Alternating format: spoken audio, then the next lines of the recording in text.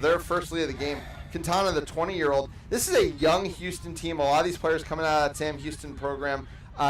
This is a team that has worked so hard in the last few years to kind of build itself up. They've talked a lot about the opportunities that the divisional realignment has made because they've played in such a tough division for so long. Big chance here to make a quarterfinal if they can beat this Detroit team. As we do see first beater sub for Houston, it's going to be Raber into the game in place of Mason. Kai Duvall's going to be beat out there as Nick Love sends it behind to Pratt. Pratt over to Sowers. The other one's still out. His first line already back in for Detroit. As Sowers just airs that one over Pratt's head, and Sousa is going to be the first one to get there. It's just going to be a pile up until Raber clears. Yeah, they cleared all of that out. That was, it's a quick transition back to the first line for Detroit, which is kind of what we were talking about earlier. They need to see what they can get out of their second line, but they are going to ride that first line very hard. Yeah, and they also need to figure out, on the beater side of things, where they're getting the production past Banis in the engaged beater spot. Ryan Stu suffered an injury at East Conference Championships, not available this weekend. Also the team's head coach. So, of course, here running the team, but not available to beat one of the star beaters of this program. As Kubena has some space. Nobody steps. Kubena rips. That looked like it went through. Are they calling it beat before? I think the refs are just going to have to talk this one over. Only other question is, the beat did fly, but I thought it might have been actually a throwback from Kubena's own teammate. Refs still got to figure it out, though. Yes, friendly fire, my least favorite of all things. And we're going to get the call from Lecomte. It is no goal. No goal. Interestingly, the ball did not go through the hoop. Yeah. Yes, we had a bad angle on it. Yeah, going to be a hard boundary. Yeah, I mean, not many harder calls to make in quad ball than, whether an odd angle shot went through. Exactly. Raber does a nice job clearing out Banis. Smiley really tries a aggressive beat, and now the team has no dodgeball for some time. Oh, is this a stoppage because that ball got thrown so far off the pitch? It's going to be Sowers is going to be called for delay of game for not advancing the ball out of their own keeper zone.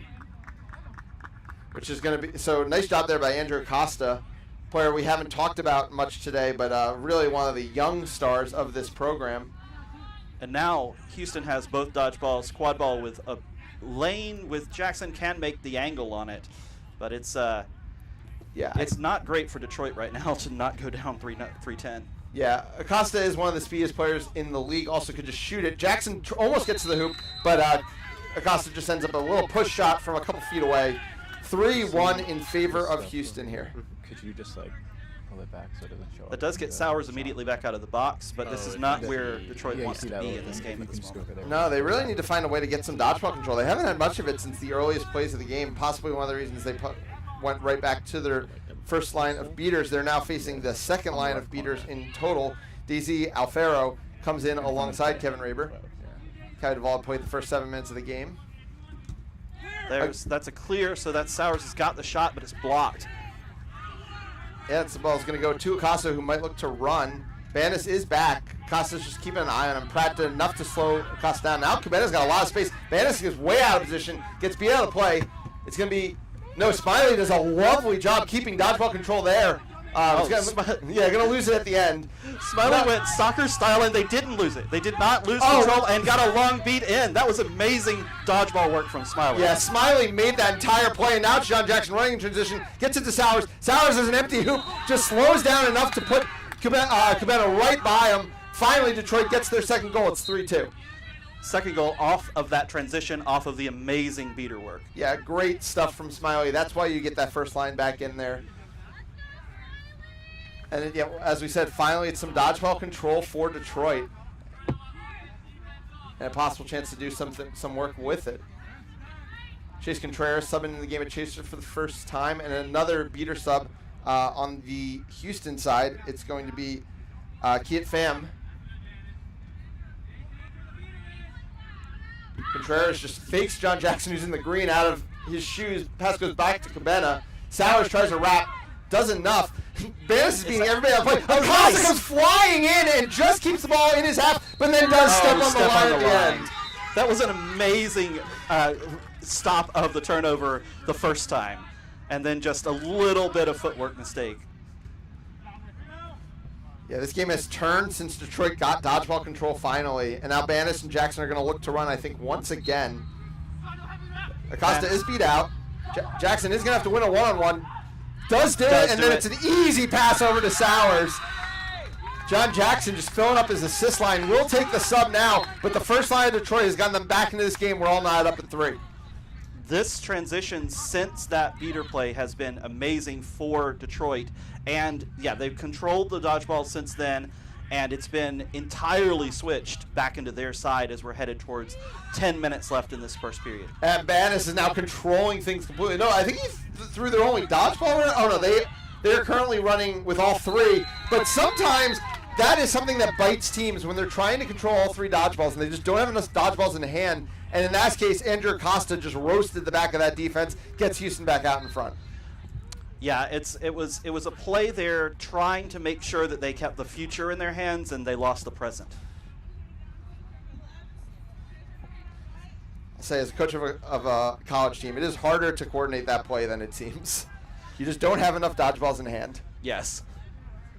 But they did keep 2, right? Yeah, they kept control. Yeah. Ray Brodeur and Thomas Chang Davidson now into the game at beater again, and it's Butler playing his second shift. Long Jackson Massey has the ball in the corner here. Costa tried to pin him there, but the pass does get over to Butler. Big hit here by TCD on Pham, and now Butler using a stiff arm tries to get it to Massey, but Cubena shuts the door on that pass. That's a lot of nice physicality on that play in the dodgeball game. Yeah. What's been impressive, though, Houston's even into the second line. They know the second line loves to post up tall cutting threats, and they've been sitting on those passes hard. Detroit might need to take some shots in order just to mix things up and make the defense play them honestly, because right now they are just jumping hard to those passes. Yeah, the back corner pass to Massey is not there at the moment. Stewart with the ball, now back to Acosta. Acosta gets one wide to Cubena, but nobody there to challenge, so Cubena recovers. Low on teammates at the moment. TCD gets rid of Cubena. The last legend standing there was Evan Furchuk, but his shot is blocked. Yes, it's a good block by Massey, and now it's a slowish transition going the other way. Yeah, Massey has really, actually, I think 0 support. No, here is some support in the form of Luce Marklin. They will pop it back up top to Butler, who has no pressure under them. And here we see they're starting to close in on those cuts again, but Butler kind of knows that this defense is watching him. TCD now sets up a hammer on Cubena, but never actually makes the hammer, so Cubena makes a wrap on Marklin. Marklin pops over the top to Massey that time, just a little wide. It's no dodgeballs if they can capitalize, and finally they do. A really nice pass. It's the late cut on that play from Sarah Dykstra. She opens her account for the tournament. We're not up at 4. Those passes were shorter and crisper and faster, and that really was what finally pulled Houston out of their tight zone. Oh man, and Houston I think just threw away control. I think a throwback there from Aruhu would have been enough to keep control, but instead made a beat attempt, and it's going to keep control with Brodeur and Chang Davidson. As Mallory Hughes walks the ball in, pops it over to Furchuk. Furchuk, the 19-year-old, playing his first championship, and that pass is going to go low in the direction of TJ Farrow. A little bit fast and sloppy on that possession from Houston. They want to clean up those passes, I think. Yeah, I mean, it's been a pretty cold drought since that little run of form when they had control in about the 3 to 7 minute mark of this game. Now we're 13 minutes in. I think Houston's only gotten the 1 goal in the last 6-7 minutes. Gonna have to get something going here because Detroit is hanging around as they're wont to do. Sowers has the ball over to Marklin. Marklin shoots high, picked up though by Massey. Now with a hoop down, easier defense for Houston. Marklin's gonna push off a hoop defender, wrapped there by Farrow on Sowers.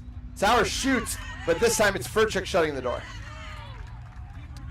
Yeah, that was good work from Houston, just making sure that they all stayed in position, let the downed hoop be one of their defenders, and then took care of business.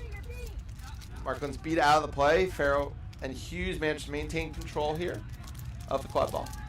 Kelly Duvall back in the game at beater, and Molman playing his second shift now after a long one early on. Hughes with the ball. Hughes rips a shot wide.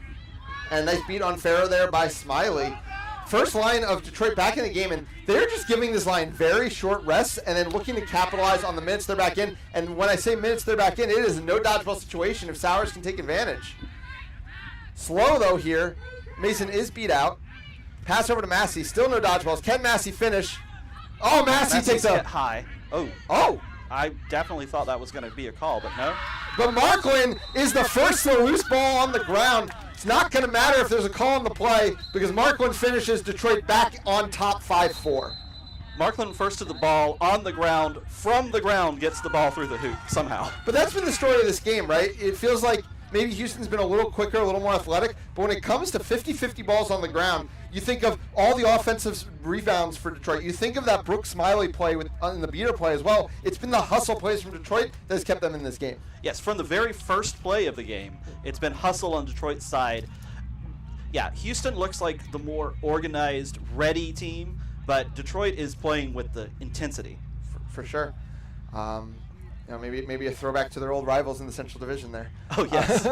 But yeah, and offensively, we saw what was finally a nice half-court offense from Detroit. We need to see a little bit more of that. It's largely what's held them back a lot this season. You think to Eastern Conference Championships. They played a lot of quad ball 2 weekends ago. I believe they played 5 games over 2 days.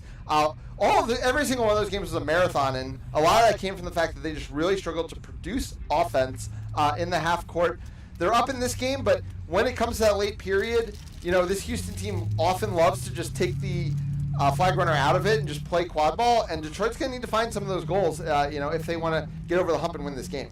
Yes, they completely take the flag runner out of it. They have no catches themselves on the entire season because they just don't want to get involved in that side of the game. They're like, we are going to beat you in the quad ball game. Yeah, and with Cooper warming up on the sidelines, believe he will be our flag runner, one of the best to do it ever, and one of the best we have right now. So also, could play into Houston's hands if that's the strategy they're looking to use, and it has been the one they've employed for much of the season. So can't imagine it being any different. That said, we still got almost 6 minutes in the Seeker floor of this game.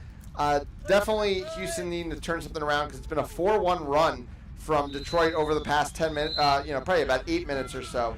That's really given this team life. And, the nice thing about that timeout for the Detroit side is we've been talking about the way they're trying to maximize those Banis Smiley minutes. They've been rewarded for doing so. And the two of them just got a free extra minute break there. Yeah, this first line does not have to come out now. Probably for the entire 5 minutes that are left in this half. So, and if I am Houston during that timeout, I'm just saying we would be winning this game if we had 3 of those 50-50s. Yep. For sure, 100%. Yeah.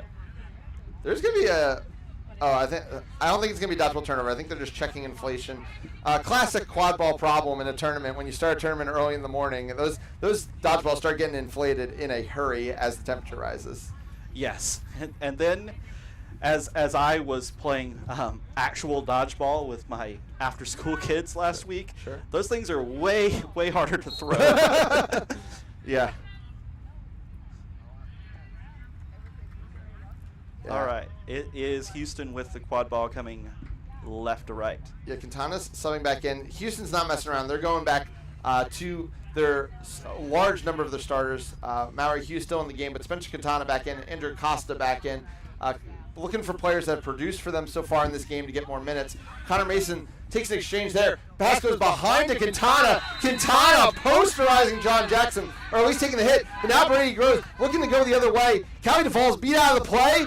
So Groves immediately returns the favor. Banis beating everybody out of the play. All the dodgeballs are with Detroit. Though Connor Mason is going to be able to put a fist up and grab that third one. But yeah, nice plays on both sides there. Detroit once again capitalizing on their beater dominance to get a transition goal to respond to Houston. Yeah, the immediate response was certainly helpful there for Detroit. Keep the lead, and also, once again, just them getting to the ball quickly and engaging and getting the goal. There's a transition trying to get the dodgeball out of Banis' hands. It does not work. Banis, a nice block, and now just going to pressure Acosta. Passes go across the back. Nick Love this time was trying to sit on it. Quintana, though, still gets it. Pass goes over to Hughes. It's going to be a chase for Sowers. And Sowers, I think, is going to get either a back contact or a tackle on someone not in possession of the ball foul. Either way, I think it's about to be a Houston power play. Yeah, it certainly looked like it was one or both of those. Yeah, and but what I did like on that play from the Detroit defense is Houston has scored almost all half-court goals from behind the hoops, and that time Nick Love was ready. Nick Love jumped off that hoop and contested Quintana immediately. Hughes is going to keep possession of the ball here. Shot, though, is picked off by Love, who I said just kind of flying around this defensive zone right now. Turns out there was no foul on the play. It looks like Hughes must have turned into it. And that winds up being a very nice stop from Detroit. Detroit keeping the momentum going. Despite giving up the one goal, they've really controlled things for the last 10 minutes of this game. Yeah, and still dodgeball control in their favor. Banis is going to take a break. TCD will sub in. Hopefully, yeah. Here's John Jackson back with the quad ball, looking to make something happen here. I would like to see them do those like quick short passes again, or that. Yeah. Nobody stepped to Love there, who's one of the biggest scoring threats on this team. A weird defensive choice, and Love just takes advantage. Says, if you're going to give me it, I will take it. And Detroit has their first 2-goal lead since they're up. Oh, sorry, I think their first 2-goal lead of the game. About 3 minutes left here in this secret floor. This is where everyone starts strategizing for what they're going to have ready to go after the break. What they want as far as control, what they want as far as score. But as steal from Jackson. TCD does make this a beat, but John Jackson, the second time we've seen it in this game, just taking a quad ball right off of somebody, and this time there's nobody in his way. Detroit extends the lead to 8-5. Everything is Innovators right now. It is a 7-2 run over the past 10 minutes. This Houston team, which needed to gain a step after their timeout, has almost seems to have lost a step, like they're in their heads or something. But they do have dodgeball control now for the first time in 10 minutes. Yeah, like I said, TCD did throw away control in that play right before John Jackson just took that quad ball off of Hughes. Contreras has some space to operate. Nice little run through, cut through the zone there. Contreras finally gets something going for Houston. They cut the lead 8-6. That's definitely what Houston needed there to get their heads back level. Because if they had continued to fall out, if they fell 4 behind, it would have been sad looking going into the 20-minute timeout. Yeah, it looks like the starting beater pair for Detroit, the Banis Smiley one that has been so effective in this game, is going to take a breather here, probably till the 20-minute mark. So this is a really important couple of minutes here for Houston. They finally have control. They're finally not facing that pair. What can they do with it? Immediately, though, there's no dodgeballs in the play, and it's just a wide open Amanda Margolis. She puts it through. Detroit doesn't need dodgeballs as Houston kind of throws all those away, and they're back up 3. And TCD got control that time with a steal of one and then a catch of the other. Yeah, that is nothing Houston could afford to take on that play. Someone's going to guarantee that Detroit will take a couple goal lead into the 20-minute mark, continue the rest of their starting beaters, have control. Everything coming up Innovators. Butler presses. A floated pass. Marklin can't get to that one, so Costa's going to get to operate behind the hoops. Does get beat by TCD. Pass goes wide. Butler's got it. Raber is in front, so Butler will slow it down. 1 minute left here in the period. TCD going to take a sub. Brodeur gets a high pressure by Raber with the team's only dodgeball. Goes over to Marklin. Marklin behind to Margolis. Margolis' shot just misses. Great job by Marklin taking that contact and still getting the ball out, but can't quite get it to go. Yeah, that was a very nice look from Detroit, but Houston was able to get away from that play without the other goal scoring. So if they get one here, 30 seconds left in the half, if they get one here, get it back to 2, then they wouldn't be as disappointed as they could have been, especially if they can somehow get control. But Banis back out there has gained control back for Detroit. Yeah, playing along Brodeur, who's talented in her own right. Banis, another huge play. All the dodgeballs are on the ground, but Contreras does come up with it. Big hit there by Butler. Brodeur throws back to Banis, who's now going to pressure. Gets it to Melms, though. It's all Banis right now, and Marklin's picking up 4 seconds left in the period. It's going to be the last possession, and Marklin all the way finishes with no contest. Might be about to pick up a card. No card on the play. 20 minutes. Once again, Banis has been the best player on this pitch, and it is all Detroit right now. Somehow and unexpectedly, Banis was able to go from their hoops all the way across. There are no dodgeballs. Brodeur was engaged up here, and was beat out, and so it looked very much like Houston was going to go into the break with control, but Banis made it not the case. I mean, Detroit has to love where they're sitting right now. You know, early on in this game, it looked like Houston had weathered the early storm where things were a little sloppy. They got things going on the offensive half, but then they lost control and they couldn't get it back, and they couldn't get it back, and they couldn't get it back. And Detroit has lived in transition ever since that moment. Their beaters have been able to blow things up.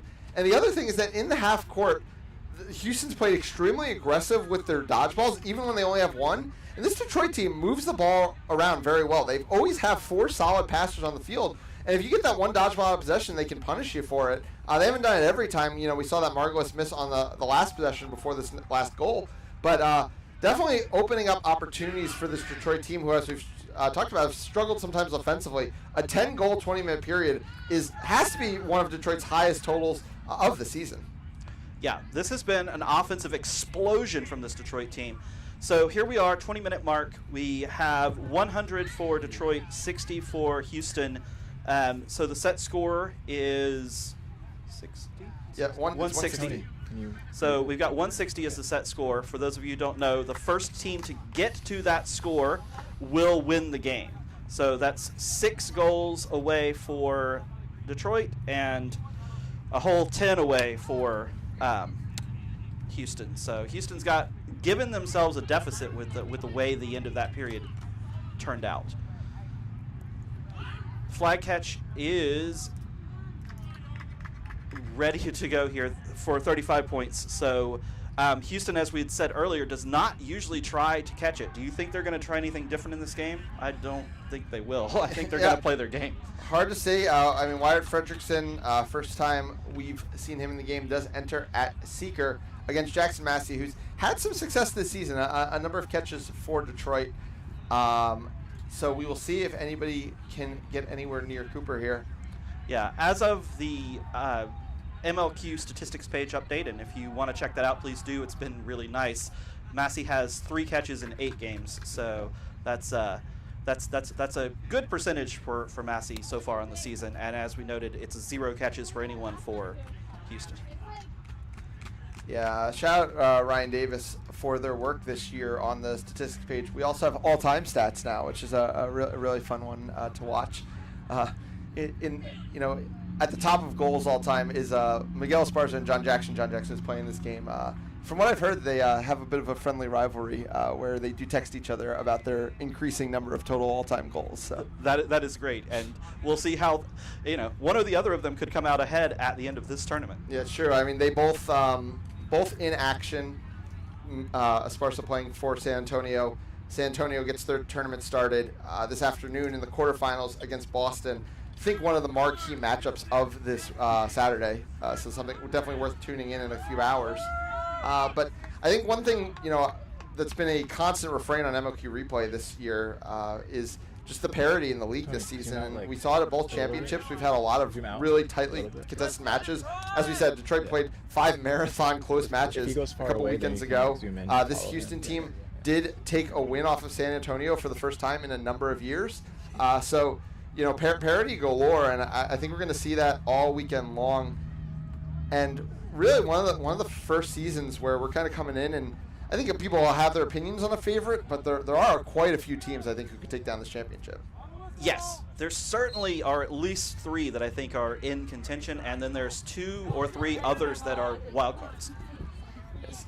Smiley's going to beat out Sosa. There's a loose ball right in front of us, a great view for us. Yes. But Connor Mason Mason makes a big play there. It's going to give Fredrickson some time on Cooper as Andrew Acosta's going down the far side. Flips it across to Quintana. Quintana goes high and misses the shot, and John Jackson out-hustles everybody to the ball. Unfortunate miss there for Quintana. Another 50-50 ball. But that could be a catch. Fredrickson. We talked about how Houston hasn't done this all season, and it could be Fredrickson immediately. If this is good, that is going to put Houston right back in this. Tony, refs are going to have to deliberate. Tony. Had to have been one of his first or second throws at it, too. Wow. That is good by Fredrickson. Huge game-changing play by the Seeker. A team without a catch all season has made this a 1-goal game.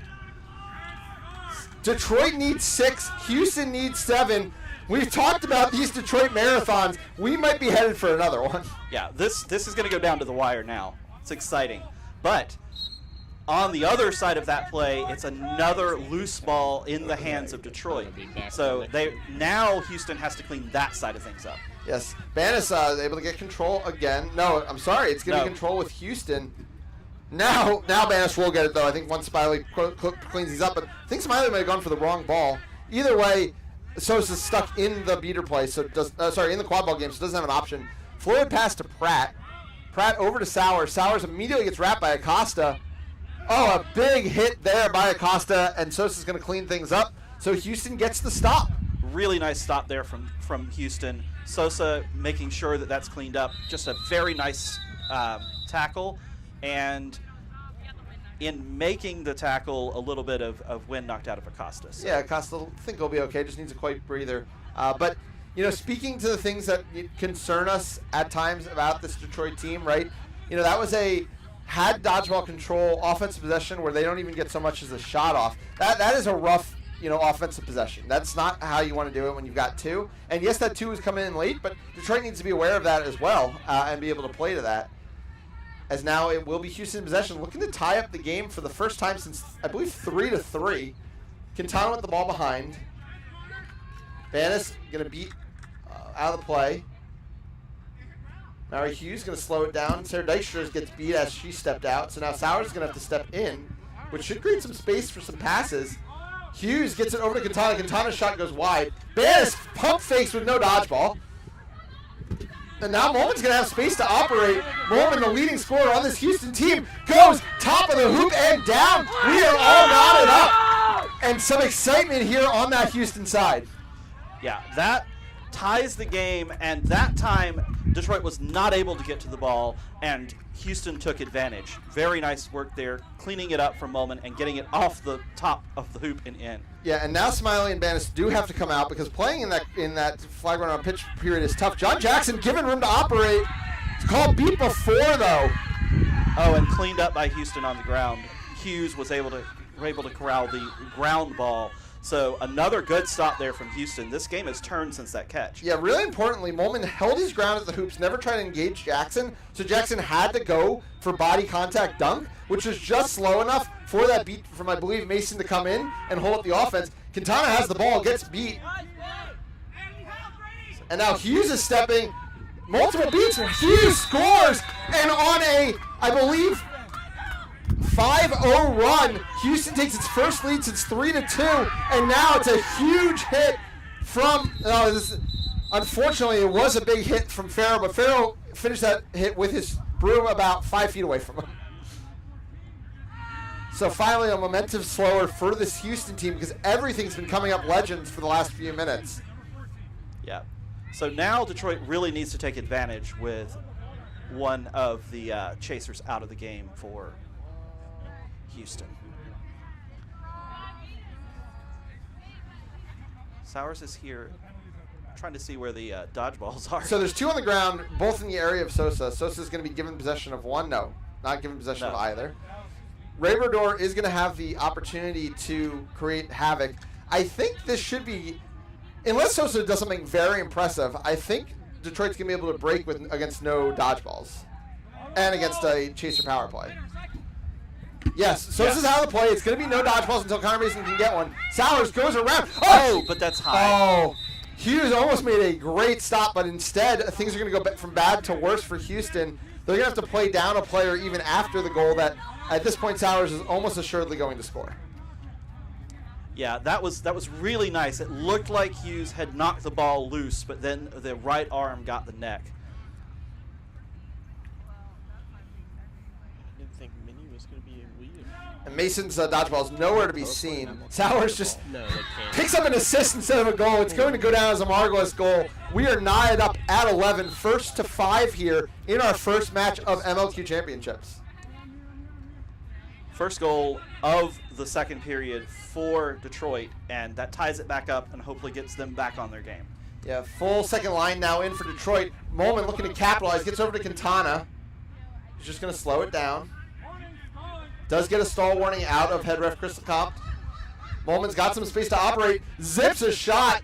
Hoop goes down. And TCD is able to clean up Faro. Big stop there. Moment I thought almost had that, but the hoop did not cooperate. No, the hoop seemed to be falling as the ball was in the air, and then it went over the top of Brodeur. So it was everything was breaking Detroit's way on that. Banis taking another short break. Detroit knows they need him if they are going to see out this game. 1st to 5. Brodeur and Banis now the beaters against Mason and Sosa. Mason takes an exchange with Brodeur. That's going to be an immediate dodgeball control for Detroit. Yeah. Sosa's still in the play. A beautiful pass over to Love. Love back to Butler. Butler's going to have space. Butler pumps. Butler pumps twice. Oh, no. Mallory Hughes stands strong, and Houston holds up. Mallory Hughes not taking a step off of the hoop there saved that goal. Yeah. This Houston team has been so composed in their hoops defense. They have not bit on very many things. And again, a huge play there by Hughes. Banis once again pressing. Floated pass picked up by Butler. Kelly DeValdo's in the right place. Margos shoots. Margos can't get it to go. That was a long shot there.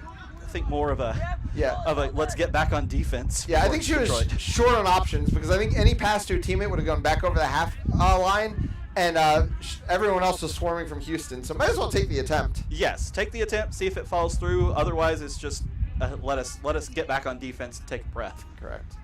Mason now out of the game for Raber.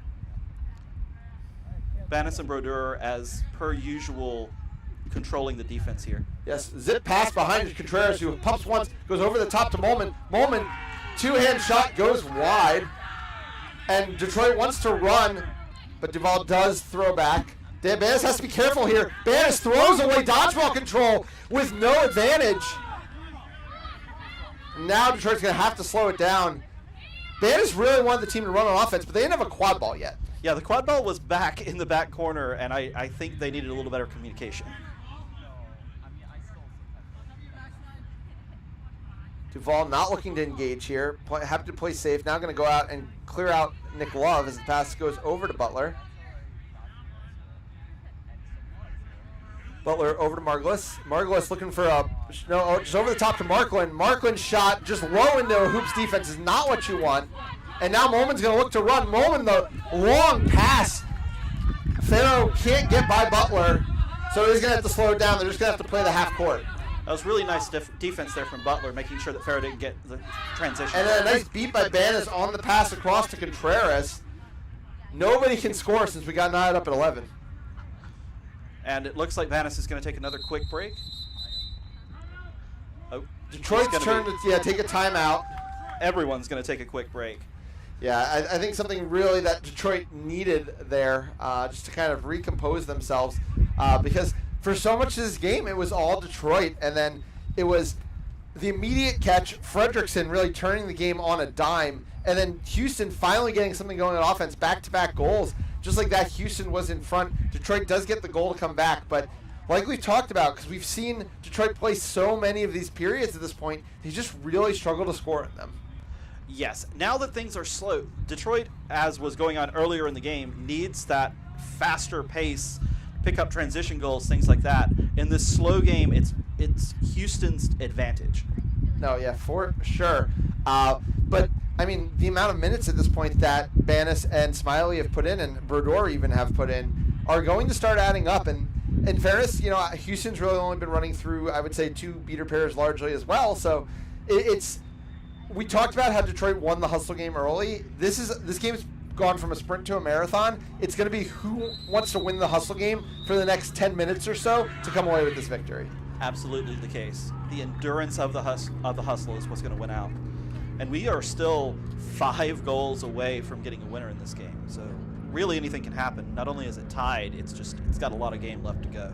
John Jackson coming back into the game here. I believe Sowers was also subbing right before the timeout.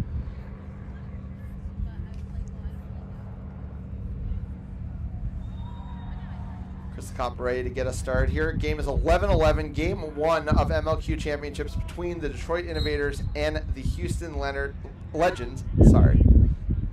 winner of this best 2 out of 3 series will take on the Chicago Prowl in the afternoon. Jackson with the ball up top. Raber pump fakes.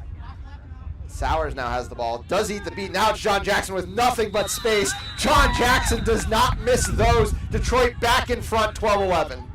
Yeah, that is the play that Detroit wants. Those short shots from one of those 2 big all-time scorers.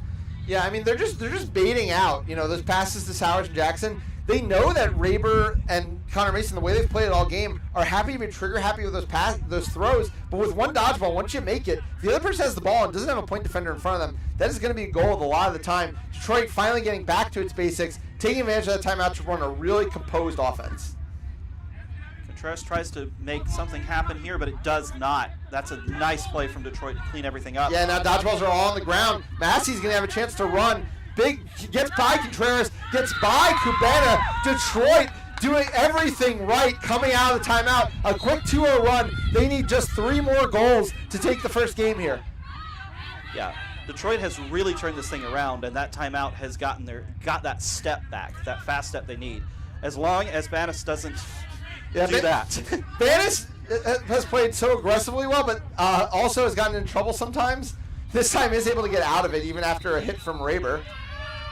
Yeah, Banis was playing once again on the other side with the dodgeball while everything was happening by the Detroit hoops, and I thought for sure it was going to lose control. That said, we're getting a call, and honestly, it could go either way. Raber did make a hit when Banis was no longer in possession of the ball, or at least was losing possession of the ball, but also I think Banis talked to the ref. So I can see a ref call penalty here, I can see a contact penalty, I can see no foul. But we will see what Chris Lecomte has to say about this.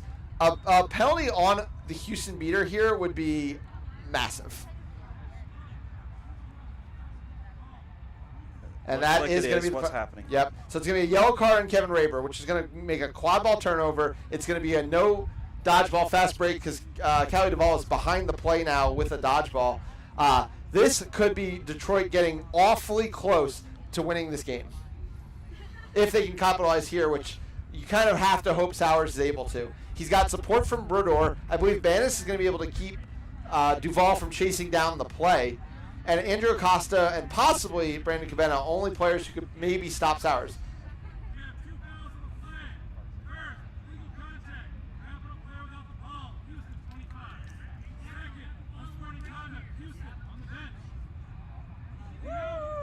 Oh, and then a second penalty coming. So Houston's going to play down 2 players. And Sowers goes right by Kubena. Detroit scores. Raber's back in. Chase Contreras, who had to sit for the bench penalty for unsportsmanlike conduct, stays in the box. Detroit is getting awfully close here to running away with this one. A 3-0 run out of their own timeout has completely shifted the dynamic of this game. Yes. So now it is 14-11, and it is looking dire for Houston. But they've had a couple runs.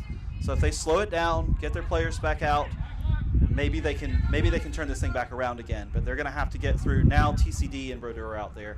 Yeah, Banis getting another rest, and this is the one time you can give him one, because even if you give up a goal or 2, you're still in control.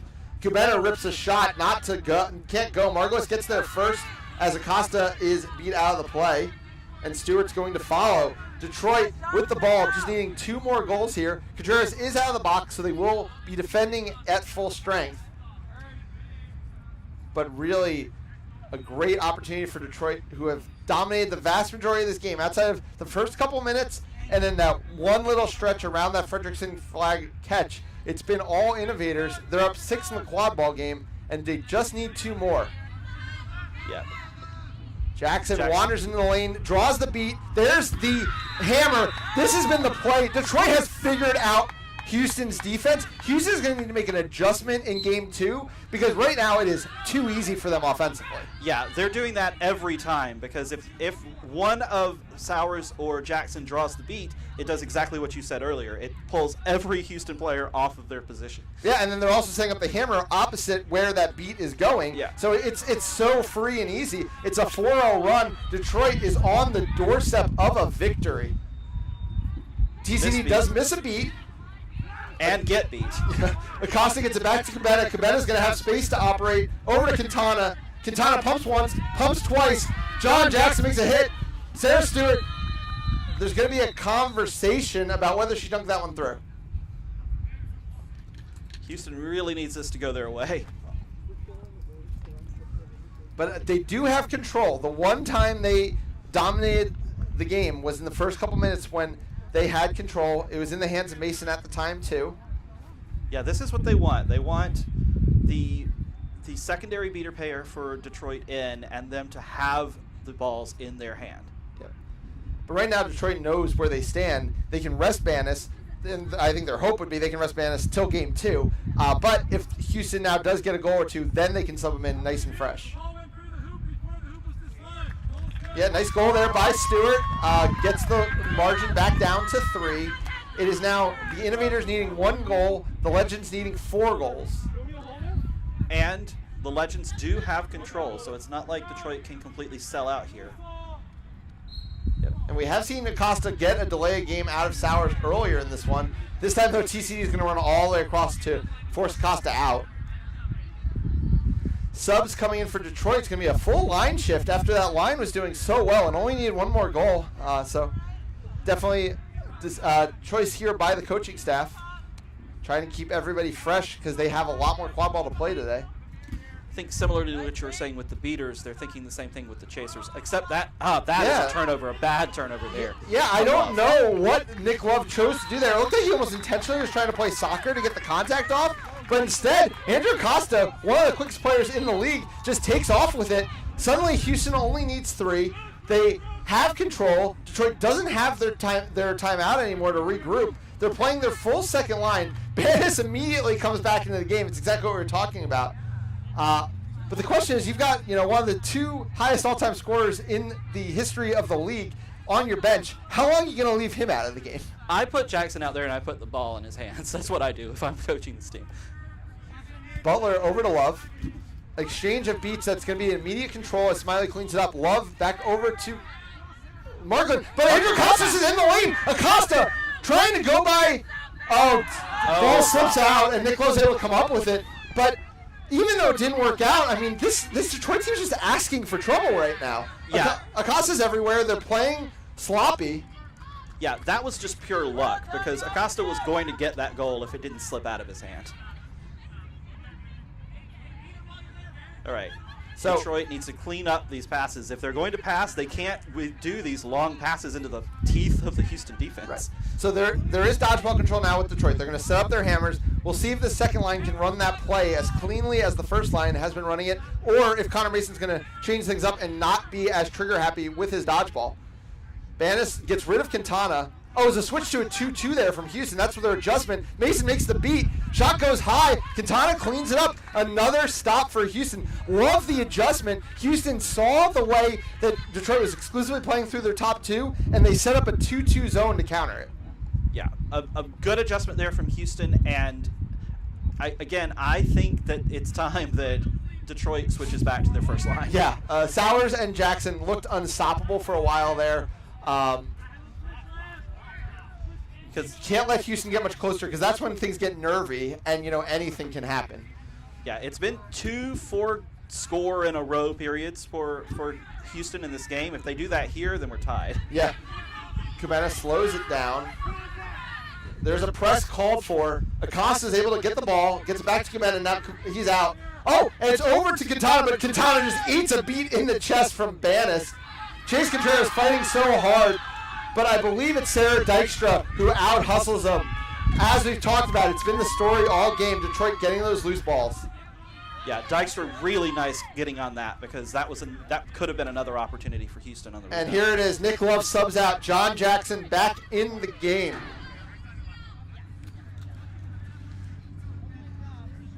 Two-two once again here from the Legends. They stick with the adjustment.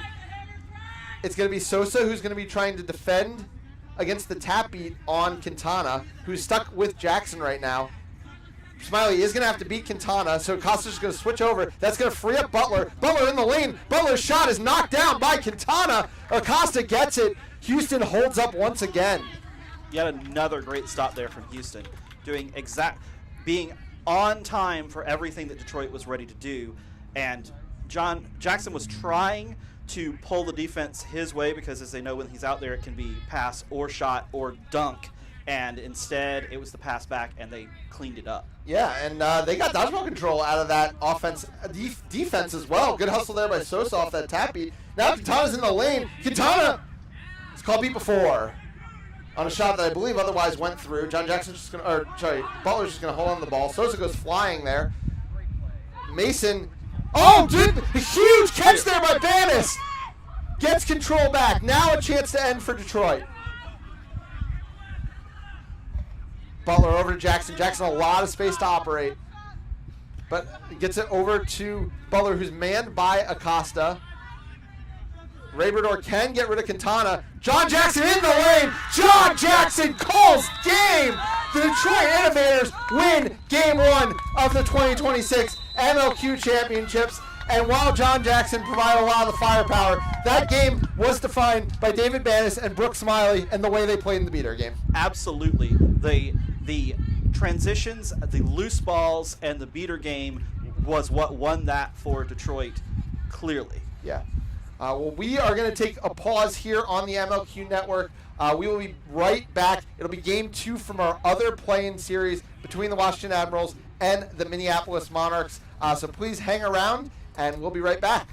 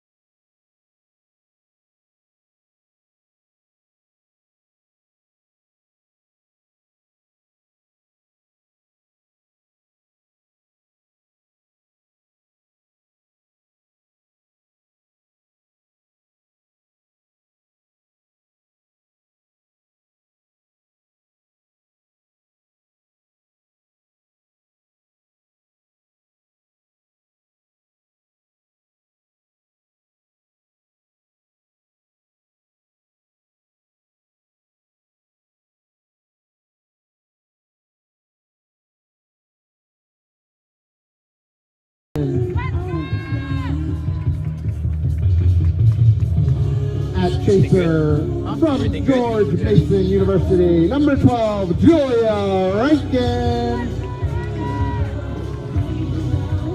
And that chaser from James Madison University, number 19, Caitlin Breslow. And your beaters from West Virginia University, 00, Colin Bourne. And from Brandeis, number 49, Adrian Koretsky.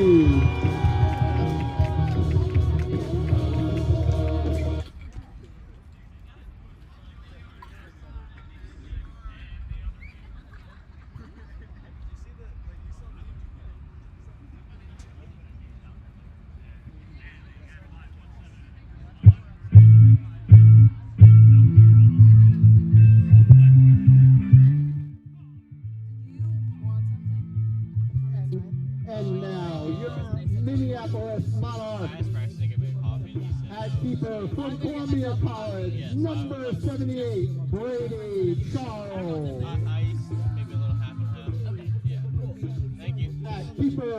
At chaser from Creighton University, number 48, Joe Goulet. Also at chaser from the University of Michigan, number 72, Emma Vasquez. And also at chaser from Columbia College, number 6, Cecilia Buck. At beater from the University of Minnesota, number 0, Cody Narveson. And at beater, also from the University of Minnesota, number 4, Max Meyer.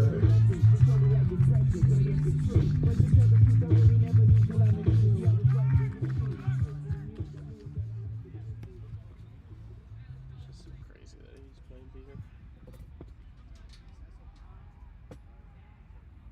You more comfortable with play-by-play or color? I usually am more comfortable with play-by-play. Cool. I'm happy to see that. Cool.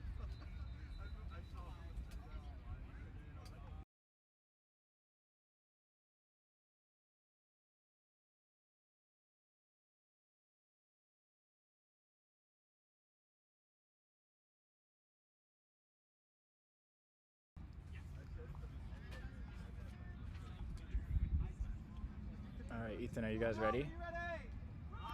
3, 2, 1.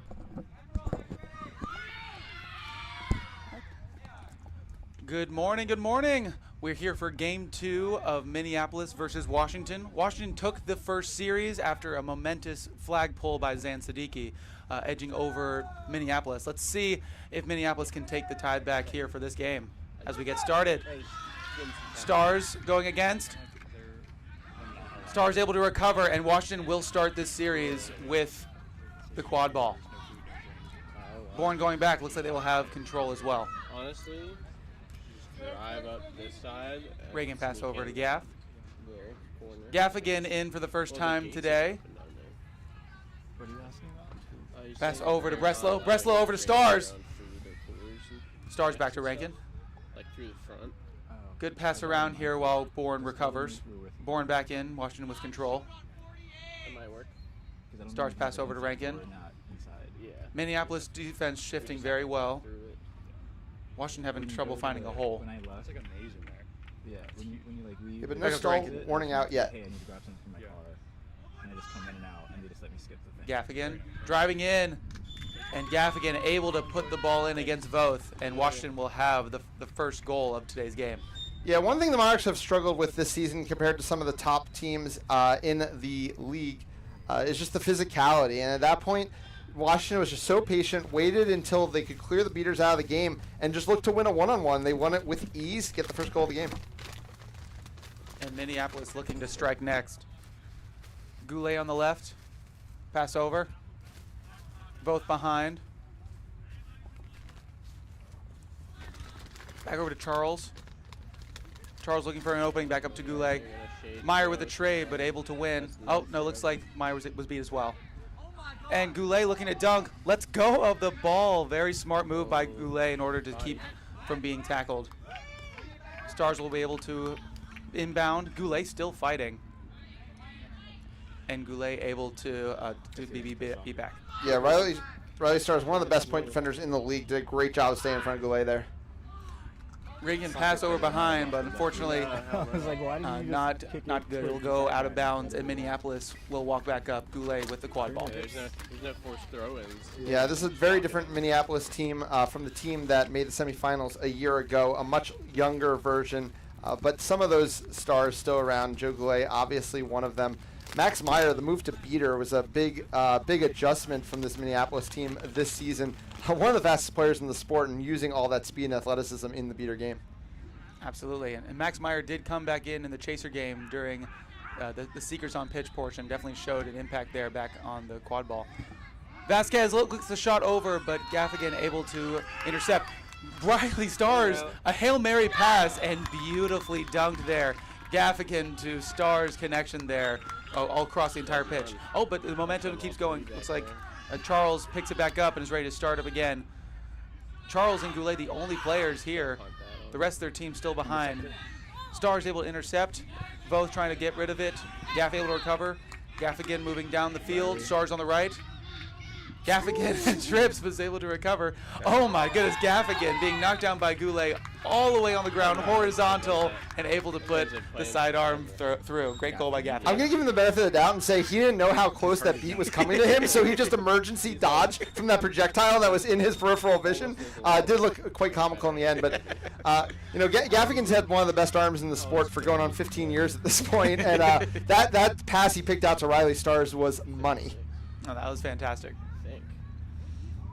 But yeah, really everything going Washington's way. I think this is the way a lot of people thought this series was going to go, and obviously Minneapolis did a great job of flipping that script in Game 1, but Washington coming out dominant early here in Game 2. Especially Washington at full strength. Yeah, I mean, this is a team that I think most felt that they played in the toughest division in the league and played a lot of competitive games against both New York and Boston, but couldn't come out with the wins in the end. The thing that was killing them was transition offense, which obviously they've now gotten back-to-back goals early in this one. Played a lot of competitive games versus New York and Boston. Play will resume. Yeah, I know how that feels. And never winning. Some beater fight going from behind. Yeah, nice play by Narvison there, but can't even get control off of it. Pass back over to Carlson. Carlson behind, defended. Pass back up top. Gaff defending, pass behind, Carlson and is able to... Yeah, the shot did not go through, but Julia Rankin went through that hoop. So I do think there might be a call on this play.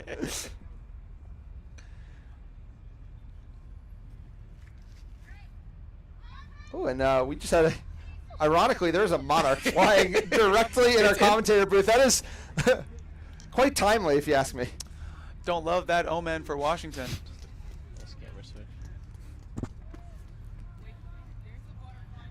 There's a discussion right now, possibly about, oh, there's a card. Yeah, so that's going to be for that hoop dislodgement by... Dislodgement. Rankin, unfortunately, walking towards the wrong sideline.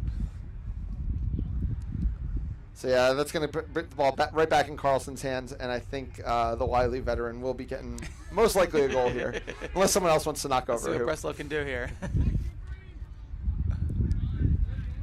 Do another hoopless dislodgement, put Breslow in the box. Yeah, not to be. No. Easy goal, and Minneapolis is on the board for the first time this game. And Meyer is able to outrun Kretzky for that dodgeball, but I don't think that dodgeball is actually going to matter for control. It was just an attempt by Kretzky there to get the no dodgeball quick transition. And now they're going to take their first sub. We have Julie Neutzel, who transitioned to beater a few years ago, doing great for Washington here, teamed up with Colin Bourne. Stars looking to dodge around, pass over to Rankin. Rankin passes behind over to Gaffigan, but Carlson able to jump in quickly to keep the goal from happening. Stars has it up top, back over to Gaffigan again. Carlson wrapping him up, over to Breslow. Great job. Breslow through contact is able to put the ball through the center hoop. Yeah, Gaffigan's just kind of holding court in that well on the far side of the field and just picking out whatever option works best. And that time it's Breslow. Breslow, a huge impact player for this team, was absent for a couple of their series, and you really, really felt it. Neuenschwander has the ball behind hoops. Stars not engaging, staying home. Carlson walking it up. Defended by Narveson. Pass over to 46. That is Phoebe Thomas. Thomas swings it back up. To Schwartz. To Carlson. Carlson dancing around, trying to find an opening here. Looks for the shot. Great block there by Breslau to keep the goal from going through, and Washington will recover. Yeah, Phoebe Thomas was running a screen on Breslau, and Breslau just strong enough to stay in position. There was an opportunity for Stars down the side, but Gaffigan finds the open hoop in the center and puts it right through. Yeah, just a statement shift from Gaffigan, who's now going to sub off for Zan Siddiqui. I believe 2 assists, 2 goals, and of the 5 goals the team scored so far this game. Excellent. Nathan Jun and Zan Siddiqui on here. Looks like it appears to be a hoop defense, but Stone is a little bit further off of the medium hoop. I believe it will be. Yeah, it looks like a hoop zone defense. Yeah, and this is that young, energetic UVA line that Washington usually puts in second. And Nathan Jun, one of the most dangerous offensive players in the sport. Looking to make some moves here in transition. Jun going down. Siddiqui wide open there on the medium hoop. Jun looks like they were dancing around. All eyes were on Jun. I think Jun actually had 2 options down there. Chose Siddiqui, easy dunk. Yeah, and a nice play there by Bay and Neutzel in the beater game, having control, pressing with it. Some questions at times have been, what the beater game looks like from Washington when Colin Bourne isn't on the field, and Bay looking to put in a nice shift here and kind of help the team extend the lead. Absolutely. Charles in behind with both as well. Vasquez now in. Goulet directing. Goulet looking for options. Vasquez on the left. Pass over to Vasquez. Vasquez goes against Sidlars. Siddiqui able to step in, and no goal there. Just Vasquez looking to go one-on-one with Sidlars. Siddiqui able to assist and was able to prevent that goal. Great job by Sidlars and Siddiqui there. So Sidlars has the ball up top, defended by Vasquez. Has Siddiqui on the right. Passes up to Jun. Jun stepping in, passes to Siddiqui, and it goes through the center hoop. I think we're just going to reconfirm it, but Sidlar is another piece that's so valuable to this Admirals program, and I'm not even sure they've had her once all season before then, but yeah. Really nice movement. These players all know exactly where each other are. Like we said, years and years of playing with each other. Especially with Siddiqui returning back to UVA for next season. I'm sure they're very happy to have him back. Sometimes the camera people aren't comfortable zooming in. Minneapolis bringing up the ball here. Minneapolis only still with 1 goal today. Let's see if they can turn it around here with the Monarch Omen from earlier. You have to have and obviously a big disadvantage having to play in the play-ins, play in the morning and the afternoon. So Washington would love to just put this game away and just be able to kind of rest everybody and get ready for what would be a pretty exciting matchup against Chicago later on. Siddiqui has a head of steam, has no one in front, puts the ball right through. I think we're going to get a dislodge. We had like 2 angles, so we could switch between. So one person was wide, the other person was zooming, so I could talk it. Couldn't hear the penalty from here. But it's just a blue card for an MLQ. Goulet will only be in the box for 30 seconds. No. We had, but it must have happened after the goal, and there was not a huge amount of time between the goal and that stoppage. So the one I did it was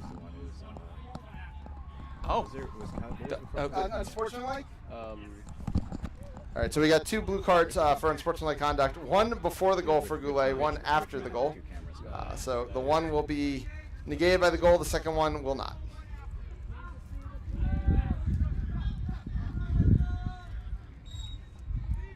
Because of the blue card, Minneapolis will retain possession. And Bay, great beat on Vasquez right there to turn the ball over instantly. Hot Mike. Jun looking in. Jun, with no one being able to step up to stop him, puts it easily through the center hoop. Yeah, so, as someone who coaches in the college game, I've seen these exact UVA players play exactly like this a number of times. If their beaters are winning hard, things get very ugly very, very quickly. Extremely, especially when they're hot.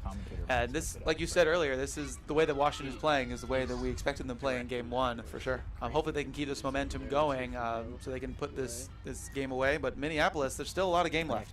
Yeah, and Washington's been in this position a million times. They're always that team from the play-in bracket that those top teams are not looking forward to potentially have to play a quarterfinal against.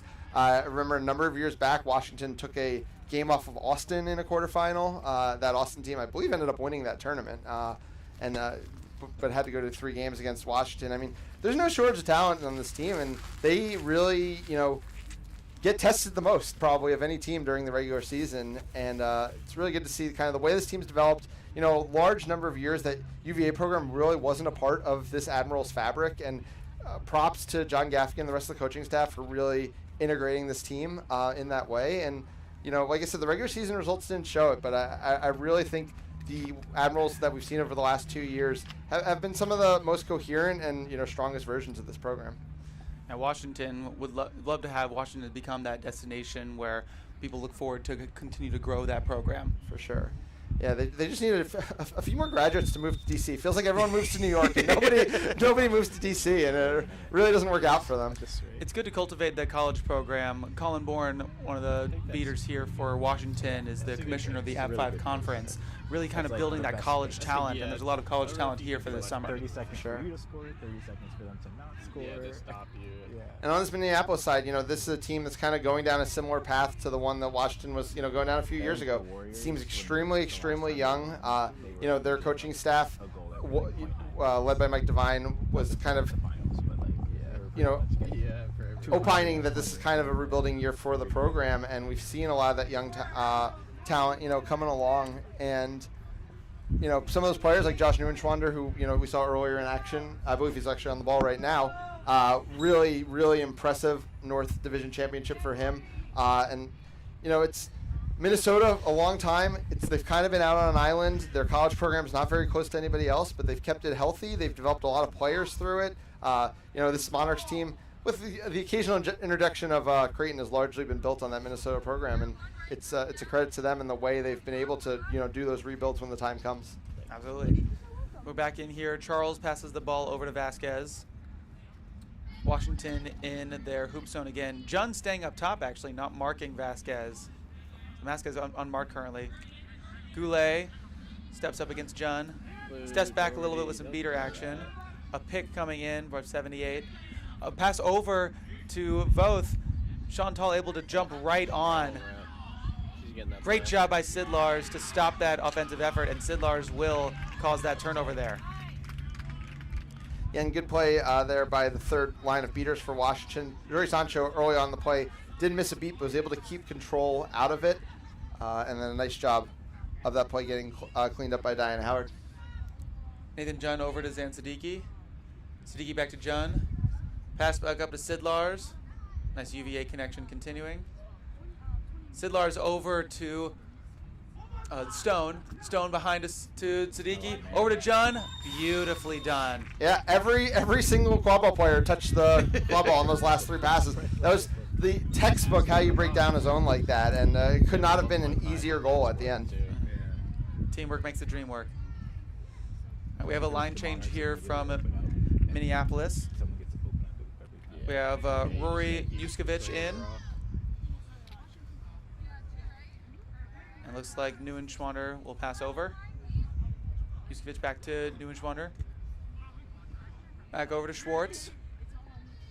Schwartz to Neuenschwander. Sancho providing some pressure. Oh, a turn beat unfortunately missed. And there's a head of steam here. Pass over to Vasquez. Vasquez looking for options. Pass over to Schwartz. Out back to Neuenschwander. Siddiqui engages. Pushed back by Meyer.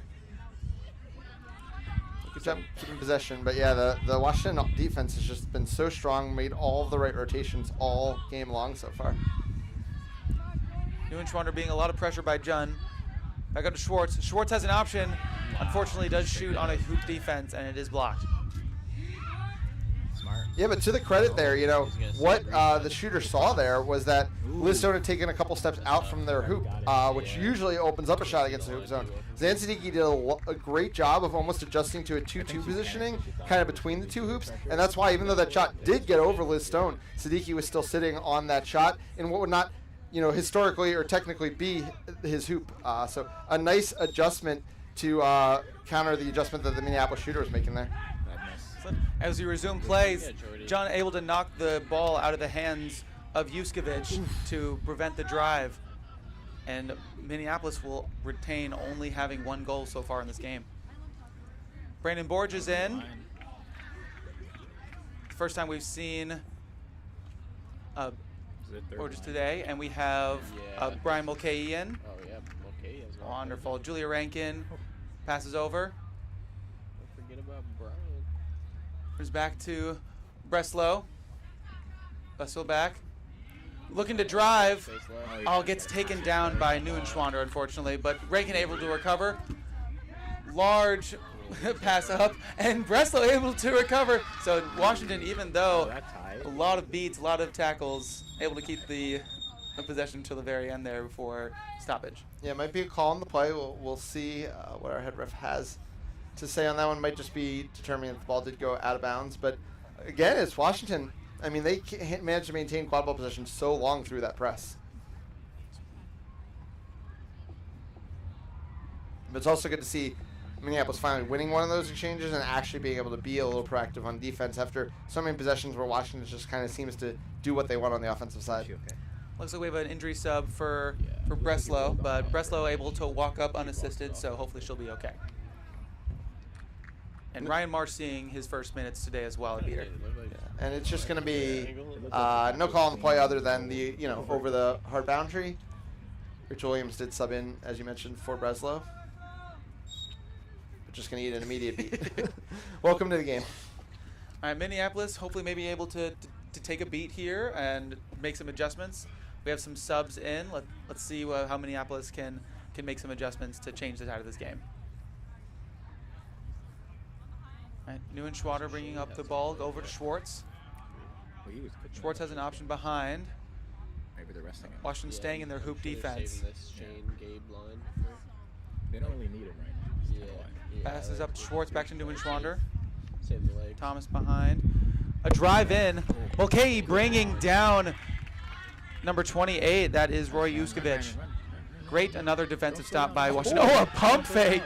Oh, that's pass, not intentional though. Wow. So Julia Rankin with the pump fake, fakes everybody, including us, gets the bounce pass over to Borges, who's able to put it through before the beat. Great job there by Washington.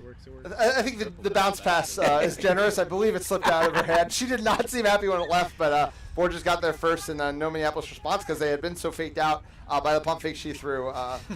Yeah, I mean, Rankin's been great for this team this year, so comfortable on the offensive end. One of those players who's always willing to take the space that's given to her or create that space, which just makes her so versatile. Thomas has the ball. Back up to Neuenschwander. Over to Juskovic. Mulcahy defending. Back over to Neuenschwander. Neuenschwander and Juskovic pass the ball back and forth. Mulcahy going back and forth. A pass over to Thomas, but unfortunately does not go through. Borges is able to recover. And Washington with another great defense. Yeah, seemed like a miscommunication. Looked like Thomas was trying to set the screen, and whether that was a shot or pass, there were plenty of dark blue shirts in the area. Borges with the quad ball, back over to Rankin. Rankin with the pass over to Williams. Williams has the option behind for Mulcahy, but goes up to Rankin.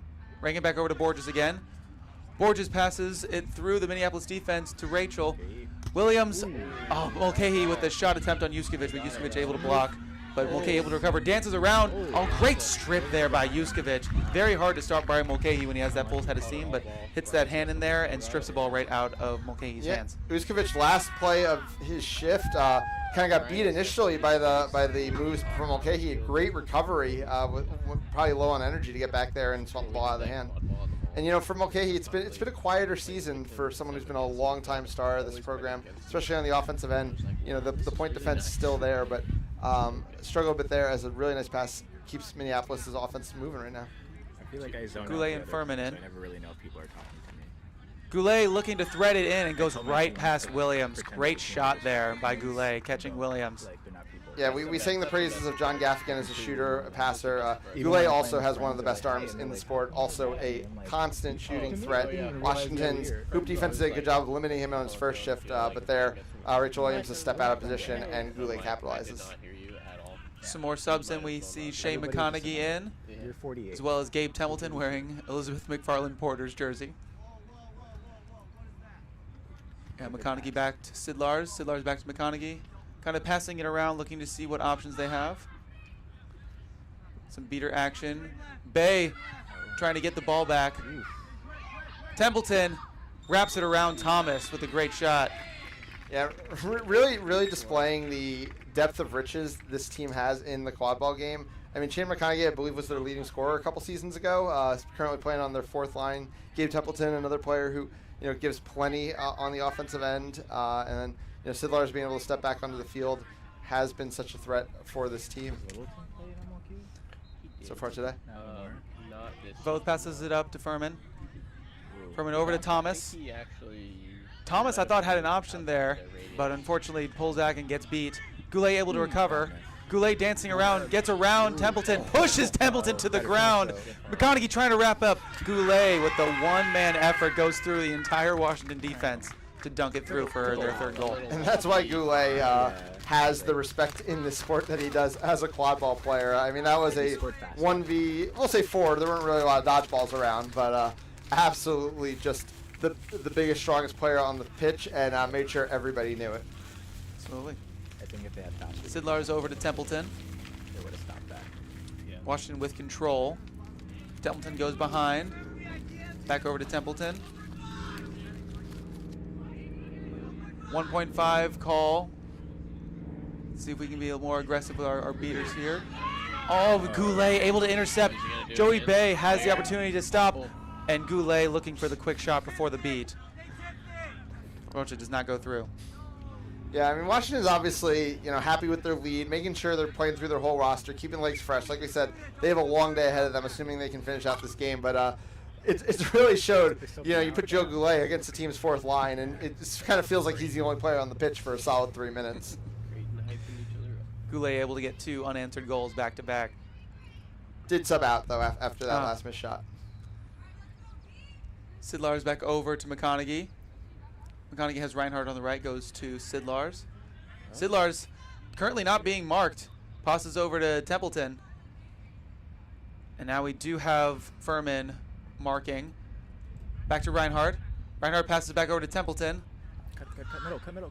Templeton goes around. Oh, a block there by Carlson. But Sidlars looks like able to recover and keep the possession for Washington. Cut. A lot of Minneapolis had great job there by McConaughey. A lot of Washington went to go back on defense, including Reinhardt, but McConaughey stays back, gets the lob ever, and dunks it right down. McConaughey hopefully to bring back some more energy here to Washington's offense and defense.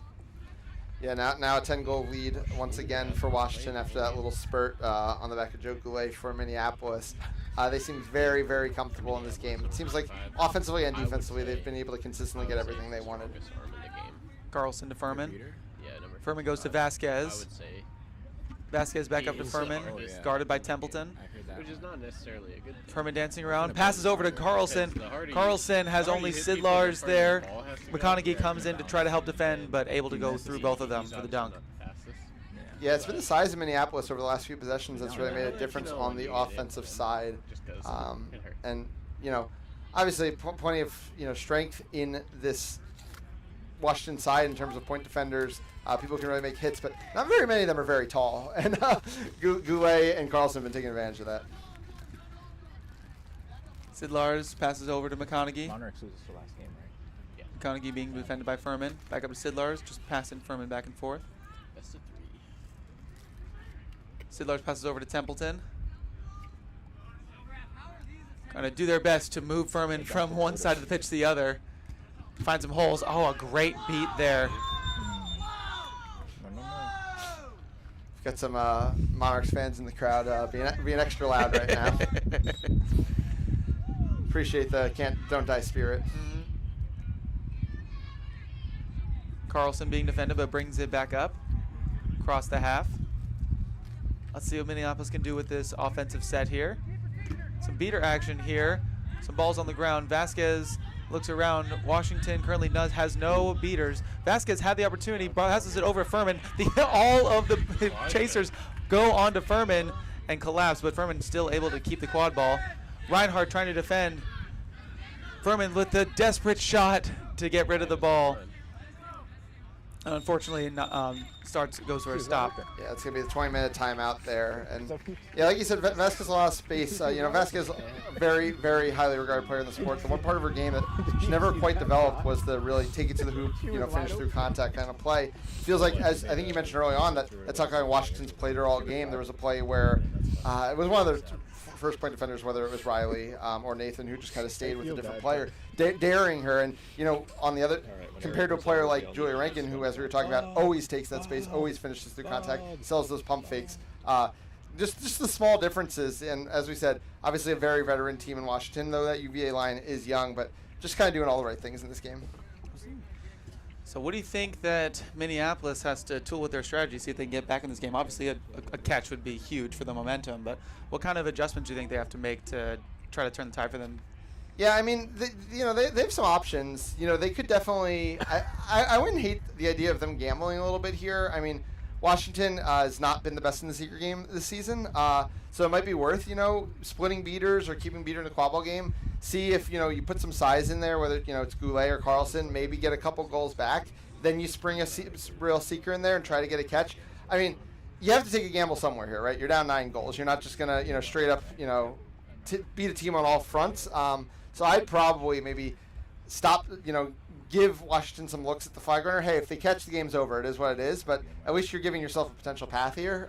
As we've seen, with no dodgeballs around, the size of Minneapolis can be a problem. So we'll see how they play it. Yeah, much different SOP today in this game, in Game 2 rather than Game 1. Minneapolis was ahead going into the secret floor in Game 1. They actually chose to hold on to their beaters at the end of the first half and allow Washington to score a goal. They went full in, all beaters trying to get on the runner, did not get a catch, pulled off, and both seekers went more defensive. And then there was a quick switch. Siddiqui went in and was able to get the catch over for Washington. So a much fast-paced game, last one. Let's see what this SOP will look like for both these teams. Yeah, I think Washington's still down a player because we got a broom right in front of us. So I think it's not going to be Shane McConaughey's. Let's see, 1, 2, 3. Oh, Reinhardt's coming.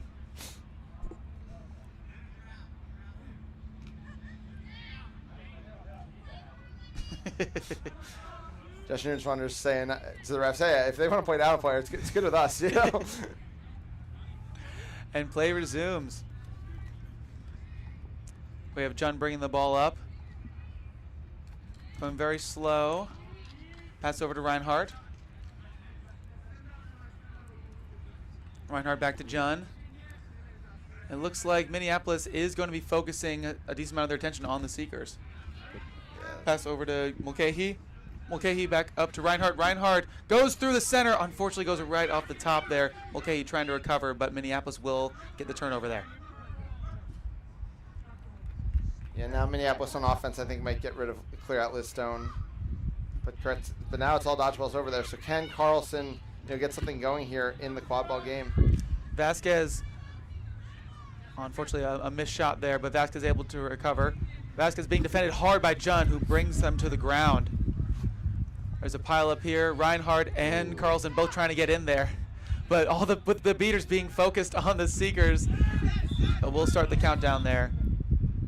Yeah, Furman had the flag in his hand, so I think are gonna have to talk about it. Could be a little interjection of points that the Monarchs could so desperately need.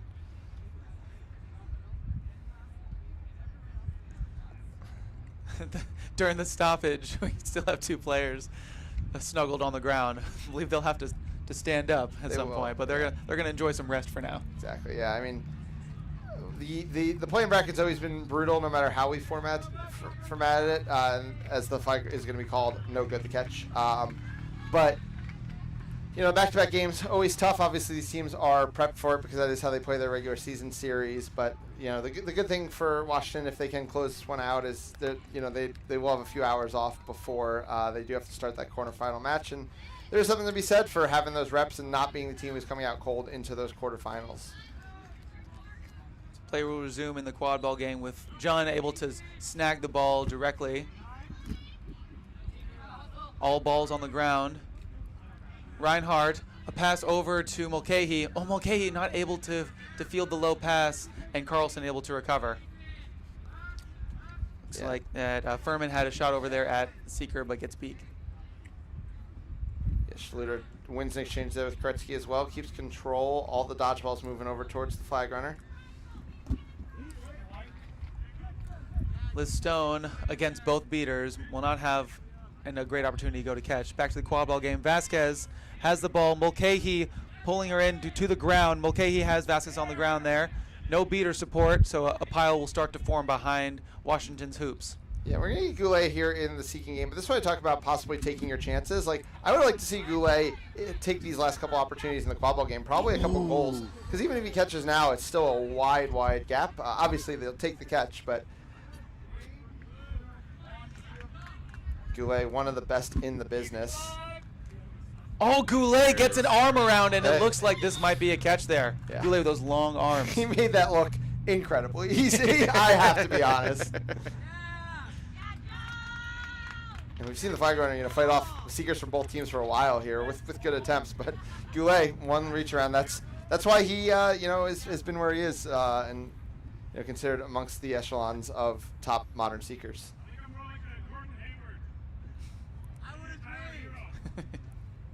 Chirping with his old teammate Sena Morimoto over in the stands. Nope, I lied. It was Riley Usami, also his old teammate. So. All right, so catch is good for Minneapolis. So that will cut their Washington's lead by a bit, but Washington's still with a substantial lead. But set score being 190, I don't believe that Washington has scored in the second half yet. I believe nobody scored the entirety of that second half, which is really impressive given the beaters were largely out of the play. But yeah, Washington will have to get something going here, and they'll have their starting beater pair who were really dominated early on in this one. So they'll hope that they can continue to do that, and then their offense can just keep kind of rolling. Okay, Sid Lars has the ball up top. Back over to Jun. Jun being defended by Neuenschweiner. Reinhardt back over to Jun. Jun with a quick look goes right past Neuenschweiner. Oh, a great move there. Jun going all in on the small hoop. Pulls Carlson off of the middle hoop and is able to go it through a undefended hoop. Great job there by Jun. No doubt about that. Yeah, just 5 more now needed for Washington. And they've got control, and this is kind of this position they were in where they were able to run up the score early, where it was just fast break after fast break off of the beating of their first couple lines. And now they're going for a full, what I would call full UVA press. Home run ball behind Carlson, but gets knocked down. McConaughey able to get a hand in there to swat out. McConaughey hyping up the sideline. All right, McConaughey crossing half. Sidlar's on the right. Meyer taking out Koretsky, who will be coming back. Yeah, the no look behind the back tap beat for the long-time chaser. Credit to him for getting that one down. Jun back to Reinhardt. Reinhardt to Jun on the side, being defended by Vasquez and Meyer at beater. Sidlar is being marked by Vasquez. Still Vasquez making her way around the pitch. So Admirals just passing around on the outskirts of the hoops, trying to find any movement, but Minneapolis staying home with their beaters. McConaughey calling for his players to cut. Yeah, Neutral's chasing a dodgeball way off pitch, and it's the only one Washington has, so the press begins. There it is. McConaughey has Sid Lars, but on the other side of the hoops, Sid Lars was open, but McConaughey, with those hoops in the way, Hoop is the best defender. Yeah. Slightly off. But I will say, even though that press worked in the end, it kind of needed to be lucky to work, and it's because it wasn't very well coordinated by Minneapolis. Their beaters went, but their chasers really didn't, and left a lot of passing options. Bourne tripping over his dodgeball, but luckily does not lose him control. It's not been a clinical beating game from either Vasquez with a pass to try to get the ball out, but Washington able to recover. Reinhardt will sub out for Williams, it looks like. And Bourne will sub out for Bay. Sidlar's walking the ball up as more subs will happen. Neutzel will come out and Diana Howard will be back in. Williams behind. Sidlar's over to Jun. Once again, Washington at the beginning here, kind of passing around, looking to see what movements Minneapolis's defense is doing. Jun back up to Sidlar's. Bay looks to take out a chaser. Well, pass over to McConaughey. McConaughey is beat. Good turn beat there by the beaters. Williams on the ground trying to get rid of the ball. It is recovered by Minneapolis. So very, very slow kind of half set for Washington. But Minneapolis, great defense to be able to recover that, and they'll go back onto offense. Yeah, I mean, it's been a much better last 10, 15 minutes out of this Monarch side. They kind of held things down defense. They found a couple goals. And I'm interested to see. I'm kind of surprised they haven't gone back to Goulet yet with their season on the line. But that was speaks a bit about the team's mentality and making sure you're getting all these players minutes in these kind of situations. As Juskovic there was the one driving. Juskovic keeping the ball, had a shot attempt earlier that was blocked by McConaughey. Goes to drive in and had a simple tap beat. Will take them out. And Washington was back on offense with Jun with the quad ball. McConaughey calling out a 1, saying that this will be his last one before a sub. I believe it after that. Sidlar's hands it over to her UVA teammate, Nathan Jun. Nathan Jun kind of walking the ball out to the outside. Yeah, definitely a slower approach, more careful approach by Washington here. They have a good lead here. They don't want to make any mistakes. They want to have a nice, clean, simple game to put this one away. McConaughey dances around, passes to Jun. Jun being engaged. And shoots it through, but it is tipped. Oh, Jun. Yeah, it was called beat before. Oh, beat before. Bang, bang there, obviously. But yeah, that was the call on the field. Jun didn't seem thrilled about the call. But yeah, I mean, obviously it kind of speaks to what this Washington team is doing too. We've yet to see their starting chaser line come back into the game, and sure, 2 of those players are in their mid-30s at this point. But I think they can play 2 shifts in a game. But one of them, obviously, the head coach Gaffigan wants to see all the rest of his players perform. It's tough being a player coach, not being able to find time to watch your team play and execute. Weird play there. Joey Bay tracked that ball down to the corner, but then never actually made the beat. Had to turn back around and finally make it. Siddiqui is back on, subbing in for McConaughey. I mean, this is the line that put up numbers quickly for the Admirals the last time around. But again, it's another beat from Narveson. Don't love to see that. Looks like Washington's still able to recover. Nathan Jun has the ball, goes around Juskovic, goes around. Oh, and his beat there. So that was an unfortunate bad pass over to Siddiqui by Jun. Washington able to recover, but as Jun goes to drive in, gets stopped by a beater. Yeah, Narveson doing a lot with one dodgeball there. Multiple key beats in that sequence. Spicy. Brady Charles coming on the left-hand side, defended by Sid Lars. Riley Stars staying home with Thomas with the ball. Goes up to Goulet. Stars staying within that keeper line, in the keeper zone. Yeah, and Riley Stars, as you mentioned, back in the game. Washington, I think, starting to realize that we're just wasting minutes on our players' legs at the point if we don't start getting some goals. Mm-hmm. Riley Stars looking against Goulet. Stars staying with Thomas with a possible screen, but Goulet goes away. Stars still on Goulet. Goulet passes it back, dances around. Looks like could be a pass or a shot, but it goes wide. Stars able to dance around and uses Bay to ward off Goulet, and Stars will put Washington up by 150 to 75. Yeah, it was a weird sequence there. Narveson went for a very long hammer from outside the keeper zone, which created the no dodgeball that Washington was able to press off of, get the turnover, and score the goal. Narveson at least able to make up for the mistake with a beat on Bay that did get Minneapolis back to dodgeball control. Firms and passes it over to Voth. Back over to Furman. Furman looks to go the shot there, but it does go wide, out of bounds. And Diana Howard does a nice job blowing up on the far side of, I believe it was Meredith McDowell, and getting that control back freshly off of that missed shot. Always a good chance to catch a beater is right in that moment of transition from defense offense. Well seen there from Howard. Stars has the ball. Passes it back to Williams. Williams and Siddiqui both in the backfield. Williams jumps up. Goulet will have to step. Ball's being passed around.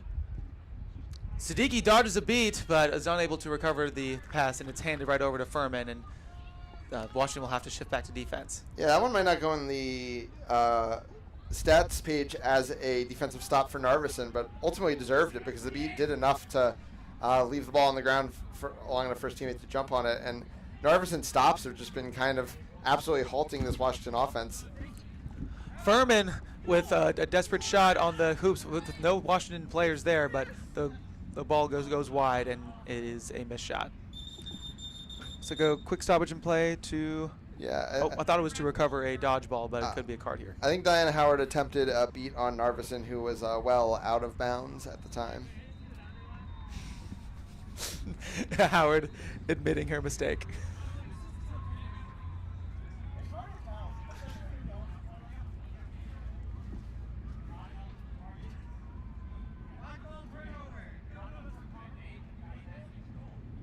Yep, so Diana Howard will be put off broom for throwing at an ineligible target. Which... Yeah, also going to cost them their one dodgeball, though Minneapolis does have control, so the dodgeball is just going to go sit under Minneapolis' hoop. Jordy Sancho with his fist up will head and recover that, but Washington at the moment without a dodgeball. Yeah, Minneapolis trying to full court press. Rachel Williams does a nice job just getting through the whole team there with some soccer skills. Oh my God. Finally picks it up. Great job by Williams. And oh my God, what an incredible play from Williams. And she, oh my God. Incredible play by Rachel Williams, soccering it around, kicking it to the backfield, recovering, finding the open person, and what was a Minneapolis press turns into a great single woman effort by Rachel Williams, and Washington is able to get a goal out of that. Yeah, I've been holding a lot of Rachel Williams stock for a long time, and it's never fully surfaced as like just the all around player that I think Washington's needed. But there's always those moments of brilliance, and that's what that was. That was brilliance. All right, Minneapolis back in the half set. Riley Stars defending. Pass over to Goulet. Goulet goes around Rankin. Great job, Goulet passing it off, and Riley Stars having to step to the other player. Pass back to Goulet, and Goulet is able to run right through the defense. Joe Goulet, one of two players in the sport who's allowed to catch with one hand and not get in trouble for it. Riley Stars sees Siddiqui on the right side, has Sidlars and Rankin as well. Sidlars staying high, going over to Rankin. Some beater action here. Max Meyer will beat... No, Sancho will beat Max Meyer there. Rankin over to Stars. Stars being defended by Neuenschwander. And Rankin has it up top. Rankin has an opportunity. Passes it over to Siddiqui, and it goes right through. Great job by Julia Rankin to drive in the defense, force the beat, passes it over Siddiqui, who has the easy dunk there. Yeah, that's what I love about the way she plays the game. She's always willing to take that space and then make the right decision out of that space. Sometimes it's a shot, sometimes it's a dunk. In that case, it was just finding the wide open Siddiqui because she'd drawn all the beaters to her. If you present yourself as a threat, the defense is going to have to react, and then it gives you those open gaps. Yeah. Just two more here for Washington to seal their place in the quarterfinals.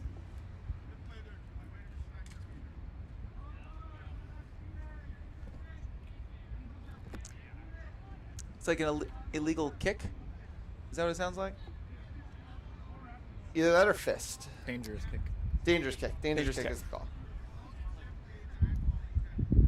And they're saying it happened after the goal, so from bad to worse for Minneapolis, they'll now play down a beater and they'll immediately give quad ball back to Washington.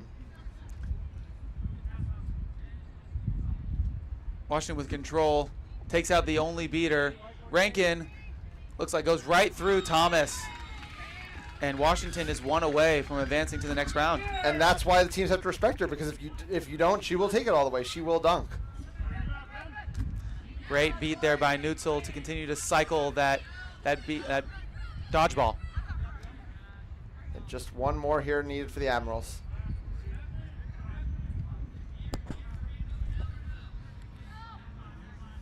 Colin Bourne asking if we need to call a play here from the sidelines. Vasquez from behind passes it back up. Goulet, a hoop goes down in a beater scuffle, so Goulet has two options, goes to Rankin. Great block there by Siddiqui, getting his hand around there. Stars able to recover. There is one beater. Goulet is taken out. Stars will slow down a bit and pass over to Rankin.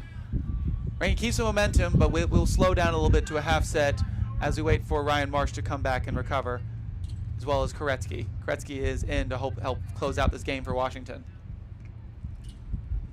Sidlars to Siddiqui, another UVA connection. Sidlars has the ball again. Up to Rankin. Rankin defended by Neuenschwander, but Stars has the ball. Neuenschwander on a high press defense onto Stars, but will back off a bit. Koretsky with the ball back up top to provide some support for Stars. Stars over to Rankin. Sidlar's looking for an opening here. Has Siddiqui, but is defended by Vasquez. Oh, unfortunate. So Vasquez does a great job of jumping onto Sidlar's, forcing a bad pass, and Minneapolis will fight for another round.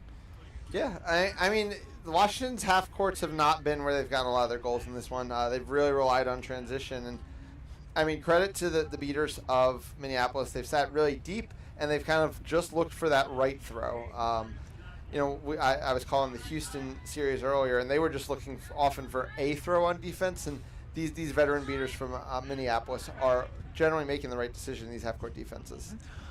Muff pass there by number 15, Sam Schwartz. But Minneapolis holding possession still for now, but the ball is knocked out, and Washington will be able to bring the ball back up. And Minneapolis, importantly, able to get all those dodgeballs back into the defensive side, kill another transition opportunity for Washington.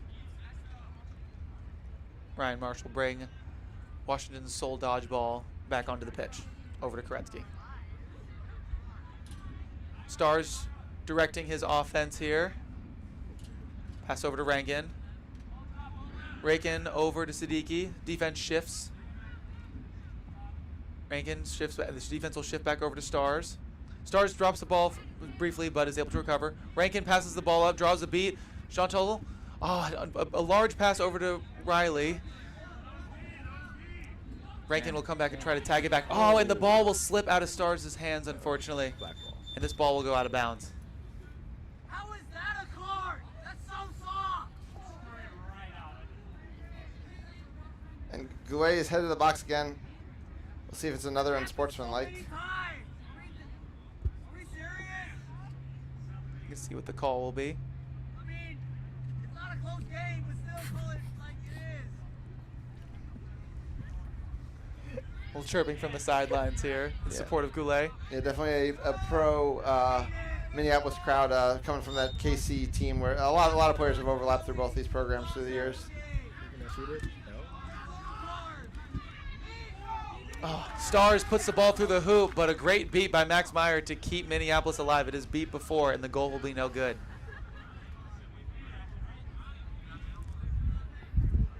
Yeah, once again, those beats are just coming at the right time in these half courts for Minneapolis, just enough to stymie the Admirals. Minneapolis will bring up the ball. Max Meyer will sub out here. We will see Meredith McDowell in. Neuenschwander with the ball. Very close to the sideline. Stars will stay home. Vasquez has the ball up, now up top. Back over Neuenschwander. Stars once again staying closer to the hoops in this hoop defense. Vasquez passes it over. Excellent. And Juskovic able to put that ball through. Yeah, the timing on the hammer there was off for Minneapolis, but it didn't matter because there was just enough space for Juskovic to take it himself. Bourne back in here. It's like Washington wanted that last line to complete the game, but another line change will be needed. Great beat by Bourne there, who looked like they did go off broom there, but stays in here. No call by the ref. And while that happens, the goal is put away. Yeah, okay, he's finally going to open his account, and that goal will be enough to send Washington to the quarterfinals, where they will be taking on the Chicago Prow in a series that I think is going to be a really interesting one. Definitely a great one to watch here on MLQ Network. Yeah, and it was Houston picking up Game 2 in the other series, so Game 3 of that series will be taking place right here in a few minutes. We'll sign off for a few minutes, but we'll be right back here on Pitch 1. Houston-Detroit, Game 3, coming up next. Good stuff. That was really great. Yeah, it's fun. I might, so obviously there's not going to be a Game 3 here. I would hang out here. Some combination of me, you, and Clay will call Game 3 here. Great.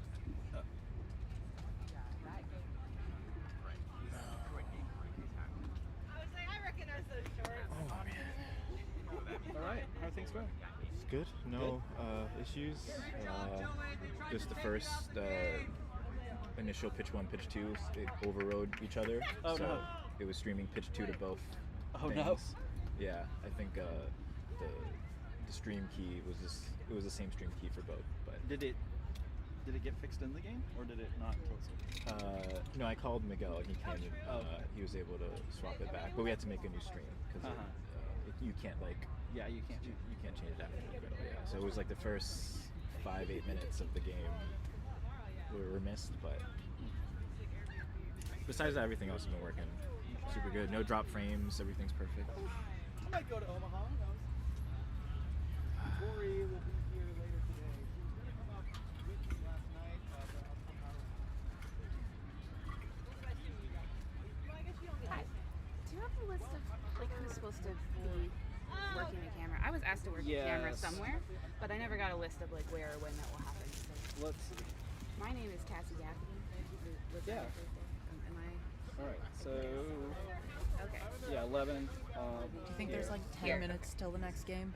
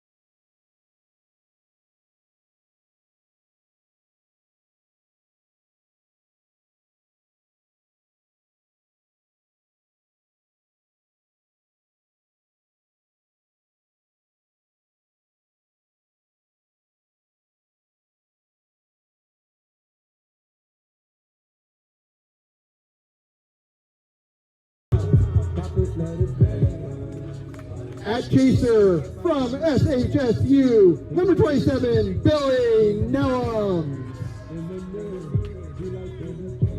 Also at chaser from Sam Houston State University, number 18, Spencer Quintana. And also at chaser from Sam Houston State University, number 8, Mallory Hughes. At beater from Sam Houston State University, number 2, Connor Mason. And also at beater from Sam Houston State University, number 35, Callie Duval.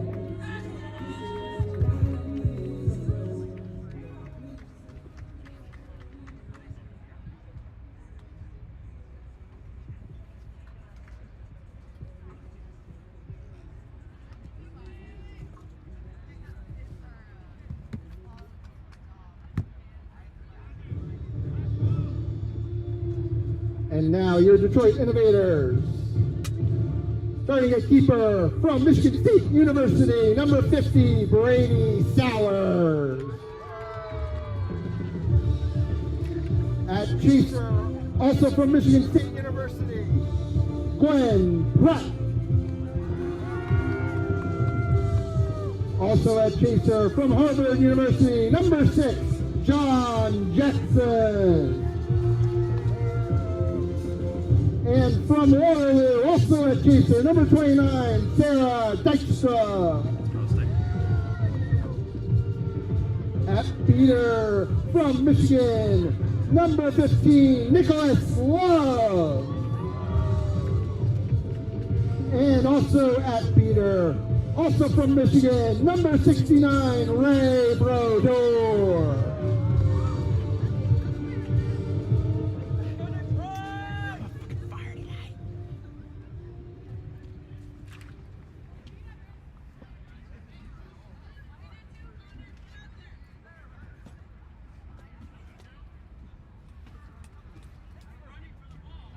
Let me know when you guys are ready. Okay. 3, 2, 1.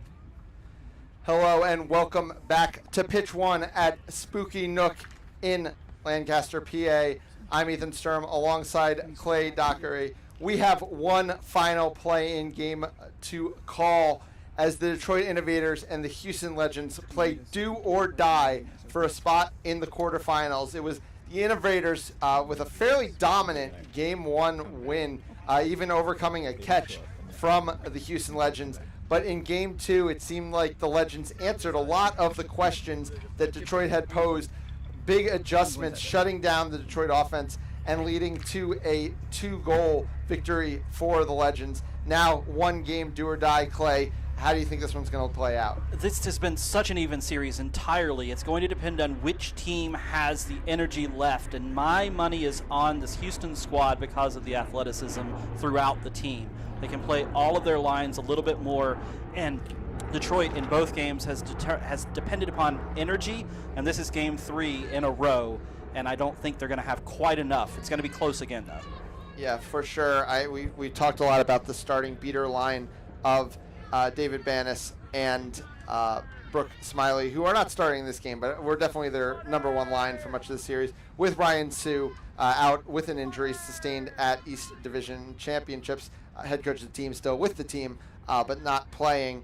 They've asked for a lot of minutes from them. They've also asked for a lot of minutes from Brady Groves and John Jackson, who will be starting in the quadball game.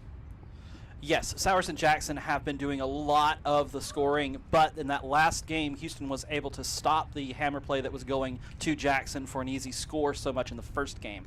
So they have been using Jackson more as a distributor throughout, and if they can get hot hand from anybody else, that's what they need here. Yes, Houston making these big, as you said, mid-series adjustments, and I mean, it comes from the chemistry, right?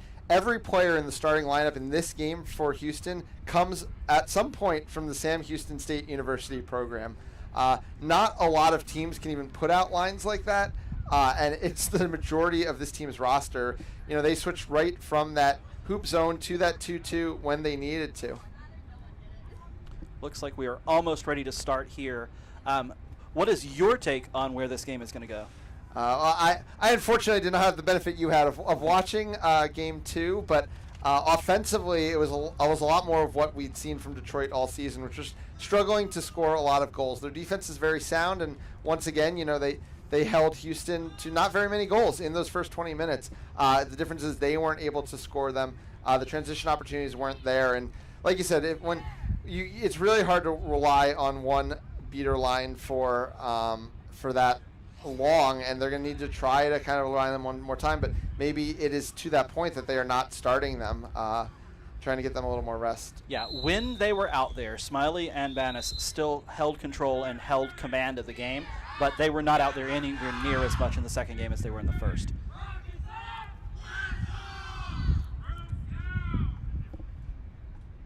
And we are about to get set to play here. Game 3, Detroit-Houston, spawn the quarterfinals, a date with New York on the line. And Andrew Costa gets there before John Jackson, but can't handle it cleanly. It's Detroit ball, and I think it's going to be Detroit going against no dodgeballs. Yes, it is. Gwen Pratt, beautiful pump fake around Quintana. Detroit gets an easy one there, and they're going to thank their lucky stars for any easy goal they can get at this point. Yeah, that was the exact start that Detroit needed in this game. Quick goal by Pratt, uncontested, dodgeballs nowhere to be seen. Yeah. And now they have them both. Yeah, and Nick Love is going to stay in the beater game. Again, INC game 2. Not usually a beater on this team. Thought they were just doing it for the run-up, using his speed to get the control, which they got, but is going to stay in. Ray Berdor is going to play engage. He's going to be the free beater. And he's a little late to that one from Quintana, but Ray Berdor covers the secondary pass very nicely, and Detroit gets a stop.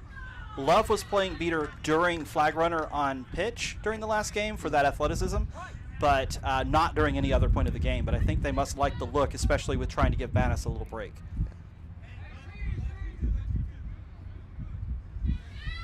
So it's going to be Sowers bringing the ball down. Like we said, that connection between him and John Jackson was huge in game 1, but these adjustments to the 2-2 from Houston stymied them in game 2. Let's see what the adjustment here is in game 3. This time Sowers brings the ball all the way behind, which is going to isolate John Jackson a little bit better. Now Sowers gets the ball in the well, working on Acosta, goes behind to Pratt. Over the top to Jackson, and I think if that was clean, it would have created an opportunity. Still might. John Jackson does get it off to Sowers. Sowers is against no dodgeballs. It's a big hit from Acosta, but can't get it to go. Pass goes over the top. Dykstra bobbles it. Oh, nice. Sowers in the right place at the right time there. But can't quite get the touch right on that pass to Pratt. Pratt smartly slows down the offense, and a missed beat there by Mason turns the ball over. Control will be Nick Love's if he can outrun Mason. I don't think he can. Oh, no, he will. Now against one dodgeball, Sowers looking to operate. Billy Nellum's a nice stop there to end the offensive possession. Nellum's clogged that up, and finally, Detroit is stopped by Houston there after 4 chances. Yeah, and Mason makes a big play on Brodeur. Oh, and Mason catches Nick Love's tap beat. It's no dodgeballs. Quintana looking to capitalize. Does so. Huge play. It was Connor Mason with the hit in transition originally. Stymied Ray Brodeur. Then it was Nick Love, the not experienced beater, who maybe makes the mistake of not tapping out Connor Mason hard enough. It ends up with no dodgeballs. Houston gets their equalizer. We're all knotted up at 1. Yeah, that was the lack of experience in the dodgeball game coming out, and immediately Banas is now in. Yeah. Smart play there by Brodeur. Gets Mason really well. Nicely run there by Banas and Brodeur. Control right back with Detroit. Detroit not playing around anymore on that side of things. Yes. Look for an opening still and not seeing anything. Yep. Now John Jackson gets beat quickly. Oh, beautiful touch pass back. Oh, but Andrew Acosta shuts the door. That was very nice defense from Acosta. I thought that was definitely going to be a score. Brodeur's going to get to press here, though. Nobody was there for Hughes to pass to. Yes, Smartly just threw it to her beater, which kind of worked out for a while. But now Sowers gets it, yeah. Sowers looking to drive, looking to make it for the last one. Nellums would have gone to the box if he completed that tackle, so I think did the right thing of falling off. Sowers! Oh, and Sowers is going to go down after finishing there. Sowers had no interest in letting go of that ball. Well, Yeah, I think Pratt was asking for it. I think I heard Sowers literally call to her, I can't move the ball right now, but finally gets into a dunking position. Does go down hard. Yeah. Hopefully everyone will be all right over there. That's been a good adjustment from Detroit to be able to get these 2 goals, now have a 2-1 lead. But it's, as you can see, there's just, I feel as though the Houston team looks like they have a quicker step. Yeah, for sure. I mean, you saw how hard Sowers had to fight for that goal, and this is just against one of multiple lines of chasers that this Houston team has access to right now. Somehow we're already nearly 4 minutes into this game. That's wild too. It's just been back and forth action, as have both games in this series so far. Yeah, I mean, we talked about it a little in Game 1, the parity in MLQ this year, and we're kind of seeing it in action. I mean, I think in the other series, right, I think a lot of people had Washington penciled into the quarterfinals before things even started. Minneapolis played 20 minutes against them in Game 1 and was leading, and Washington had to come back in that one. This matchup going to Game 3, and we've got some really exciting quarterfinals ahead of us as well to look forward to. The winner of this game will play New York. Correct. Yes. And Washington advance, they will take on Chicago. Meanwhile, San Antonio, Boston is a series to look forward to as well. Charlotte, Kansas City will round out our quarterfinals. Those will all get going as soon as this game is completed. Those are all really nice matchups. This, as you've said, is just a really solid MLQ parity amongst these teams. There's a lot of different combinations of teams that can come out of that. Unfortunately for both of these teams, after playing 3 games this morning, it's going to be a tough ride, as it always is at MLQ Championship. But the play-in is a really tough draw. Yeah, I mean, there's never been an easy play-in format that doesn't, kind of really tire these teams out. We've seen, teams like Charlotte come out of the play-in and take a game off New York once in a quarterfinal. Washington did something similar to Austin one year. So these things do happen, and I think Washington kind of got the best of it. They kind of they had a blowout in Game 2. They were able to rest a lot of players, and they'll be pretty fresh. But like you said, these 2 teams, are just thinking about getting there. Getting to the quarterfinals is a big accomplishment for either of these programs. And then, you can't think past this game. And, when you get there, you see what New York brings and you see what you can do. Yeah. All the way around the back there from Houston into the hands of Nellums. Yeah, really nice, awesome offense, but Nellums' shot goes wide. Hughes' shot is deflected and eventually taken down. And now we're going to get a line sub here from Detroit. That second line coming in. Yeah, that's Luce Marklin, Jackson out, Margulies in, and Butler here with the quad ball. Yeah, and Jackson Massey in, John Jackson out. Yes. Brooke Smiley now playing her first minutes of Game 3, but far from her first minutes of the series. Marklin has the ball in the well on the far side. Trying to move around. Jackson gets the ball up to Butler, who had some space but is a little slow controlling possession. Oh, nice pump fake around Nellums. Now just takes it himself, calls his own number, and finishes. Detroit goes up 3-1. Yeah, that was really nice. Really pulled the Houston defenders out of their slot and took it straight to the hook goal. Yeah, I mean, Houston's played this 2-2 so nicely, but both of your players up top in a 2-2 have to be able to hold up in your one-on-ones, or things break down really fast in a 2-2. The second Nellums bit on that pump fake, that possession was basically over, and props to Butler for taking advantage. Yeah, that's nice. That's good scoring, and it's good scoring from different sources from Detroit. That's what we want to see if they want to win this game. Raber's going to get rid of Smiley. They did get control on that defense, Houston did. Margulies steps up to Contreras. Ball back to Acosta, who goes back to Contreras. Really nice over to Nellums. Nellums finishes over Butler, returns the favor for the prior possession. Yeah, that looked very, very similar going the other way. But right now, both teams are being required to use their control to get goals, so they are immediately losing it on the opposite end. Raber and Sosa, who are in Aviators for Houston now, also did a really good job. They had control for Houston a long time in that second game. Thomas Chang Davidson now in for Banis as Margulies gets the ball behind. There was a stall warning. Marklin. That's going to be... Yeah, Luke Marklin, really quick hands there. And as far as I can tell, Alex Amadal seems to be the AR who hit the perfect angle and said, yeah, that definitely went through the hoop. And that is Luce's game. Just loves a quick pass around the hoops and finishing. It's something that the Houston Hoops defense did so well taking away, but that there's a lot more space against the 2-2 around those hoops. It'll be interesting to see if Detroit can take advantage of that. Yeah, this adjustment, now it seems as though Detroit has adjusted back and is now using that open space and might need to send Houston back into their original game plan. Yeah, this is a phenomenal chess match between these two teams. Now, these are two very smart coaching staff. Brandon Cabana, the head coach, now on the ball for Houston, and Ryan Sue, the head coach for Detroit. These are younger coaches, but coaches who put a lot of time in, who really study film, who know their teams very well for a number of years, and are benefiting from it. As Chase Contreras just kind of wafts a pass to nowhere, though it is going to be run down by Hughes. Yep, but Hughes has to step out. Kind of ran out of real estate in that corner. I like the hustle from Hughes to get to it, but yeah, that back line was just hard back there. Yeah, Sosa's able to kick a ball back to Raber to avoid any kind of no dodgeball shenanigans as Detroit gets right back to their first quad ball line. Good to see Sowers coming right back out after picking up that knock. Looked like he just kind of got hit across the face. Didn't seem like anything too serious. Yeah, and this Brodeur and TCD beater line holding control, doing a good job against the Sosa and Raber line. Yep. Dykstra now back in the game. Sowers brings Molman to the side. Molman, who just entered for the first time. Jackson goes over to Sowers. This two-man game is what this team has loved so far, that Houston's done a good job of isolating. John Jackson, a big block there. I believe then Yo Sosa as a screen, but ball got stripped. The big hold there from the Houston defense, because that seemed to be a goal incoming. Yeah, I thought Jackson was going to take it, but Cabana said no. Yeah, Molman came in around this time in the last game and just started scoring goals. So let's see if that can happen again. It was 2 goals in a row at almost this exact same moment in game 2. Yeah, Molman was just a huge addition to this Houston team this year. Previously played, in the San Antonio area, as Contreras has a lot of space to work behind the hoops. John Jackson, though, was so patient with his hands. And now Sowers is going to run on no dodgeballs. Has to get by Molman.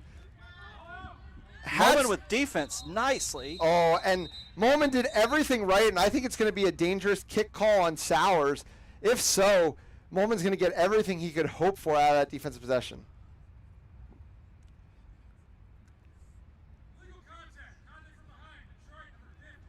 So it is a penalty on Sowers, just not the one I thought it was going to be. It's going to be a contact from behind penalty. And so, as you said, Molman got everything that they wanted there. They made the stop, they got the penalty on them, and now they have the quad ball to go back the other way. And the dodgeballs are spread out. I see one on the far side in Brodeur's hand. And I think we're going to remember these two possessions if this game is close down the line, because that John Jackson goal seemed imminent, and that Brady Sowers goal also seemed imminent. Instead, it remains a 2-goal advantage. It could have easily been 4, and Houston would have really started feeling the pressure at that point. Absolutely the case. And now they could go up 5-2. Well, Houston could close the gap to within 1. The other way around, yes. Glenn Pratt now wearing the green. Step into point. Contreras. Pass goes over to Hughes. John Jackson gets beat, but Hughes' shot goes low, and Pratt does the keeper duties and gets on the loose ball. Oh, and that's going to be a no dodgeball opportunity. Pratt draws Contreras, goes to Jackson. Jackson pumps, this time goes around Molman, goes around Cabana. John Jackson is not going to miss twice. Detroit extends the lead to 3. So it's 5-2 now. Jackson with a goal. Houston has not been giving Jackson that space, but there was nothing they could do there. No dodgeballs, no ability to get back on defense, and Jackson isn't going to be denied on a goal like that. Yeah, and I want to highlight what Pratt did on that play. You know that Jackson's your primary driver there, but you want to run long enough to get that first person about to contact you before you get it off to him. That already gets one defender out of the play. Well done by Pratt, well done by Jackson, as well as the beaters to create the no dodgeball situation. Contreras now has the ball, looking for an answer. This time is able to get around Jackson's arms. There is going to be a discussion. I don't know if it's for a beat or whether it went through the hoop. But yeah, we've seen Jackson's patient arms work a couple times. This time, Chase Contreras just went low around them. Really nicely done by him. And the goal will be good. The lead shrinks to 2. Yeah, very nice work for Contreras going around that and making the goal happen. Another difficult goal to see whether or not it went in, but the referees were able to get together and make sure they got it right. So almost exactly 10 minutes in as Nick Love is now back in the game. Looking to pressure with control. Butler now playing his second shift. Had a goal in the first one. Yeah, whole second line in for Detroit. They do kind of just seem to cleanly shift between the two. Yeah. Margulies, Massey, Markland. It's Ims. Yeah, no dodgeball there. Margulies' shot goes wide. Detroit's chasers seem a little slow to realize it. Now the beaters ended up out of position. Molman trying to go past Butler. Oh! Molman throws one up. Just a desperation pass and finds the small hoop to cut the lead to 1. Sometimes it's better to be lucky. That was wild. Little teardrop straight down through the small hoop. Molman has luck on their side. Yeah, I was just looking for Cabana. Found something much better. And like we said, for a game that could have been easily a 4-goal lead for Detroit not long ago, it's now just a 1-goal lead. And I think to your point, kind of similar to what was seen in Game 2, the Molman impact on the offensive end. Yes, Molman gets out there, gets those fresh legs, a lot of speed, and just in the right spot every time. Massey going through Katana there, over Kubena. Massey makes their size count, and it sends the lead back to 2. Very nice look there from Massey, making sure that they were not able to be stopped. Yeah, I mean, this Houston defense right now is so locked in on stopping threats 1 and 2 that you really need a threat 3 to step up on an offensive possession. That's exactly what Massey did on that one. Alfaro and Pham in it beater now with control. This is deeper into the lines for Houston. They did play quite a bit in Game 2, but it was during this period of time that Detroit made a run. Yeah, I mean, there's no getting around playing your depth a little bit here. Massey, couldn't get a hand fast enough on that one. It's deflected, but goes through the hoop. A nice goal, I believe it was from Furchuk, and we are back to a 1-goal lead.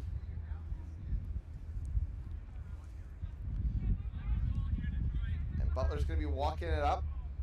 Yeah, Furchuk, Stewart, and Farrow all in for the first time in this game for Houston.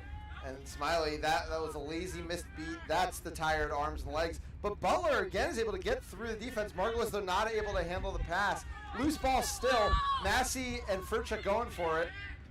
Nick Love's trying to use his speed to get control. He's going to throw one in the direction of Smiley. Smiley, can she get to it fast enough?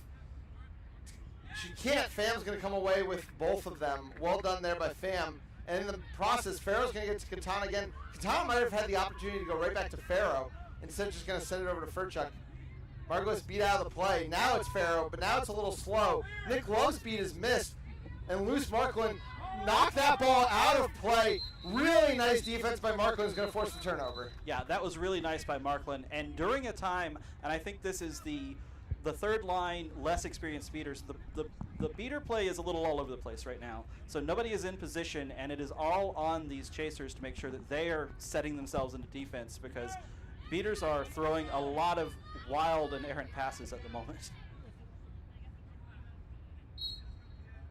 No rush for Detroit here. Going to let their beaters clear things out.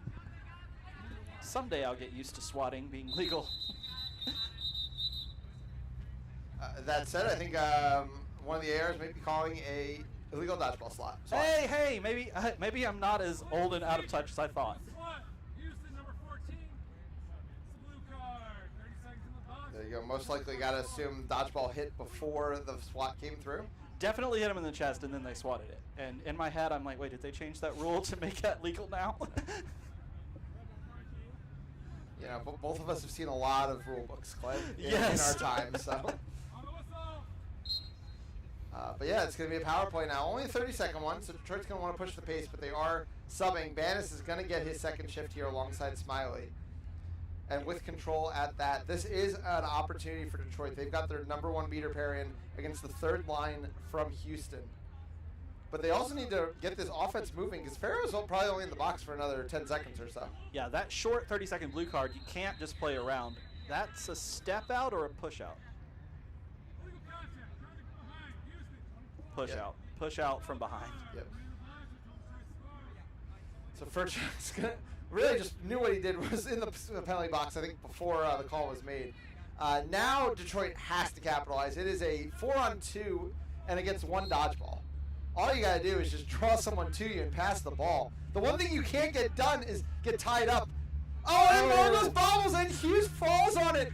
Detroit cannot put away a 4-on-2 advantage. And Farrow comes back in the game, and now they will try to kill the remaining yellow card. That is disaster for Detroit. Yeah, Detroit had to get something there. Stewart fell on that ball, and it's just going back the other direction. And this is, I don't know. LeCompte has been pretty quick on making people move, but I think they have enough time to kill it. Yeah, Farrow's just playing very safely behind the hoops, but, you know, very rarely do people get called delayed behind the hoops. It's a good place to kill some time. Quintana goes cutting anyway. They're just looking to play offense with 3, but might have been a poor decision. It is going to go out. Luis Markman does a really nice job of walking that tightrope. That quad ball did go over the line, so depending on who it was that threw it, it's going to possibly go back to Houston. The ball that Markman was tracking down, at least, was thrown originally by Houston, so we'll see what the call is. I think they're trying to figure out the same thing in the center here. 'Cause it's going to be a big decision whether or not this ball is in Markland's hand or in either Stewart or Quintana's hand. 15 minutes into this one, last quarterfinal spot up for grabs. Winner take all, loser goes home. Detroit up 6-5. Yeah, these games have rarely been more than one goal away from each other. The only time in either game was in that first game when Detroit had the big lead before the catch by Houston. Otherwise, it's basically been like this the entire time. Propelling the ball off pitch intentionally. Detroit, if you won, blue card. 30 seconds in the push. Until Houston scores. My rules, it's a dodgeball turnover to Houston. Okay, so the penalty was in the dodgeball game Other way. on Smiley. Yeah, for intentionally propelling a ball off pitch. So that's a big swing because now it'll be Detroit playing down a beater, and they might be the ones trying to kill 30 seconds. Though Margot's just going to run with his chaser advantage. Does have Margot's. Oh, Margot's a beautiful play. Did not have the time to catch that ball and just moved it with her hands through the hoops. Detroit going to take advantage. They will, though, now have to try to make a stop on defense with only one beater. Bannis, to his credit, currently has both dodgeballs. The Houston beaters are not trying to do anything about that yet. Bannis repositions his second one behind the hoop. Smiley's out. Houston not able to take advantage. Really nicely done by Detroit. I like that because it is only that 30-second penalty, right? So if you see the advantage in the offensive game, take it. You don't get those advantages like that often. Nice work from Markland and Margulis. Yeah, Pratt now being physical up top. Quintana, almost. Oh man, Pratt almost forces a turnover there. Quintana now hitting the lane, shoots high. And out of bounds. That's a good stop And from Detroit. Bannis is going to create a no dodgeball situation. No, Fam's going to be able to get one in the end. Long time with Fam out. Fam and Alfaro have been out in the dodgeball game for Houston for a while. Yeah, a lot of tired legs, I'm sure, in this beater game as Ray Berdor does sub in. John Jackson also has checked back in the game, along with Sowers. 2-goal lead here for Detroit. Definitely an opportunity based on personnel to extend here. Yeah, this is the full first line for Detroit against some of the first line and some of the third line for Houston. Let's see what happens, and what happens is a goal. Yeah, really nice. It was Gwen Pratt pushing Hughes off the middle hoop, which caused Molman to have to make an adjustment. And in that moment, John Jackson just shoots middle. It's a 3-goal lead for Detroit. They're really starting to lay it on. This could be a lot of trouble for Houston, though they do have the only catch in this series. They do. They have the only catch. They held Massey without a chance in the second game. Their shut down defense with both dodgeballs on the flag runner while Massey was out there kept Massey from having any shot. Hughes behind. Hughes the ball behind. Sarah Dykstra stepped out to her. Hughes does go around. Chase Contreras just a stiff arm on Pratt. Shot, though, goes right into John Jackson's hand. There's another penalty. I think it's a minimum an injury timeout. Pratt's going to need a second. So we only have about 3 minutes before the flag runner on pitch period, and so it's the 3-goal lead. Detroit with the quad ball. If they can put 1 or 2 more up here, it's going to put us right back in that situation where Houston's going to have to go for the flag. This might be a free one too, because Raver's behind Jackson with, I believe, Houston's only dodgeball. And I think Banis off the start is just going to be able to attack Raver, and Jackson's going to be off, and it's going to take some really good defense to get the stop. Duval over here is without a dodgeball and the only person on that side of the field at all. Good sportsmanship. Water bottles are literally being passed around on field between the teams. I mean, these teams are gassed. This has been a hyper-competitive series that's basically been going on for 3 hours straight. Yeah, no breaks, 3 hours straight, the heat of the day, first games of the day for both teams, and so many 50-50 balls, so many chances that it's just that little bit of extra effort that made one team or the other in control of it, and so they have to go all out on every play. They can't take plays off.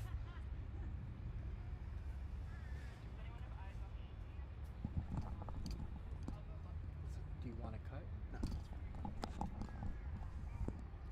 Everyone really taking a chance to get their breath here. This is good, again, for both teams, but particularly for the Detroit team that's been using their first line so much. It does give them more of an opportunity to use those people possibly to end out this half and then at the beginning of the second half. But as always at this point, people are starting to think about where they want things to be in a couple minutes, because as slow as people are trying to move at this point, this may only be 3 possessions left.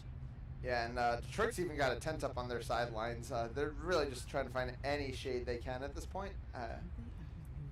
Yeah, I mean, a huge opportunity. It's been a few years since Detroit last was in a quarterfinal. They finished second in the North Division the year Leo Freed played for this program, and that was an automatic ticket to the quarterfinals. Houston, has been there a little bit more recently, but also it's a big accomplishment anytime that program makes it. Neither program has ever seen a MLQ semifinal. Maybe it was a proposed. Both programs have had kind of tough goes from time to time. Houston in particular, in the classic days of the South Division, just had such a gauntlet they had to go through, and had such a gauntlet just to play in the weather down there. Yeah, did host 2 home Benny Peak Cups back in the day. Yes. One of them, the famous Mud Bowl in our second season. I remember that well. In fact, playing in one of those games that they did that went on for what seemed like 3.5 hours in real time. We're just continuing to make sure everybody is hydrated and ready to play again. Hopefully everyone's all right. So, yeah, good to see Pratt sitting up, and I think just kind of catching their breath. Obviously a key part of this Detroit program for a number of years. Both sides of the ball. But yeah, hopefully everything's perfectly clear there. And like we said, we're gonna have the quarterfinals starting directly after this game. I believe here on pitch 1, it will be KC taking on Charlotte. Over on pitch 2, our first quarterfinal game will be between Boston and San Antonio. You can obviously catch all of the action right here on the MLQ Network. Just switch over to the other pitch if you want to check out those games. Like we said, these quarterfinals should have some really, really interesting gameplay. Semifinals tomorrow morning, finals the day after. You can also catch Next Gen late this afternoon. It'll be going on pitch 2 at the same time. Any of these quarterfinals have a game 3, so that'll be in a few hours. all right. Everyone is finally off the pitch. Hope Pratt is moving around, and we're about to be starting again. On our tracking of goals with these extra games today, so far, John Jackson has 7. So that's 7 in that battle between Jackson and Esparza for first all-time in MLQ goals. So hasn't been a complete dominant performance so far, but certainly Jackson has been putting up some numbers. Yeah, but what I've really loved about Jackson playing for Detroit this year is he's been very happy to be a distributor. He's picked up a lot of assists on the season. And we've seen a couple already today where could have tried to drive through 2 bodies, but had an open teammate and found them instead. So, for an overall young team that I think has grown a ton over the last couple of years, just to add a veteran like Jackson is really a nice added component. And like I said, being able to punch a ticket to the quarterfinals would be a really nice icing on top, because I mean this team almost had Boston beat, which would have been an automatic trip to the quarters just a couple weeks ago. As the fast break happened, Sowers though gets denied, goes over Molman but puts it off the T-bar. That was bad luck on their side that time. My unofficial count for assists for Jackson, also 7. Yeah, there you go. That's kind of the player he's been for this team. Could have been 8 there, but Sowers does get denied, and that's one Detroit really did want. Well, they really could, as we talked about, they had a chance to extend here with the matchups that were on the field, and that was going to be the freest one of all. Hammer here run by Duvall as Chase Contreras brings it over to Molman. Molman rips a shot, gets deflected. Acosta picks it up, gets wrapped. Back to Molman. Molman's just going to try to kill time now. Banis is called beat, which is going to swing control. Big call there from the ARs. Sowers is way out of position, does get beat out by Duvall. And now Acosta's just going to walk it in. There's just under 2 minutes left in the secret floor. 3-goal advantage at the moment for Detroit. Acosta looks to drive behind to Molman. Molman high and slow to Contreras, just keeping the play alive. Houston is stuck with this a lot, but it feels like Detroit is just out of position. If Houston can make a crisp pass, they might get it, but instead it goes out of bounds. But there is going to be a call on the play. Oh, and Houston is going to keep it after all. Yeah, it's Dykstra's going to get a neck contact call. I assume on the hit on Hughes. I didn't see her involved in any physicality previously in that possession.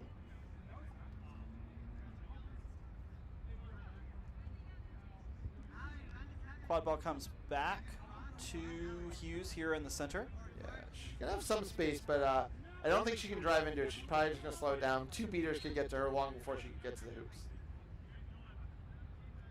Detroit tries to use this opportunity to actually set their defense for the first time in this entire series. The drive. Contreras with the ball up top.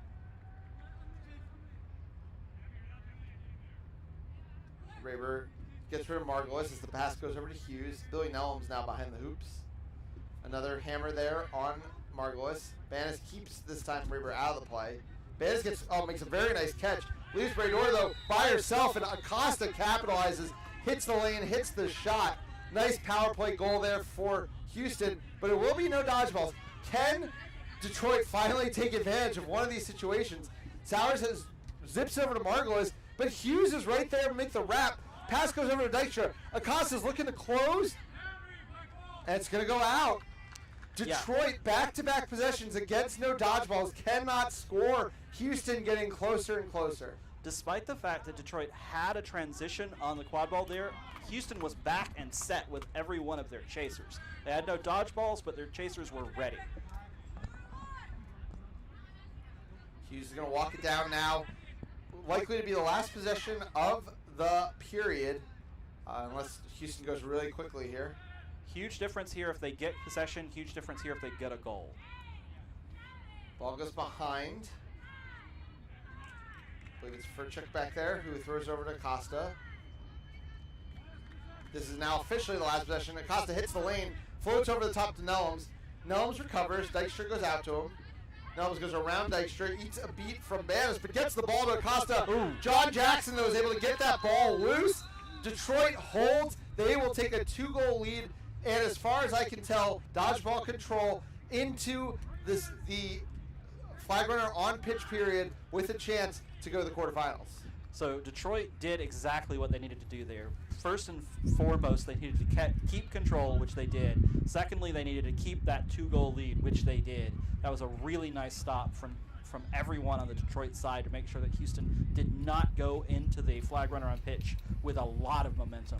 Yeah, and Acosta's been slashing from that exact spot on the field for 3 or 4 straight possessions. That time, John Jackson just shot out to him, kind of read the play, and was able to get a hand on it, forced the turnover. So nicely done by Jackson.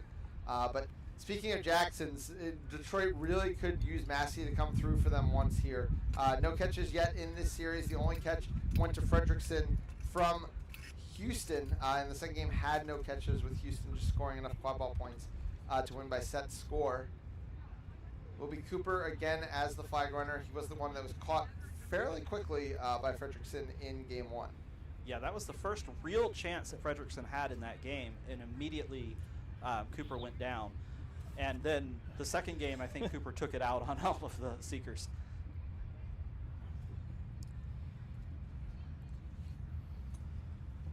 So with this game only being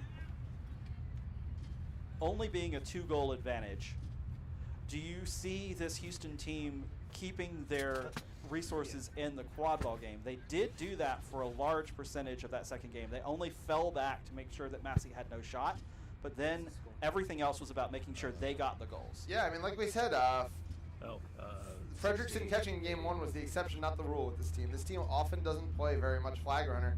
I wouldn't be surprised if they kept this way. I think they kind of did it in game 1 because they kind of needed a Hail Mary because of how far they were behind. That's not the case right now. I think if this team feels they can win in the quad ball game, they might count a little bit on the flag runner to hold off Massey long enough for them to get back in it. And that set score is 140. The first team to get to 140 will win the game. Flag catch is worth 35, and it's 6 goals away for Detroit and 8 goals away for Houston.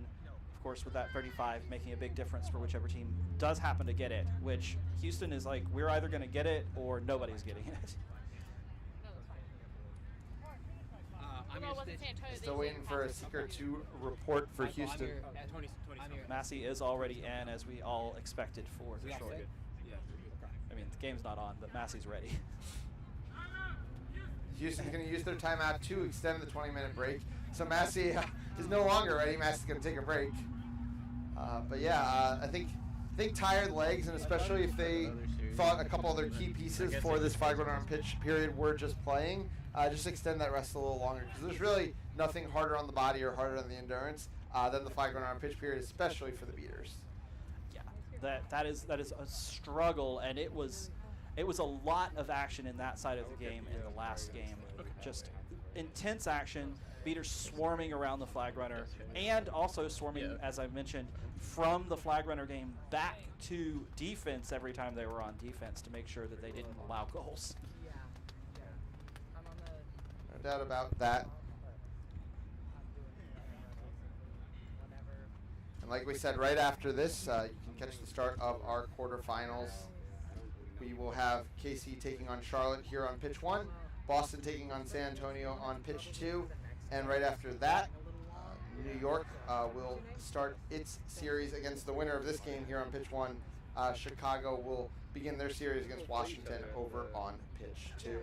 That KC-Charlotte game series is really intriguing. Both of those teams, when they get on their game like they have at several points during this season, could be, again, championship contenders. Sure.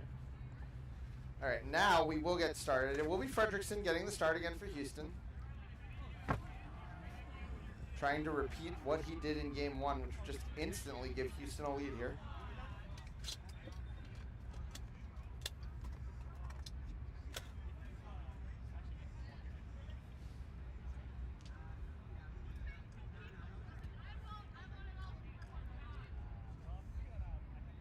So we have Sosa in at beater for Houston.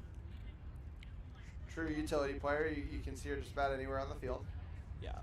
Again, in game 2, it was multiple goals early, and then during this part of the game, a lot of dominant play from Sosa. Hashing Davidson, who did not play a ton of minutes in the Seeker floor, is going to start alongside Brooke Smiley.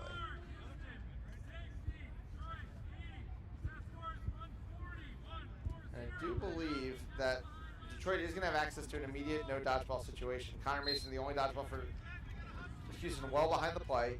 Butler's going to sub in, waiting to be met by somebody, and finds a very wide open John Jackson. Not going to get many easier goals than that. Detroit now 5 goals away from a spot in the quarterfinals. Very nice off the jump there from Detroit. Looks like, it looked for a second like Houston might have picked up 2 dodgeballs, but TCD is able to collect all the dodgeballs for Detroit. Frederickson does not seem scared of 50-50s. Doesn't really seem scared of anything. Just going at Cooper. But does get cleared, I believe, by Brooke Smiley. Mason and Sosa both are playing that dodgeball game. Yeah, we're just playing rugby in the quad ball game right now. Quintana to Hughes, who scores. John Jackson knew they dislodged the hoop. Massey now getting their first time to work on Cooper. Not getting too close, though. Butler now, another no dodgeball situation. Nick Love is subbed in for John Jackson. Fredrickson had a second. That was when Fredrickson caught last time. Just that much time, about 5 seconds, was all that took Fredrickson in the first game, but Fredrickson was beat out this time. Nick Love tries a shot, goes high. Ball, it's going to be a turnover to Houston.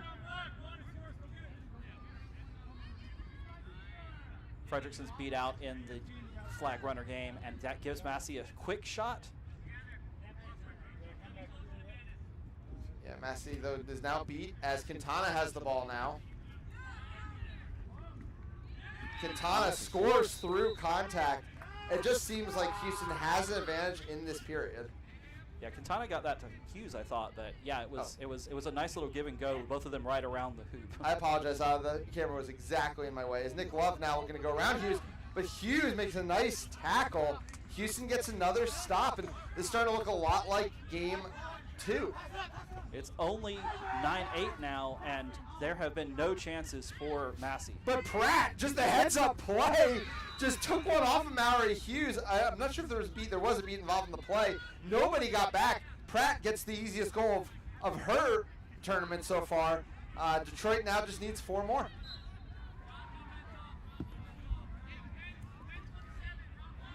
Yeah, Pratt was all over that. They were able to find the ball and scoop it and get it through. Glad to see that they have all their speed.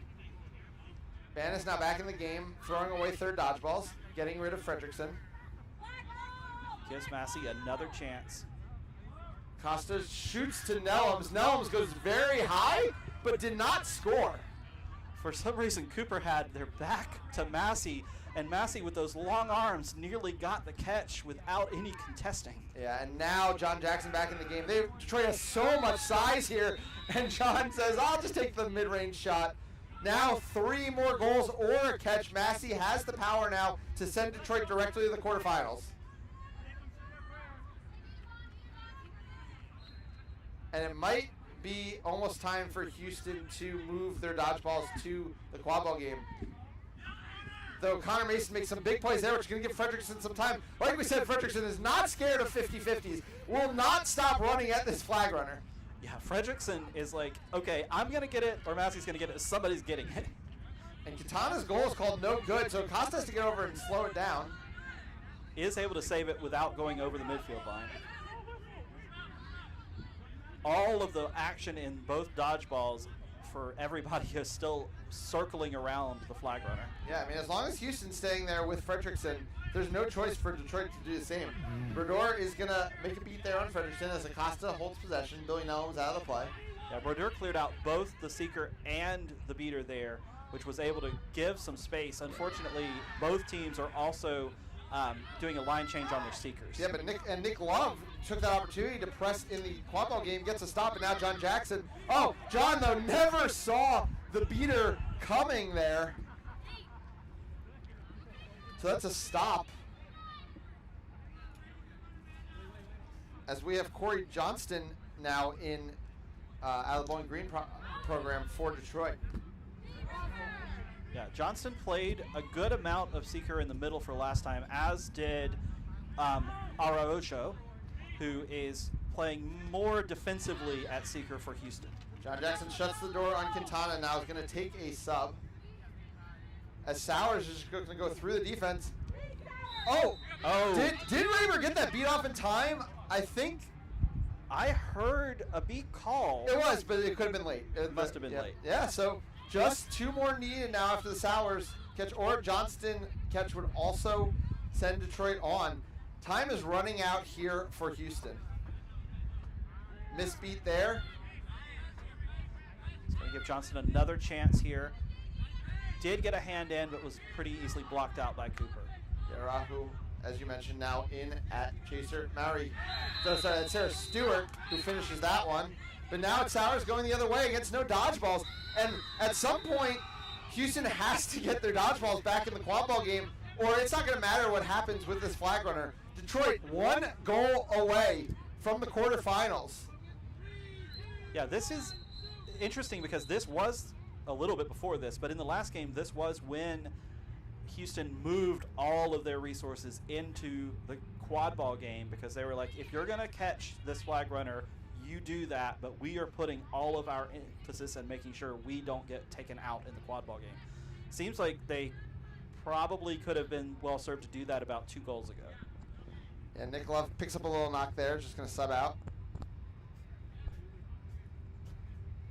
As they've only gotten 1 so far in this period, whereas the Detroit side has already gotten, or they've gotten 3 this period, whereas the Detroit side has gotten 5, and they already had the lead, so that's not exactly where they want to be. Right, yeah, exactly. Detroit's done everything they needed to do. All they had to do was keep exchanging goals with this Houston team and keep the flag runner safe.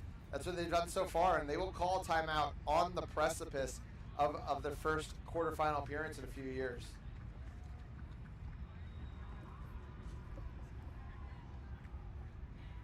And yeah, they would, with the win, they would go on to play New York in a quarterfinal that would start in 2 time slots right here on this pitch.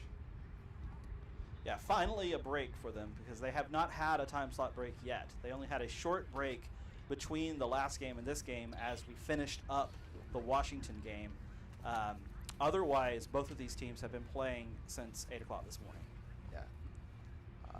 And you know, you see it. You see the way these teams have had to go deeper into their lines, and so often in MLQ, we've seen that the team that wins the championship is the one who came into that championship fresher, who didn't have the hard-fought battle in the semifinals, and it's kind of like that all up and down the bracket.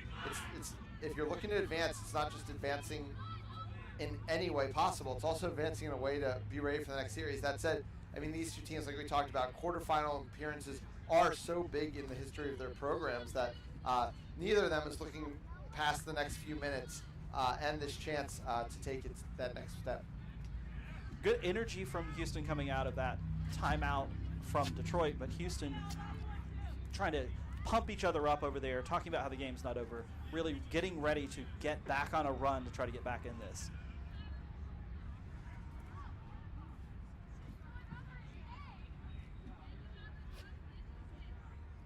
Slowly we get ready to restart. It is Houston's quad ball, and they have an opportunity to run into a defense with 1 dodgeball in it. Spanis is beat, so there's only 1 on the Detroit side, and Smiley's beat. Molman is going to run, though. He gets over to Stewart, who gets over to Contreras, who can't handle cleanly. Grant Pratt, good to see them, you know, back active. Makes a wrap. Now it's going to be Sowers making a wrap. Chase Contreras is trying to go through everybody. Gets it to Molman. Oh, and Luke Margolin came out of nowhere. But Contreras, That's another injury in the center here is going to cause us to have another timeout as we have just that toll of having played so long really taking its toll on these players. Yeah. Hopefully it's just knee to knee. Obviously, always a lot of concern when we see someone go down to that knee. Yeah, a couple players trying to avoid cramping up, I think you'll say. But this is a lower leg injury, which we want to make sure is all okay. Hopefully it was just a little bit of contact. Yeah, I believe that's Sowers who went down. Separate from last time. Last time, I'm pretty sure they just took a shot to the face. High and low, lots of shots, unfortunately. Yeah. I also don't know what happened result-wise at the end of that play, because Chase Contreras was running unopposed, but then the stoppage happened. But I also think Chase Contreras just missed the wide-open shot they had, so the ref crew will have to kind of fill us in on all of that. Yeah, there was a missed shot. I thought that there was going to be an opportunity for Houston to jump back on it. But this play is right in the middle of everything, so it wasn't really possible to keep things rolling. Yeah, does seem like Sowers doesn't seem to be reaching to the knee. Might be a little close to the ankle. And Detroit back under that tent. That is a good idea. As hot as it seems to be out there. Yeah. I mean, that said, Houston's a little more used to this heat than I believe Detroit is. Yeah, this is. I mean, for us right now, it's pretty cool, but we're not out there playing. But yeah, this is like a sunny winter day in Houston. and we all know the turf heats things up a solid 10 degrees around these parts. So. Well, shout out to beautiful Lancaster, Pennsylvania. It's Amish country up here. I didn't run into them. I didn't hurt them, but I saw some people with their carriages and horses out yesterday. And first game of the quarterfinal on pitch 2 has gotten rolling with the Forge taking on the Soldados over there on pitch 2. 8.5 minutes in, Forge is up 40-30, and you can tune into that one over on the MLQ Network.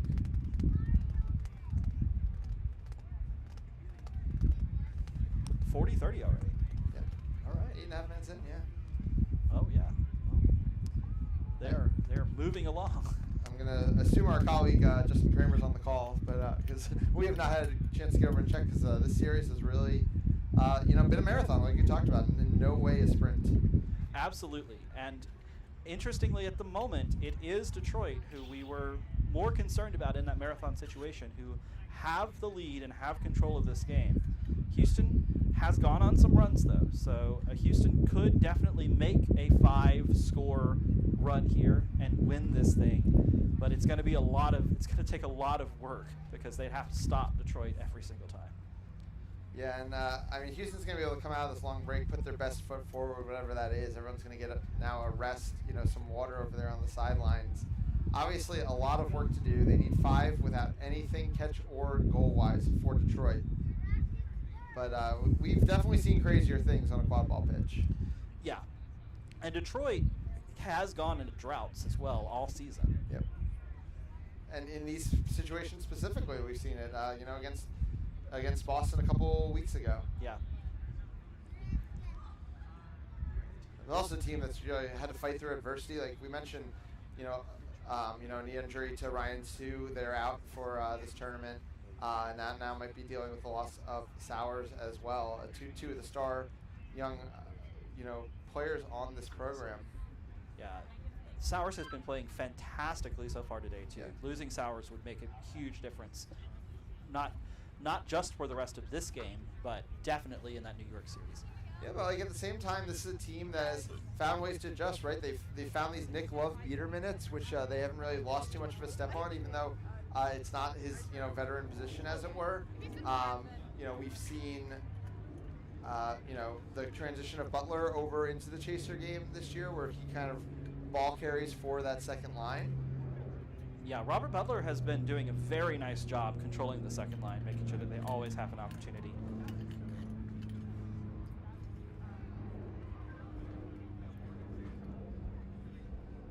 They've got Sowers sitting up now. That's a good sign. You want to see Sowers moving off the field under their own power, but that is probably another couple minutes away. This is a good long break, which sometimes can be harmful at this point in the game. Yeah, your body's just been going at a certain point, and now it's actually getting some time for that adrenaline to die down. Yeah.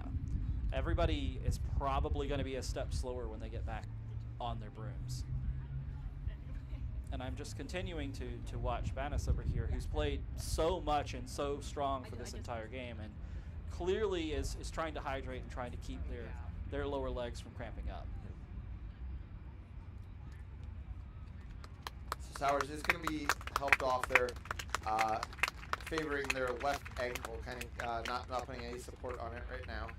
Yeah, that seems as though that was going to make Detroit have to go to a different option for the rest of this game. As you mentioned, they do have options. Yeah, obviously, when you have John Jackson on the field, you always still have a scoring threat, no doubt about that. Yes. Butler is going to take the green headband from Sowers and try to finish this one out. Yeah. Butler distributing, Jackson, Markland receiving. All right, let's get back.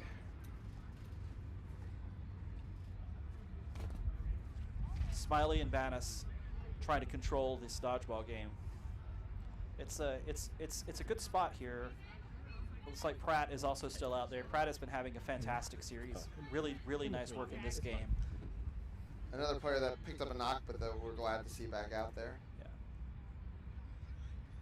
Looks like we are almost ready to restart.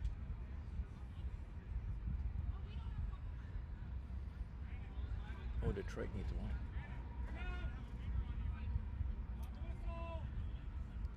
Connor Mason has a dodgeball back here on this far side. Yeah, the quad ball was rolling around on the ground, and it does look like Houston is able to grab it. Yeah, Cabana's going to end up with it now. Molman has an opportunity as the defense gets back in position. Molman over to, really nicely done. It's Stewart. It was a hammer that forced transition. Jackson had to go full blast, so all Sarah Stewart did was pump fake once. They get the goal. If they could get a catch, it would suddenly be a tie game. Yep, that happened last time.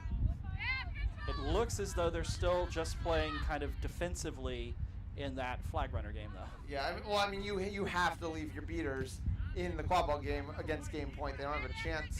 A choice. Butler's going to have space up against Cabana. Over to Jackson. Mason's ready to fire. Fires. Over to Markland. Draws another beat from Sousa. And John Jackson calls game. And for the first time in 2 years, Detroit returns to the quarterfinals. That was really nice. Jackson did not want to let this game go on any longer and was able to spin around and throw that through the backside of the hoop. Yeah. A really nice series from a Detroit team who, as we said, has played so much, grown so much. 5 games just 2 weeks ago, Eastern Conference Championships, having to deal with adversity and up against a very strong and up-and-coming Houston program. But in this game, they just had a little bit more. They were able to pull just a couple goals away in the opening 20 and then exchange enough goals, get the things they needed, and of course, that injection of star power, John Jackson, along with that great beater play, Banis and Brodeur and Smiley, enough to see them through the quarterfinals and a date with New York in a couple hours. That is going to be a great series. Fantastic old school knowledge of the team secretly on the Detroit side here. John Jackson, the return. Yes. So we'll be looking forward to that, and we'll see you then. Yeah, awesome. That's going to sign us off for now. We'll be right back with our quarterfinals. KC taking on Charlotte right here on Pitch 1.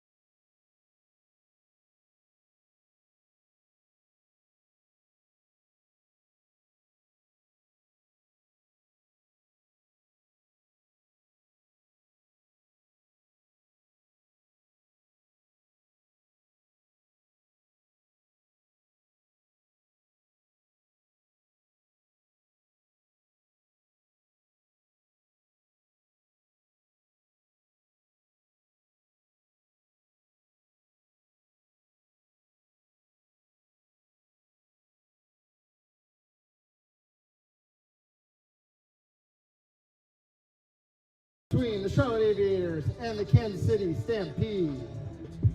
We'll start with the starting lineup for the Charlotte Aviators. Starting at keeper from UNC Greensboro, number 41, Braxton Hale. At chaser, number 54, Nick Thompson. Also at chaser from NC State, number 66, Corinne White. And also at chaser from Virginia Tech, number 85, Allison Slaminski. At beater from the University of South Carolina, number 7, Tony Bonadio. And also at beater from LSU, number 29, Celine Richard.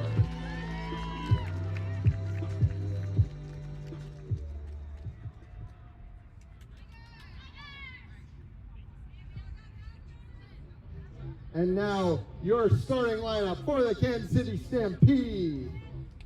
At keeper from Creighton University, number 2, Darian Mercick Ellis. At chaser from Creighton University, number 12, Riley Usali. And also a chaser from Creighton University, number 22, Bitsy Archibald. And also at chaser from the University of Mizzou, number 1, Lauren Smith.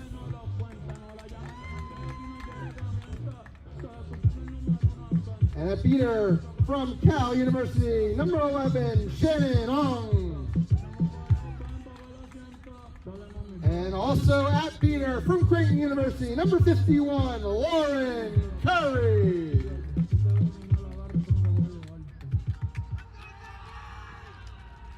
Well, I was right. Nobody ever knew whether that Bad Bunny song had explicit in it. Should I restart it? Alright, I'm good when you are. I'm ready.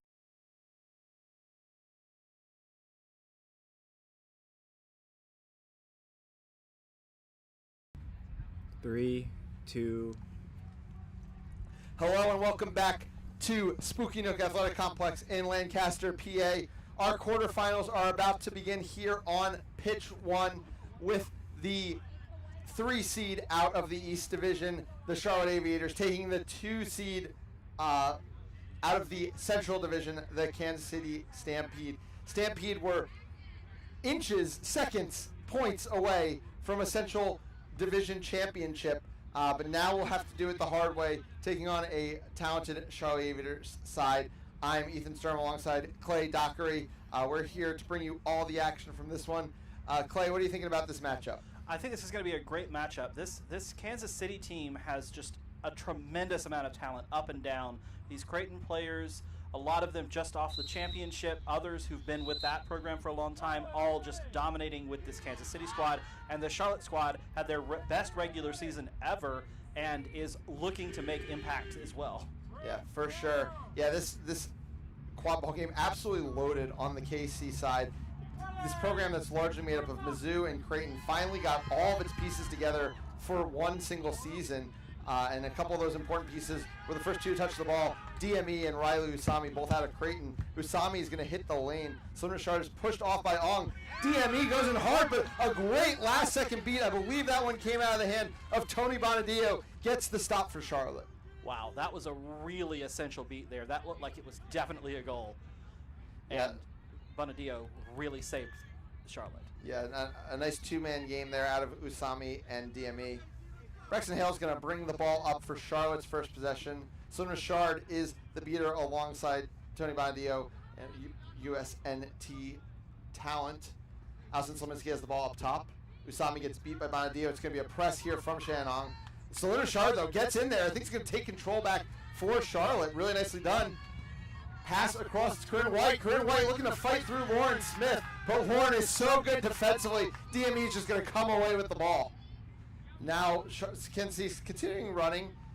Control did go back to Charlotte in that scuffle. Or sorry, back to KC in that scuffle. KC with Ong and Curry really keeping that control, doing a nice job. Lauren Smith goes high there. Lauren Smith does recover. Cleary now clearing out Corinne White, which allows Smith to hit the lane. Smith goes right around Slominski. We're going to have a conversation about the play, I think, but if it is good, it will open the scoring here. The head coach doing it herself there for KC. Smith came over and told us before the game, I'm putting myself in because I want the goal to lead us off here. Yeah, one of the youngest head coaches in the league, also one of the youngest current USNT players in the league. Very nice work. And let's see if it's going to count. It is a broken hoop. Is that possible? What's happening? I don't know. Grizzlykov has a hoop, but there is a hoop. It's one on the other side. Must have gotten broken in the last exchange. Okay. So we had a stoppage to fix the hoop on the other side. The hoop on this side is just still down. It's been nice, like I said, control of the dodgeballs by Ong and Curry, but Bonadillo and Richard making their presence felt, even though they've only had one on the Charlotte side so far.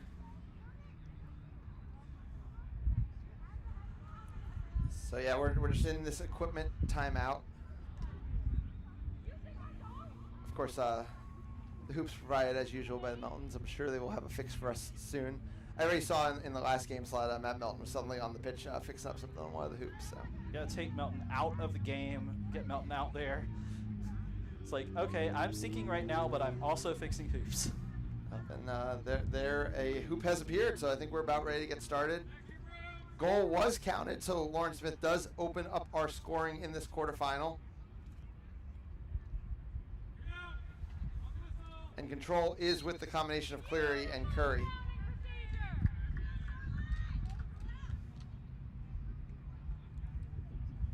Max and Hale bringing the ball down once again. Follows Bonadillo. Bonadillo is going to try to engage the beaters here, make something happen. Hale over to Slominski. Beats out Usami.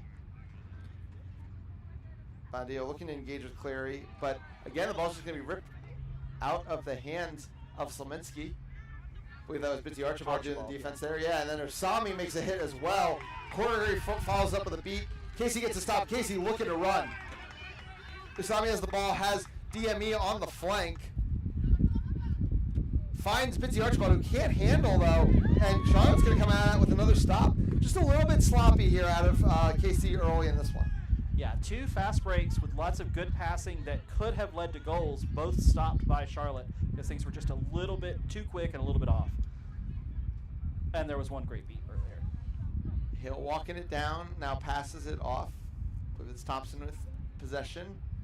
Usami's going to step to Thompson to pass back to Hale. Hale rips across to White, high pressure there by Lauren Smith. And Smith's going to go to the box, I think, for back contact. But what I like about the way KC's been playing their defense is they've just been stepping out so hard and aggressively, and they've been ceding zero space to the Charlotte team. Now, though, Charlotte's going to have some space to operate with the power play. Yeah, they're going to let Charlotte move around on the outside, try to keep their beaters and their defenders they have left right on the hoops. Melissa Ross now in the game and with the ball. It's back to White. Patience here from Charlotte. Thompson set himself up in the middle with some space. DME, though, just pressures Ross, takes it off of her, and now is looking to run. Nobody in his way. Yeah, DME was not going to be stopped on that. No. Once the turnover happened, there was nothing they could do. Yeah. So 2-0 now early for KC. Been all control in the hands of Cleary and Curry, and all the offense has been coming from the KC side. Yeah, in that last exchange, Cleary was able to clear out 3 of the Charlotte chasers and one of their beaters. So it's not like they're just sitting on the ball either. But a nice little exchange there. They tried to take advantage of the fact that Cleary was beat out and had to go back to hoops to maintain control of the quad ball. So let's see if that's going to lead to a score.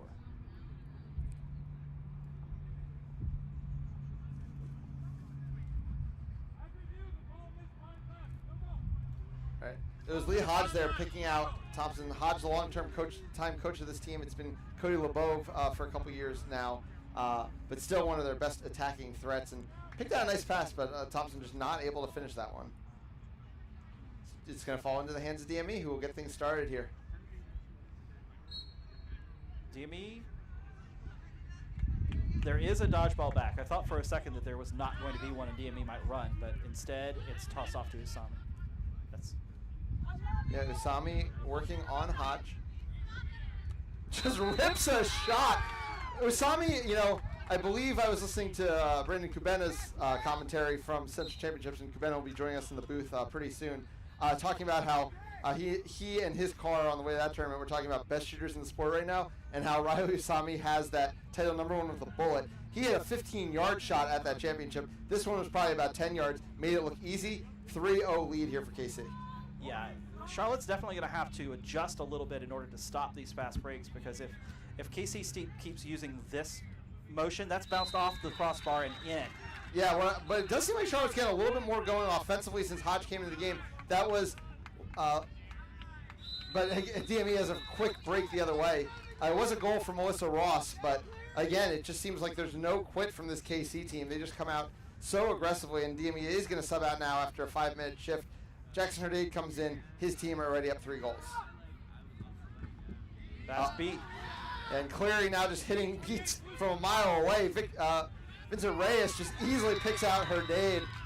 I thought that it was Cleary just throwing a third dodgeball throw there, basically, and he just got lucky and hit. But everything is coming up Stampede at the moment.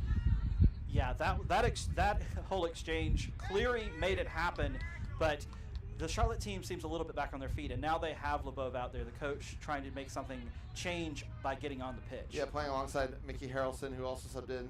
Lindsey Simpson, longtime player out in the LA area, now playing for the Charlotte team. Had the ball up top. Pass goes over the head of Ross. It's getting picked up by Lauren Smith. And Herdade now looking to run. Curry's subbing out, though, and it is going to be against control. LeBeau was finally able to get them that control. Smith gets it over to Herdade. Let's see how Charlotte does with actually being able to play their full defense. Hopefully they can get a stop here, make Kansas City work for more goals. Smith tries a shot there, goes high. It was an attempt at saving that one by Brenna Duncan, but she couldn't quite get to it. And that is a stop from Charlotte. It's more a stop on the errant pass, but that is something that Charlotte's going to be able to take and feel like they can take a moment and kind of slow down, because it's been a lot of goals for Kansas City early. Yeah, Hodge bringing the ball down. 5-1 the score. We're about 6.5 minutes in here. Harrelson makes the beat there. Another beat there, early there right on Thompson. Hodge is going to get that ball. Hodge throws it just in the exact right spot where Thompson's able to get to it to keep the possession alive. But again, it's just this swarming defense from KC. It's the depth and the athleticism that they can just throw around a defensive end. Hodge tries to take a shot, but even there, Herdade just comes flying back from the flank of the defense to make that stop. Yeah, Kansas City displaying just peak athleticism, running to every ball, jumping on every ball, and just running all over this pitch. It's like late game flag runner times out there. Yeah, I mean, this is Fast Break News preseason had KC won, and it's this kind of play that got that distinction in the first place, as Vincent Reyes just goes right through the defense, hits a backhanded flip shot.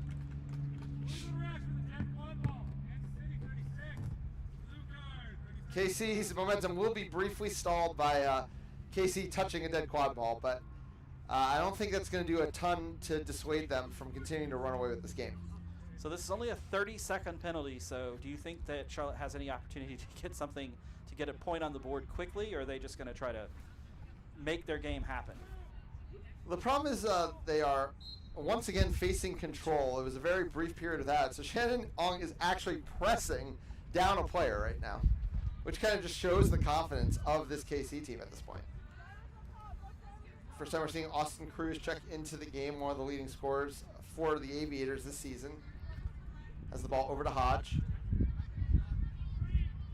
This connection with Cruz and Hodge, hopefully they can make something happen with them out there. They have a lot of athleticism themselves. Yep. But again, stopped. Lauren Smith has been so good around those hoops, one of the better defenders in the sport, and has just been a stone wall But saved. Vincent Ray is just able to save her from that mistake. Now she got a lot of space to operate in if she wants it. Pops it over to Herdade. All Mizzou line in the quad ball game for KC right now. Lauren Smith drives in. Second shot for her going wide. I don't think she's subbed out of this game yet either. Yeah, she's running a lot of a lot of the offense is running through Smith for the stability, whereas the others are doing transition and being in the right spots.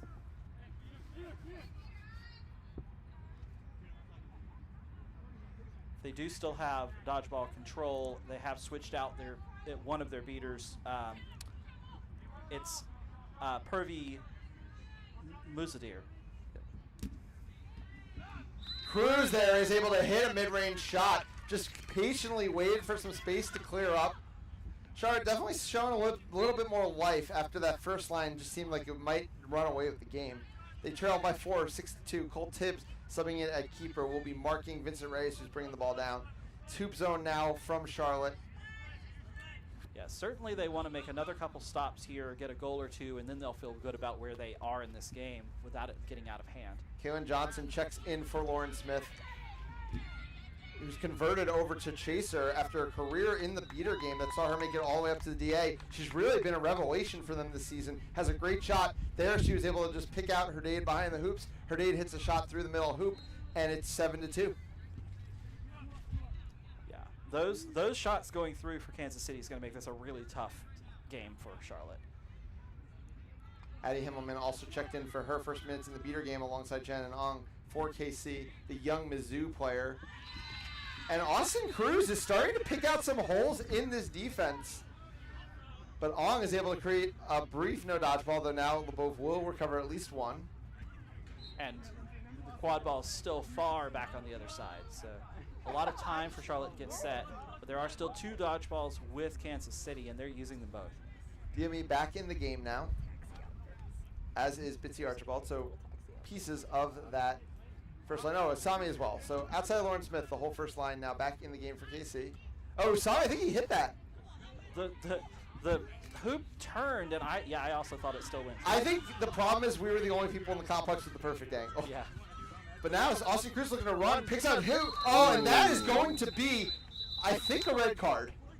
I don't think Chris Lecomp's going to have a lot of options here. The ball was in the air, and the player did not have it. Gotta say, a formed tackle by Kaylin Johnson, but not going to be a legal one, I don't believe. Legal contact. Carolina helpless receiver. Kansas City, number 3. It's a red card. Number 3 is disqualified. 2 minutes to the box. That will be a red card and a real opportunity here for Charlotte. Yeah, we need to see Charlotte take advantage. That is a big mistake on the Kansas City side. 2 minutes. Charlotte has the entire time. Kansas City will be down one of their chasers. Timing-wise, it was just... Just laid out a Navy SEAL. Yeah. Not sure what the extended stoppage is about right now.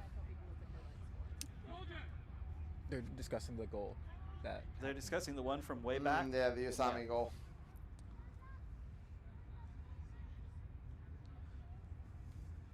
I hope we weren't talking too loudly when we were speaking positively about that going through the hoop.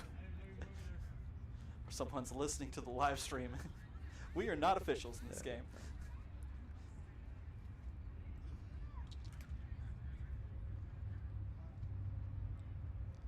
So the penalty kill unit for Kansas City certainly is capable of taking this 2 minutes and keeping Charlotte from scoring, but Charlotte's going to have a great opportunity.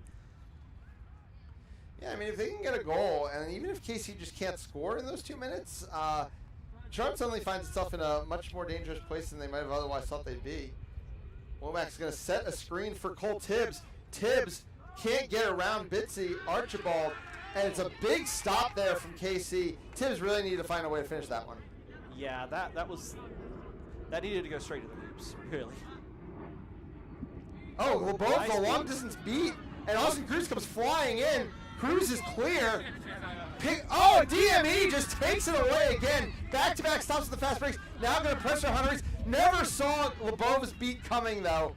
So it will be a stop, but at least KC killing time. DME, though, known for his offense, has had back-to-back very important defensive contributions. Very, very much so. And that was, again, a very nice beat from LeBeau from the outside on a breaking DME. Had to be perfectly timed, and it was, to stop that goal from scoring. So Charlotte with another opportunity to get another goal, a goal on the board here. 7-3 the score. Charlotte hanging around in this one, a game that's generally been dominated by KC. Yeah, since Cruz has come in the game, it's been a different game. Yeah, I would say it's almost been probably even in quad ball points, if I had to guess. And you would be correct. Yeah. Himmelman gets beat out there. LeBeau pass across to Tibbs. Oh, Tibbs got it in the direction of Sliminski, who couldn't handle. Sliminski's going to recover, though. Now it's Tibbs again. Tibbs working on Usami, knows the beater's coming. Rips it across to Cruz. Cruz is going to have some space. Cruz shoots, I don't know if it was a shot or a pass. Either way, it goes wide. Yeah, that was, that's a big time hit in the middle of the field, LeBeau. Yeah, I don't know. There's a lot to talk about in what just happened in that quad ball game. Yeah. But yeah, it was. We have the young pair, the Himmelman pair, in right now for KC, and LeBeau said, "Welcome to the league, kid," with that hit. But to his credit, Miles Himmelman got right up, and I think might have gotten in the end drawn a call. But we will see how things play out. Yeah, I really liked Himmelman flipped basically just without missing a step, back on the ball, back towards the goals. It's a big conversation here. If it does turn out to be a penalty, it will effectively negate the rest of this advantage.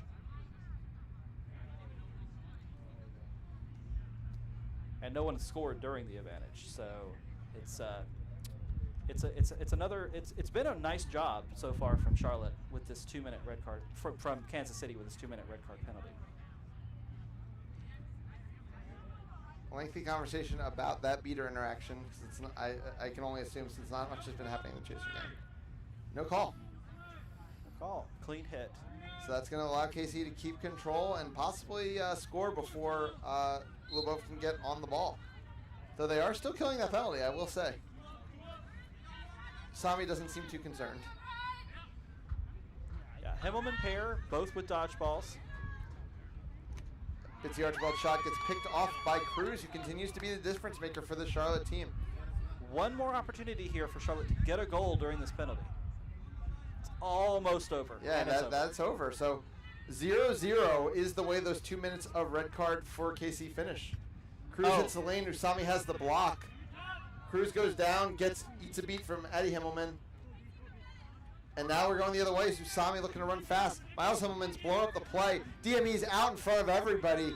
DME was just waiting till he had 4 again to get back on the board. Extends the lead to 5. Yeah, DME had this angle on this side. There was no chance they were stopping that. Usami,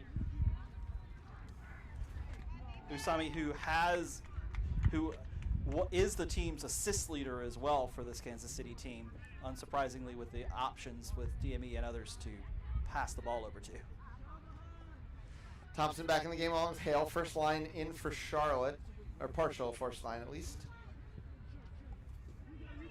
Gets over to Lauren Hirsch, who shoots, deflected, and then I believe it's Bitsy Archibald who recovered it. DME comes in to help her out. And sorry, that was not Bitsy. I'll get you in a second as we clear up. That was Aaron Higgins.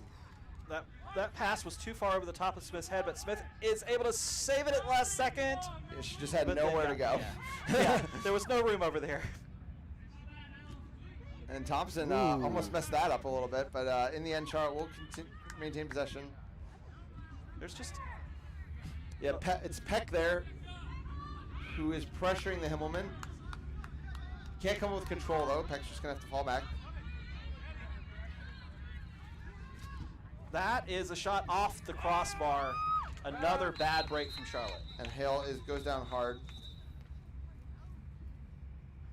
Okay. So we'll have a quick injury stoppage here.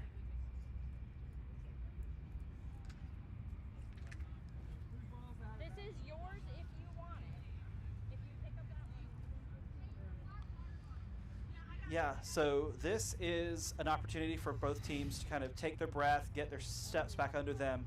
I feel like from the way the game has gone, it's 80-30. It could have been even more. So if Charlotte can start getting a couple breaks from this point, then they could really get back into this. But they do need a couple breaks, 5 minutes to go before the 20-minute mark. Yeah, but I felt like the only real life they showed was with Cruz on the field. Cruz much needed break right now after playing a long shift. Cruz also one of their seekers, so I don't know if they're even going to try to get them in again before the flag on pitch period, since there's only about 5 minutes left to that. So it's going to be interesting to see if KC can just start to pull away here. Yeah, it's entirely possible. The athleticism on this Kansas City side has, like, they could put up a lot of goals and quickly. Thompson gets sent back to hoops for back contact, and KC is going to run its offense through Riley Usami. Usami, Smith, and DME all touched it a lot. Oh, that's right off the top and a little bit to the side. But DME is still the first one there, so Riley Usami doesn't get punished for the shot. Now we'll get a second opportunity. Just goes to D, but Lee Hodge gets there first. Loose ball. Loose ball, a big fight for it on the ground there. Hodge and DME both on it a lot, and finally Charlotte's able to clean it up. Yeah, that possession wasn't ending until DME got beat, because DME was not giving up on it. Yeah. So Charlotte's going to bring the ball down here. They're trailing by 5, but have weathered a lot of the storm after what looked like might be a blowout early. Hodge and Bonadio are talking. Hodge really needs to get involved in the offense here for Charlotte to get back in this. Hodge picks up an early stalling call this time around. Looks to pick out Hirsch, nothing doing. Thompson can't get there either. Yeah, that pass goes all the way out. That's not the type of play that Charlotte wants. Hey, great work, Tony. Charlotte's able to get back dodgeball control as well. This is the pairings that really favored Charlotte the first time around. Bonadio, well, with Bonadio against Cleary. Curry in the game as well. Hana Reese, who's now in, was not in alongside. And Casey is able to take dodgeball control off of him as Hana Reese clears out. 77. Lauren Smith is in the lane. A shot, though, is knocked down. Yeah, that was Gomez. 77.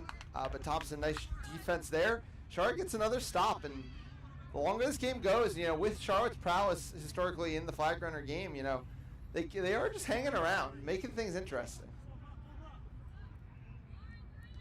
Yeah, Charlotte's been doing a good job. Like they've kept some of Kansas City's opportunities down. They're just a step behind on offense, especially without Cruz out there. Yeah, what's tough is a lot of these positions are not even getting shots. They were when Cruz was out there. Lindsey Simpson, though, does a nice job keeping the possession alive by getting that one back up to Hodge, though. Yeah, opportunity here. Still just tight defense from Kansas City. Long pass from Hodge there, looking for Simpson, can't get it. Bonadio is able to keep the play alive, though. Has to eat a beat from Cleary for the trouble. Herdade's going to be on it now. Yeah, Herdade's hit from behind there. Nice beat. Yeah, Hodge has a chance. This is a huge play by Lauren Smith here. Stops the fast break opportunity, and now Cleary's going to be the first beater there, which means Lauren Smith is probably going to single-handedly force a turnover here. And that is the case. Yeah, Bitsy Archibald recovers it, gets it back to Smith, but huge play there by Smith, whose defense has been game-changing in this one. Sharp could either easily have one or two more. Bitsy Archibald's shot goes wide there. That was another good look from Kansas City, just barely wide. Herdade, though, this time has the pressure, and Hodge, a little frustration off that turnover. He's going to pick up a card. Yeah, and that's what starts to happen. You're tired, and you see the other team has a step on you a lot, and then you start picking up a couple cards, and then things might get out of hand. So the Charlotte team wants to make sure that they avoid feeling that way. Those last two plays have just really shown how solid this Kansas City team is, with these steals right up here at the top. Charlotte not even able to get back into their own zone.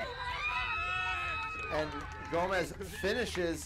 KC extends the lead to 9 on that nice little power play goal.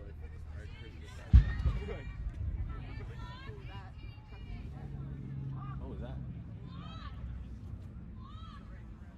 Pretty sure we had a very loud car just kick back out in the highway there, and I think startled everybody on the pitch for a second. Yeah, I was a little concerned. I was looking around trying to see what was happening. Hodge now in the lane.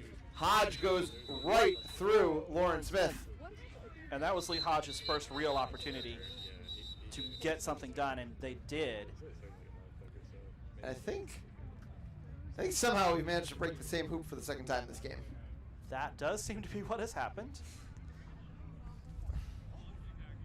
So we're gonna find Belton again, get things back. Yeah, tough day for the middle hoop on the right side of this pitch.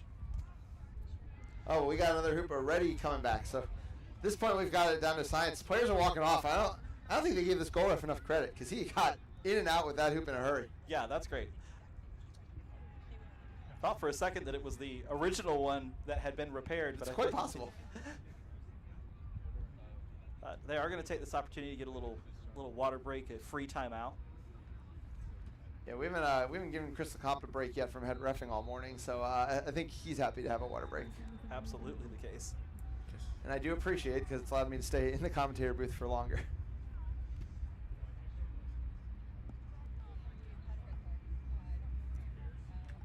Next on this pitch, we will have our second quarterfinals time slot kicking off with the Detroit Innovators, who we watched take a 3-game tight series from Houston, taking on one of our title favorites in the New York Titans. Coming back onto the field now, and still it's 90-40 in this game. That's only 5 goals, and it's still it feels like it has been more extremely in Kansas City's direction. But Charlotte's done a fairly good job of staying within striking range. Yeah, and we've already had one quarterfinal finish up on pitch 1. The first game with the Forge winning 135-80 over the Soldados. The second quarterfinal over there between the Prowl and the Admirals has actually kicked off as well. They're 4 minutes in a 10-10 tie. We're still here with our first quarterfinal on pitch 1. We had a little bit more business to attend to in the play-ins than pitch 2 did. Yes, we had that third game, and we had that Detroit versus Houston, all 3 of the games going really close and really long. And the second game that was from the other series was long, that was here as well. So here we go. Helson's going to reset the dodgeball control here for Charlotte. 5-goal lead currently for KC after that Lee Hodge goal. Bonadio and Harrelson with that control now. About 80 seconds here. Here's Smith, who's been able to make a lot of things happen from this side. And a hit there. Good stop from Charlotte on that time. Okay, so Charlotte's going to be able to take the ball going back the other direction. Thompson here on the near side.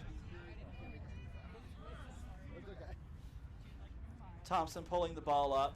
Kansas City with only 1 dodgeball back, but has the rest of their defense all set. Tosses over to the far side to Simpson. Yep, Simpson bringing it down here. Still 5-goal lead. 40 seconds left here in the secret floor.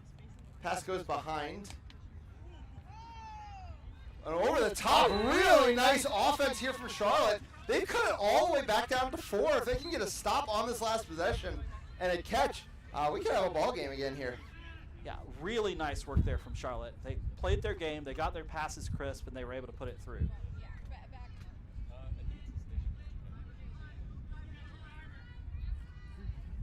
They do still have dodgeball control as well, which they certainly want to keep. 10 more seconds.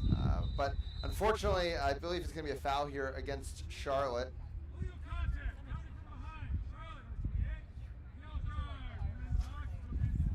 That's Simpson with the yellow card. Yeah, contact on someone not in possession.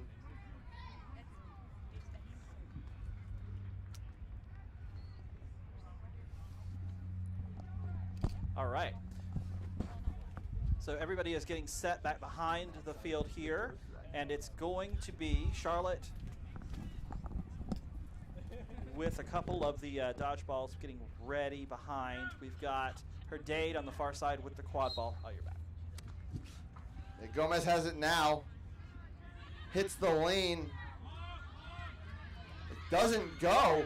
So Charlotte's going to end up with an extra possession here. Possibility to cut the lead to 3. Only bad thing for them in that is that they did wind up losing dodgeball possession, so they it is control with Kansas City now. Okay, Brooks has the ball on the near side. Cleary has cleared out Harrelson, or tried to, now has. Oh, a bobbled pass there, so a little bit sloppy in the end for Charlotte. KC will take their 4-goal lead into the flag runner on pitch period. They will take their 4-goal lead into it, but it is only a 4-goal lead, which is that's a takeable game. Yeah, I mean, I think it's about the lead they had at the 4 or 5 minute mark. Yeah, they led by 5. They were up 6-1 at one point in this game. Yep. And now they're only up 4. Charlotte did a really good job of stabilizing this game. The key was that they finally started to put some work in the beater game. I think that first shift by Lebov, where they were able to finally get some control, and that kind of just worked its way all the way down the roster in the beater game. They've been more competitive there, and because of that, they've been able to pick up some stops finally. And once you start making stops, you realize you can make stops. Right. And so that's been key for them too, because there was a time back in that like 6-1 period where it seemed like they were mentally checking out of this game. Sure. But Cruz came in, Lebov came in, and it turned things around, got the momentum back on their side. It's still been back and forth. There's still been some runs from Kansas City, but certainly Charlotte has been much more into this. And now a catch and a goal, and it's tied. Yeah, and I mean, I don't think this is exactly how a lot of people saw the series going. We did see, you know, in the plans as well, Washington, who are the heavy favorites against Minneapolis, actually go into the secret floor of Game 1 facing a deficit because, you know, it's always hard to play your first game of a day in a quad ball tournament, especially with the expectations here, you know, the pressure. I mean, this Kansas City team has never been anywhere near a preseason #1 ranked team at any point in its history. This is a new horizon for them.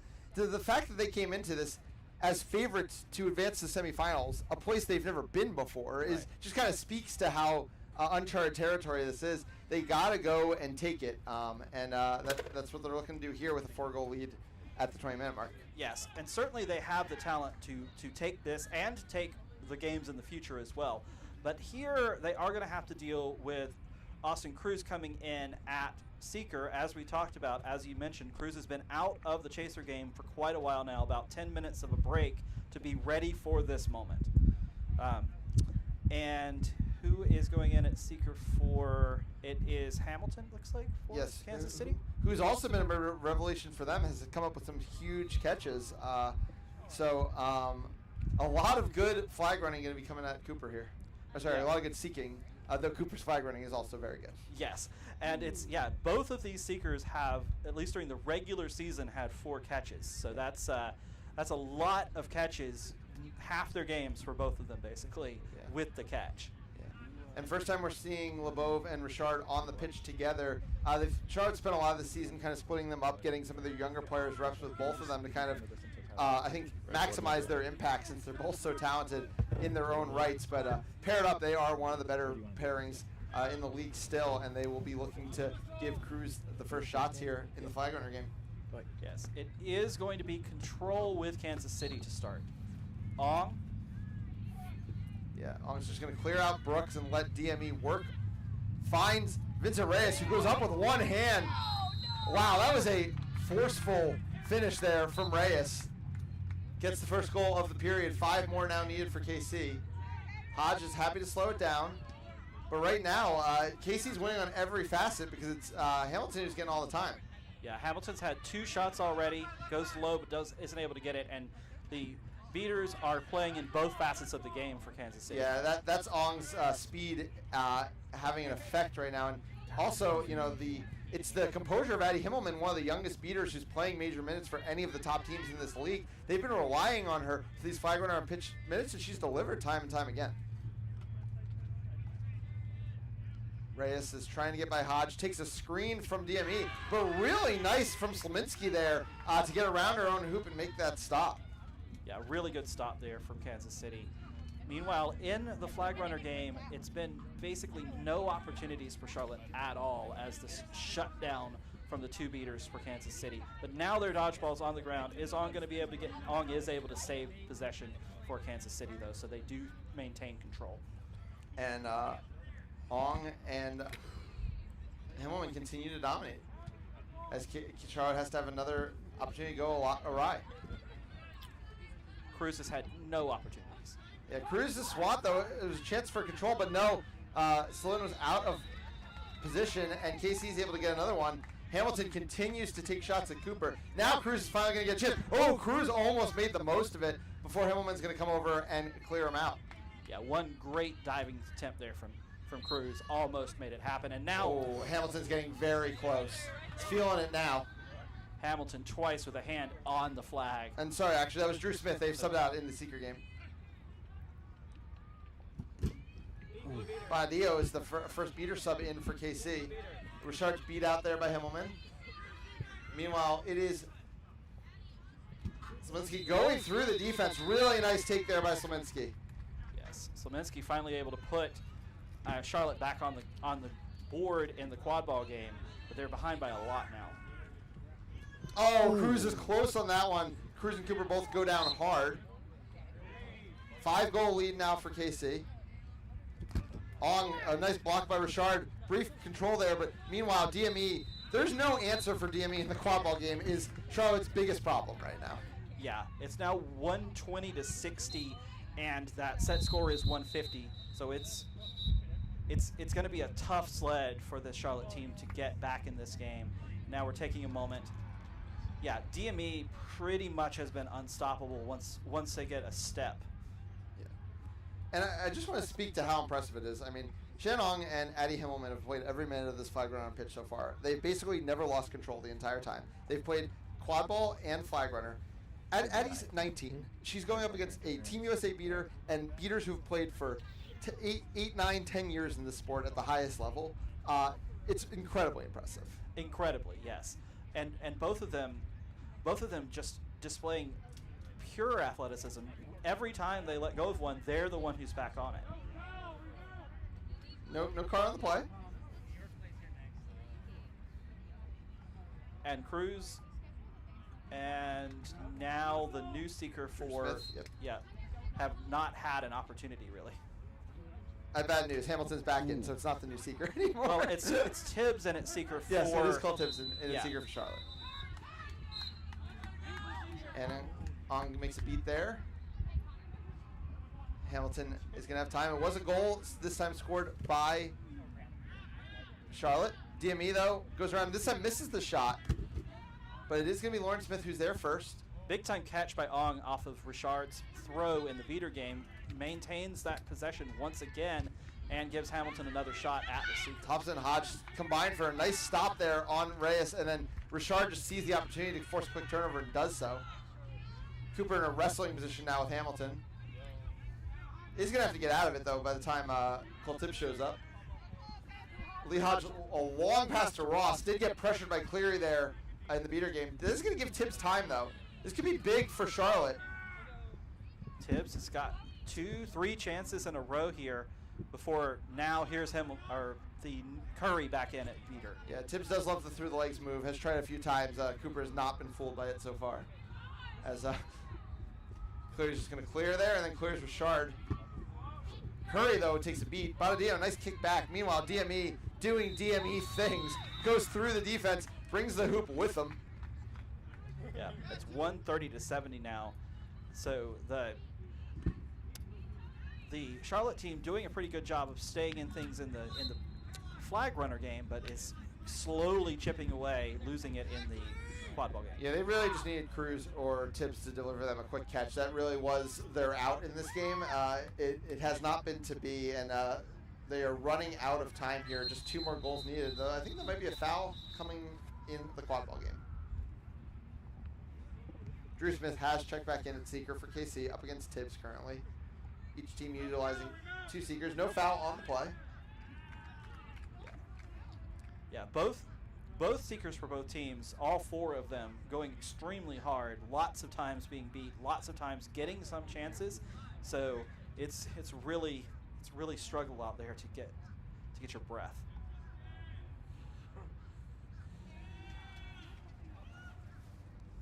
I think all the balls have now been retrieved around at the far end of the field.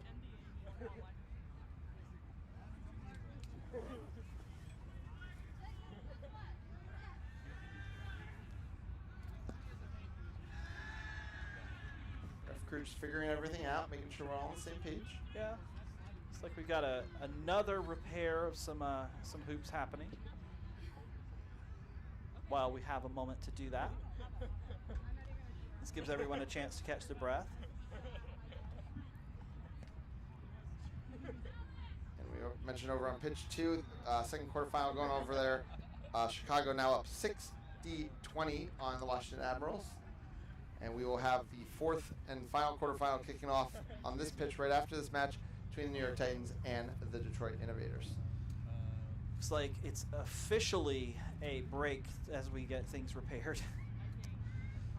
So it's 130-70. That's a six goal deficit, only 2 goals away for Kansas City. What do you think that Charlotte would need to do to get themselves back in this? I mean, it's just a catch. There aren't any other routes back into this game at this point. They need Tibbs, or if Cruz subs back in, Cruz to deliver them a catch. In part because they then also need to get Cruz back in the quadball game. They really do. So ultimately, that's kind of what it comes down to. A goal would be great, but they need that quick catch, or this game is kind of rapidly moving towards its conclusion. Yeah, and it's just attrition, right? So it's like the longer that they have to spend all their resources out in that flag runner game, the more likely it is that Kansas City is able to get a break and get DME, a bunch of times DME, or one of their other players, an open look at the hoops. All right, hoops seem to be all set once again. Players getting ready to get started. Everybody's back to their spots. As we were mentioning, one of the dodgeballs and the quadball are just far over on the far end of the pitch, sitting there. So somebody's gonna have to get to those once we get started as well. Yeah, it seems like they called out on KC because it looks like Hirsch is gonna go get that quadball. Obviously, Lebov is going to recover that dodgeball. Sorry, the quadball was in the play. I did not realize it had never gone out. Smith almost got to it, but was beat. Yeah, Hirsch doing a good job keeping the play alive. Oh, gets over to Thompson. Well done. And Thompson just picks out Ross. So another nice possession there from Charlotte. But again, the thing they need, the only way they're getting this game is if Tibbs can deliver a catch.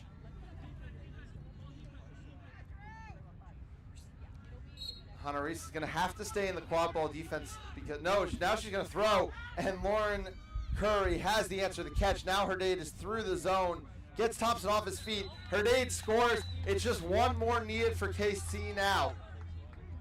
Or Drew Smith could just end it in a hurry with a catch.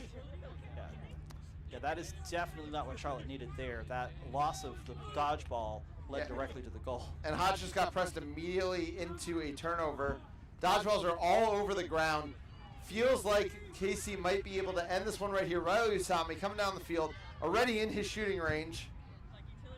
Oh, but he fumbled the ball and wasn't able to get that shot off cleanly. Nice job on the rebound as well.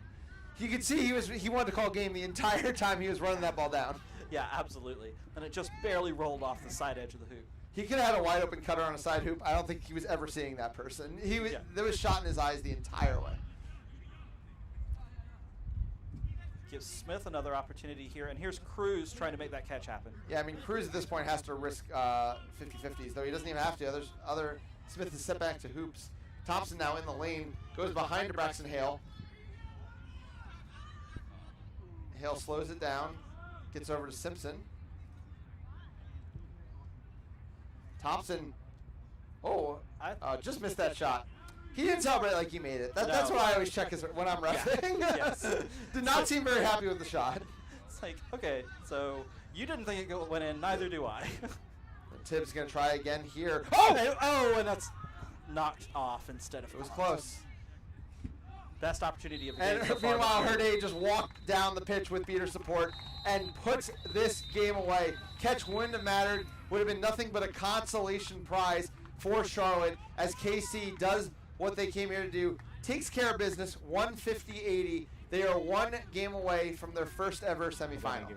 That was amazing work from this KC team. Really nice job from Charlotte getting back into it, and can't wait to see the second game of this series.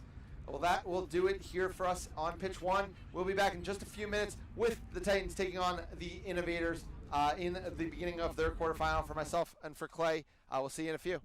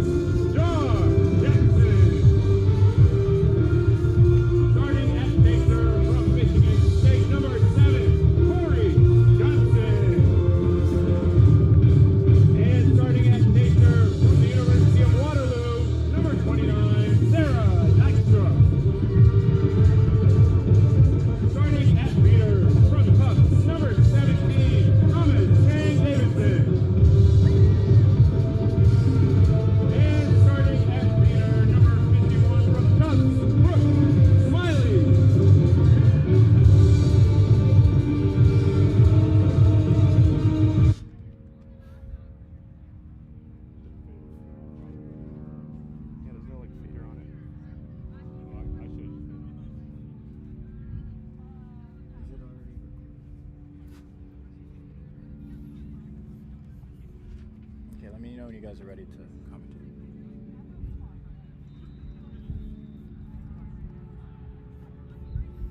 3, 2.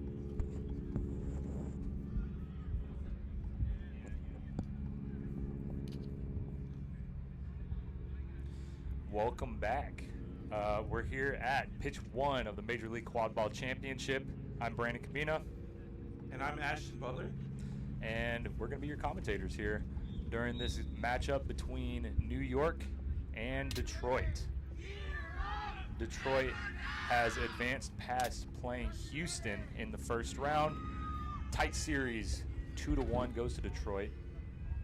And yeah, New York is here looking to, I believe they're the last undefeated team this season, correct? They're the only one left. So they're looking to continue that hot streak. So I'll be play-by-play. Ashton will be commentary, and we're off. John Jackson actually beats old teammate Frank Minson to the ball, then throws it a little bit too early, I'd say. He was a little nervous that Leo Freed fellow was there. And you can't really blame him. Leo is a scary man. You don't want to get injured right off the rip by someone who is just going to definitely hit you. Yeah, definitely a storyline game here. John Jackson against his former team, you know, the team he played for so long. It's like Michael Jordan on the Wizards, you know. Yep. And, well, we're back at it. Number 34, Lindsay Morella, has the ball. She's going to probe the defense a little bit, get it to Leo Freed, who's going to pass it back to Morella. She's going to pass it behind to Iannucci. Easy little pass to Freed. And they're just probing this defense a little bit, seeing, you know, feeling it out, seeing what this Detroit team's all about. Freed with the ball, back up to Morella. That's a none situation for a tiny moment. Iannucci dunks the ball over that chaser on Detroit. 10-0. Yeah, Iannucci's always been a good player, but has definitely shown their stripes this year, especially in USQ and in this MLQ season. Yes. Definitely just earned that starting role for, I mean, the whole season, really. Well, technically it didn't start, I guess, but You know what I mean? on the starting line First for line, sure. yeah. Yeah, I think I'd agree with that. Has always been kind of out of the spotlight, and this year he's really, really in it. But let's get back to the game. Number 6, John Jackson up top, probing the New York defense. Now, missed beat by Thomas Shane Davidson, and a missed shot by John Jackson. Unfortunate, but I think you kind of have to take that. You've got none. You know that New York is really, really good at this. You want a good turnover, sending it way back there. Helvachi with the ball moving up. Detroit still with none. She's going to draw Butler, get it to Morella. Iannucci misses the dunk.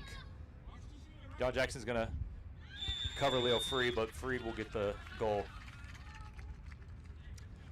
Freed is still on Detroit's side. You can tell he's thinking about pressing a little bit, but decides not to. We've got Rob Butler with the ball. He's going to come up this left side. He'll have John Jackson on the right with Brooke Smiley in the area to protect. I think New York knows exactly what they want to do, though. New York's overloading their beaters a little bit toward that left side. I mean, especially when it's John Jackson. Pump fake. Jackson bites. Back to Dykstra. Bounce pass to Jackson. This beater, number 30, with the pump fakes. Scaring Detroit a little bit, but not quite enough to cause a turnover or anything like that. Control goes to Detroit now. Thomas Jane Davidson and Brooke Smiley successful with that. Rob Butler's going to probe the defense a little bit. He's looking to his left, looking to his right, gets it to Jackson. Jackson tries to shoot it, I think, but a dodgeball hits the ball, knocks it out of his hand. This is a none situation for New York, really. Oh, Jackson read Leo Freed like a book, but Freed will get the ball and still score. 30-0, New York. Yeah, New York looks really patient on their offenses, regardless of how fast that offense is starting. They're just looking really patient and just being unselfish and finding the open man. Yeah, I think you're right, especially in a situation like that where they could have fast broke. They kind of did, but it was in a formation, right? It wasn't just like, oh, let's run. So, bounce pass from Detroit Chaser to number 22 over here on this left side. They're going to pass it to Amanda Margolis. They're going to probe the defense a little bit. Mike Lee's covering that keeper up top. Keeper shakes Lee, gets the ball back, going to pass it back to Jackson Massey. And a cut? Not quite. lots of, I mean, Luke Markman was one of the best cutters in the entire game. I mean, that was a great offense by Detroit. 30-10. We're going to have a ref discussion here, though. It was really interesting. The amount of just beats that were happening. New York was being maybe a little bit too patient on that defense with their dodgeballs, but Detroit just tap, tap, tap, tap, tap, tap, tap. I couldn't even keep up with it. Right. Lee with the ball, fast break. Detroit keeper's ready for it. Lee thinks twice. Still going to probe the defense. Get that over to Leo Freed on the right side. So an exchange happens. Freed is covered. Gets it to Hovachi. Back to Lee. Very close to the hoop. Let's see. That's a bucket for Lee. Wow. He got up. Yeah, Mike Lee's one of the better one-on-one scorers in the sport. You don't want to give that combination of speed and power a chance at a one-on-one. Yeah, it's kind of like you kind of have to make a rule for Lee that if he's in your keeper zone, you might want to diverge or converge on him, I'd say. Definitely. Lee's going to cover number 22 from Detroit. Shakes Lee again. Let's see. Ooh. Looks, I know exactly what happened there. Wanted to pass it back to Nick Love, who usually is a chaser, but is beating for this game because of a few injuries. So unfortunate. Love is actually, honestly, really usually in that spot for the alley-oop. So we'll get some numbers in here. Is Christian Antaron, that keeper for Detroit. They're going to have Jackson Massey with them, as well as Amanda Margolis, sorry, and Luce Marklin. We're also going to have number 88 beater Fiona Flynn in from Michigan State as one of the beaters with Nick Love. I mean, 40-10 game right now. Still winnable though by either team. That's only a catch away. Ball's going to go way back to Helvachi. It did go out of bounds, so they will be inbounding it. Looks like New York wants to go fast here. Nick Love does slow up, take K a little bit.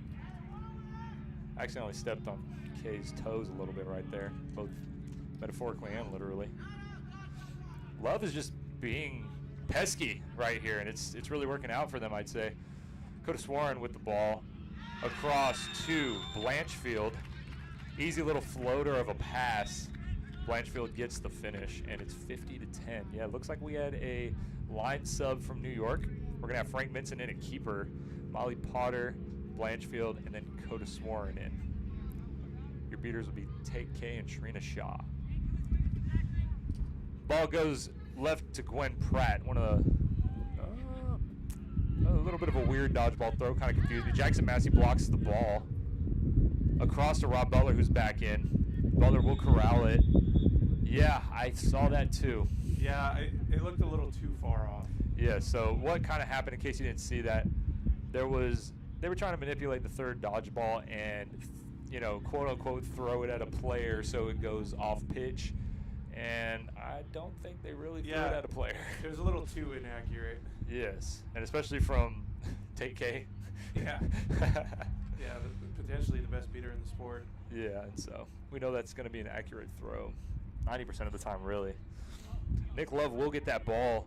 He's in the back left over there, contending against Trina Shaw. Kay will not get a card, but it will be a dodgeball turnover. This is none for Detroit for a second here.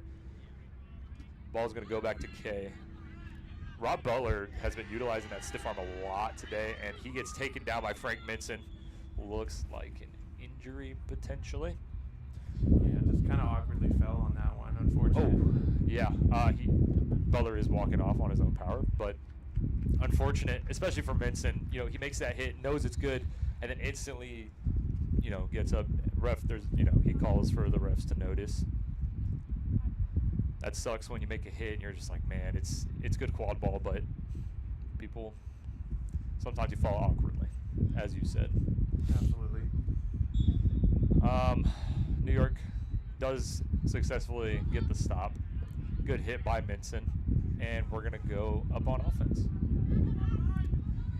Minson with the ball, probing Antron a little bit. Nick Love A little bit of an exchange there. A drive by Coda Sworn and a dunk over Dykstra. Entourage wants the smoke. Yeah, that's a lot of fire right there to take. Yeah, definitely. You know, fast break doesn't work out, but I mean, they stay on offense. They keep it going. I like Entourage's energy right here. He's going to probe the defense. He's trying to draw a beat. Brodeur will beat K, but an unlucky bounce for Brodeur. Massey wants the smoke too. Draws a beat, gets it to Pratt, who's going to get it to Dykstra, who's a great driver. Back up top to Entourage, who's beat, but Pratt's there. Beater in the area, Pratt. Yes, yeah. Looks like an illegal reset. I like, sorry, not to cut you off. I like what Pratt did there, though, knowing it'll likely be a turnover. Let's get it over there so it isn't a fast break right here. For sure. Not successful. But unfortunately, this should be a good goal. Unfortunately for Detroit, this should be a pretty easy score for Coda Sworn. Yeah. Very shifty. Coda Sworn gets that goal, and that takes us up 70-10. New York is up right now. Yeah, Coda Sworn's been a part of the last 3 goals for New York. Always been a great player, especially going back to the time at Brandeis. But you know, over there in New York, when you have so many talented chasers, it's hard sometimes to make your name. Yeah, for sure. Absolutely agreed. Yeah, they've definitely given Coda Sworn a shot, which I think is very warranted. Looks like Jackson's back in. He's going to pass that to Entourage after drawing a beat. Entourage will pass it to Dykstra, who wants the dunk, and that's a goal! Good eye by Entourage and a great cut by Dykstra, but Minson wants the goal the other way. He's going to draw Jackson and draw a beat, and then Molly Potter's cutting on his left side. She's going to get that goal. Frank Minson wants the press, wants to see. New York says, no, let's keep going with what we're, succeeding with. Sometimes it's not necessary. Even though, you feel like you can keep the foot on the pedal, sometimes it's just not worth it. Yeah, well, especially in these, this is Detroit's 3rd game, New York's 1st. You don't want to gas yourself out, right? Yeah. And Detroit has successfully, already once this game, defeated a press. Right. So, Pratt with the ball. Got it from Entourage. They're going to probe this defense, pull Minson a little bit, get it to Entourage. Entourage's going to, I like this kid. He's trying to draw them very, very well. And then a pass up from Margolis to Gwen Pratt. Good move, I think. Minson was covering Entourage. Get that to Luce Markland. Looks like John Jackson had a, oh my goodness! That was online. I guess it didn't go through, but yes, you're right. It was an accurate shot. Maybe it was short. Yeah. I mean, I'm not going to lie. Luce Markland, that was a pretty good turnover, with an attempt to score. Minson with a goal through the top hoop. They got down there on offense so fast, we didn't even have a chance to cover it yet. 90-20 is our score. I think maybe they're looking at potentially whether or not this goal actually went through the hoop or not. Any way to get a For Markland? Yes. Yeah, I think it might have. I'll give my bias. Yes, I think it went in.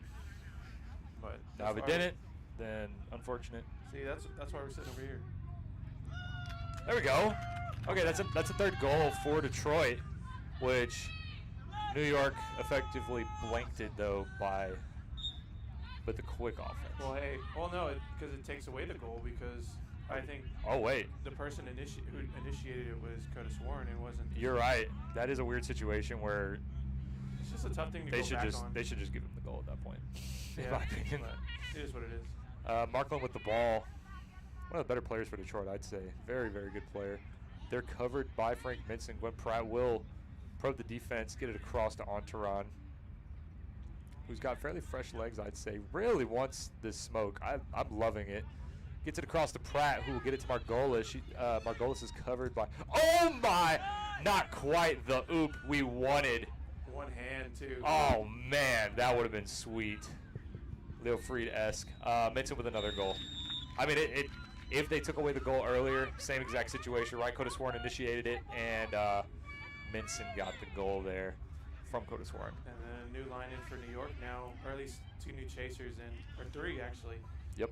D'Onofrio, Nivas Jairam. And Kona. Younger line here for sure. Yeah, Monvi Kona. Yeah, all 4 chasers here have graduated, or at least have played in the college game since COVID. Man, that's pretty great. Honestly, we have their birthdays here. Yeah, they are very, very young players. Let's see. Oh, rims out, but a good drive and a shot. Well, I guess not a good shot because it rimmed out. D'Onofrio wants to drive. Unfortunately, selfless. Very selfless there.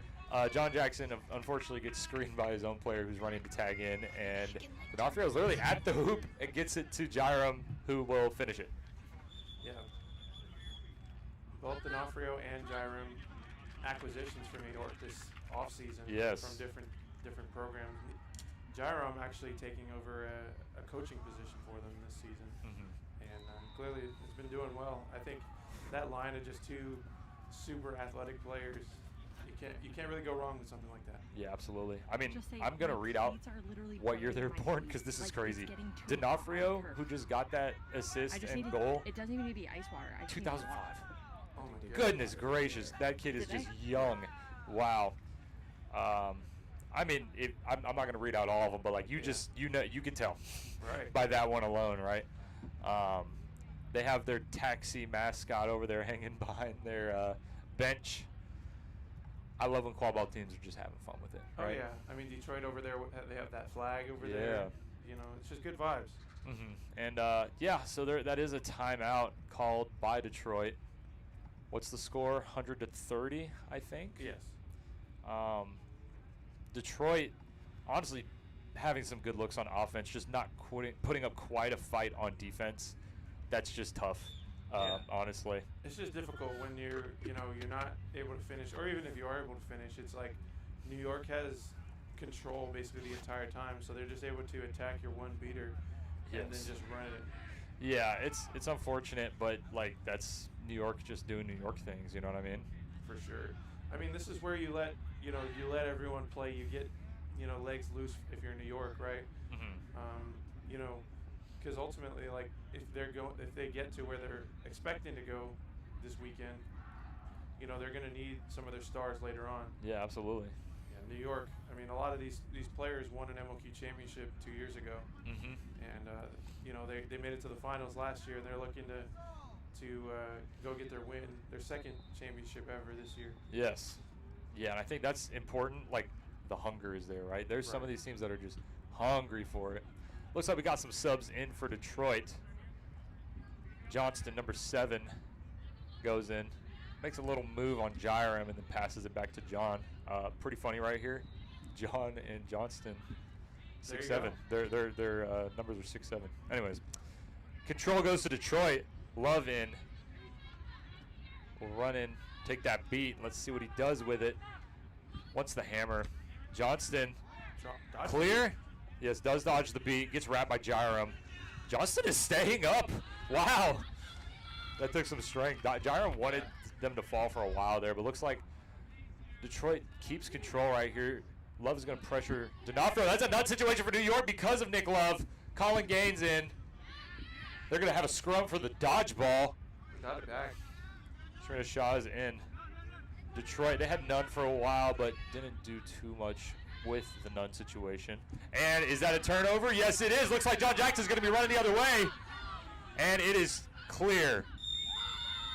Good hustle by Jairam, just not quite quick enough there to stop John Jackson. None still? This is crazy. Looks like Detroit's going to press here. Maybe not quite. New York utilizes the little slow down in the keeper zone technique. I think we all know that one. Oh yeah, take your time. You don't have to rush it. Yeah. Don't Well, make an unnecessary turnover. Yeah, exactly. So we're gonna have Jairam with the ball. I believe that's shot in the area with Jairam. No. That's Mondi Connor. Well, the beater. My apologies. No, that's Rebecca Iddy. Rebecca Iddy. It is. Yes. From RPI. Rebecca in the area. And misbeat by Nick Love. I'm not able to stop it. I'm sorry, Nick. That's still a hard defense played by Detroit. I mean, Kona just... Nick Love coming back in like Superman. Yeah, Kona just keeps it alive for a while. They're running around. Johnston will make contact on D'Onofrio. Everyone's going to make contact on D'Onofrio, but that kid gets the bucket. We'll see what cards get. Yeah, looks like a card on Johnston, but Looks like just one. goal was good. So effectively canceled out.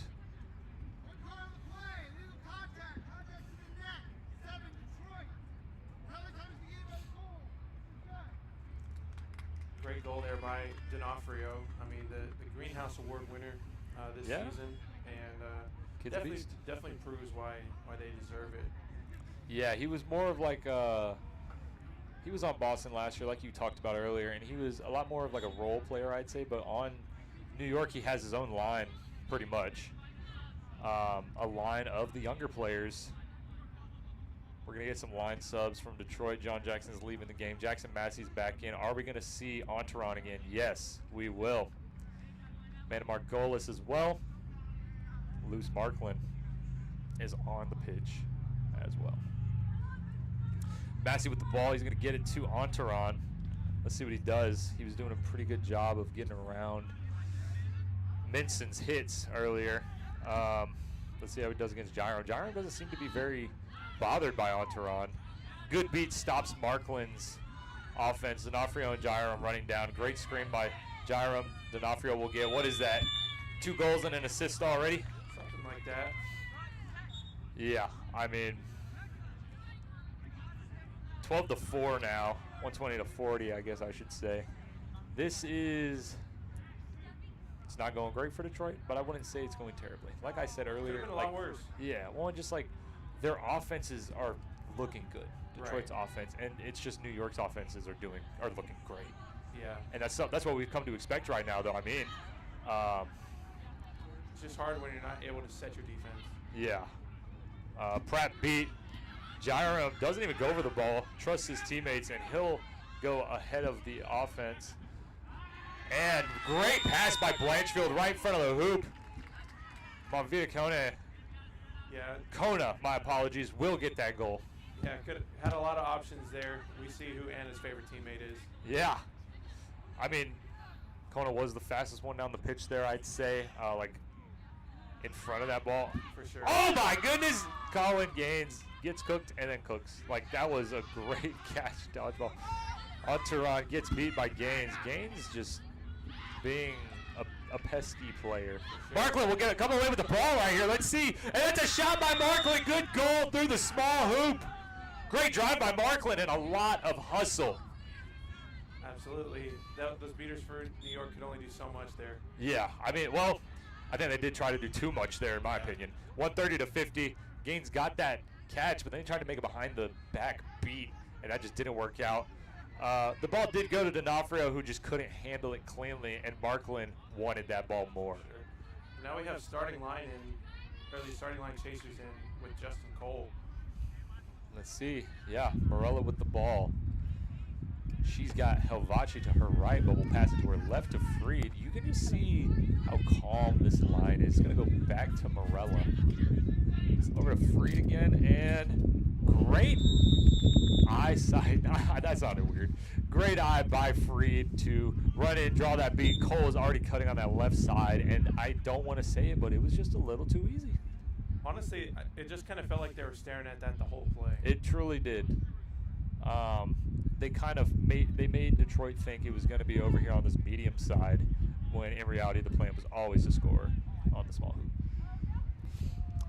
All right, Pratt with the ball pulls Cole a little bit, but read like a book, I'd say.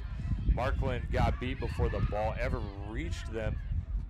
Margolis with the hustle. Enteron will make a good tackle right here. Does get beat, but he was already in the middle of that tackle.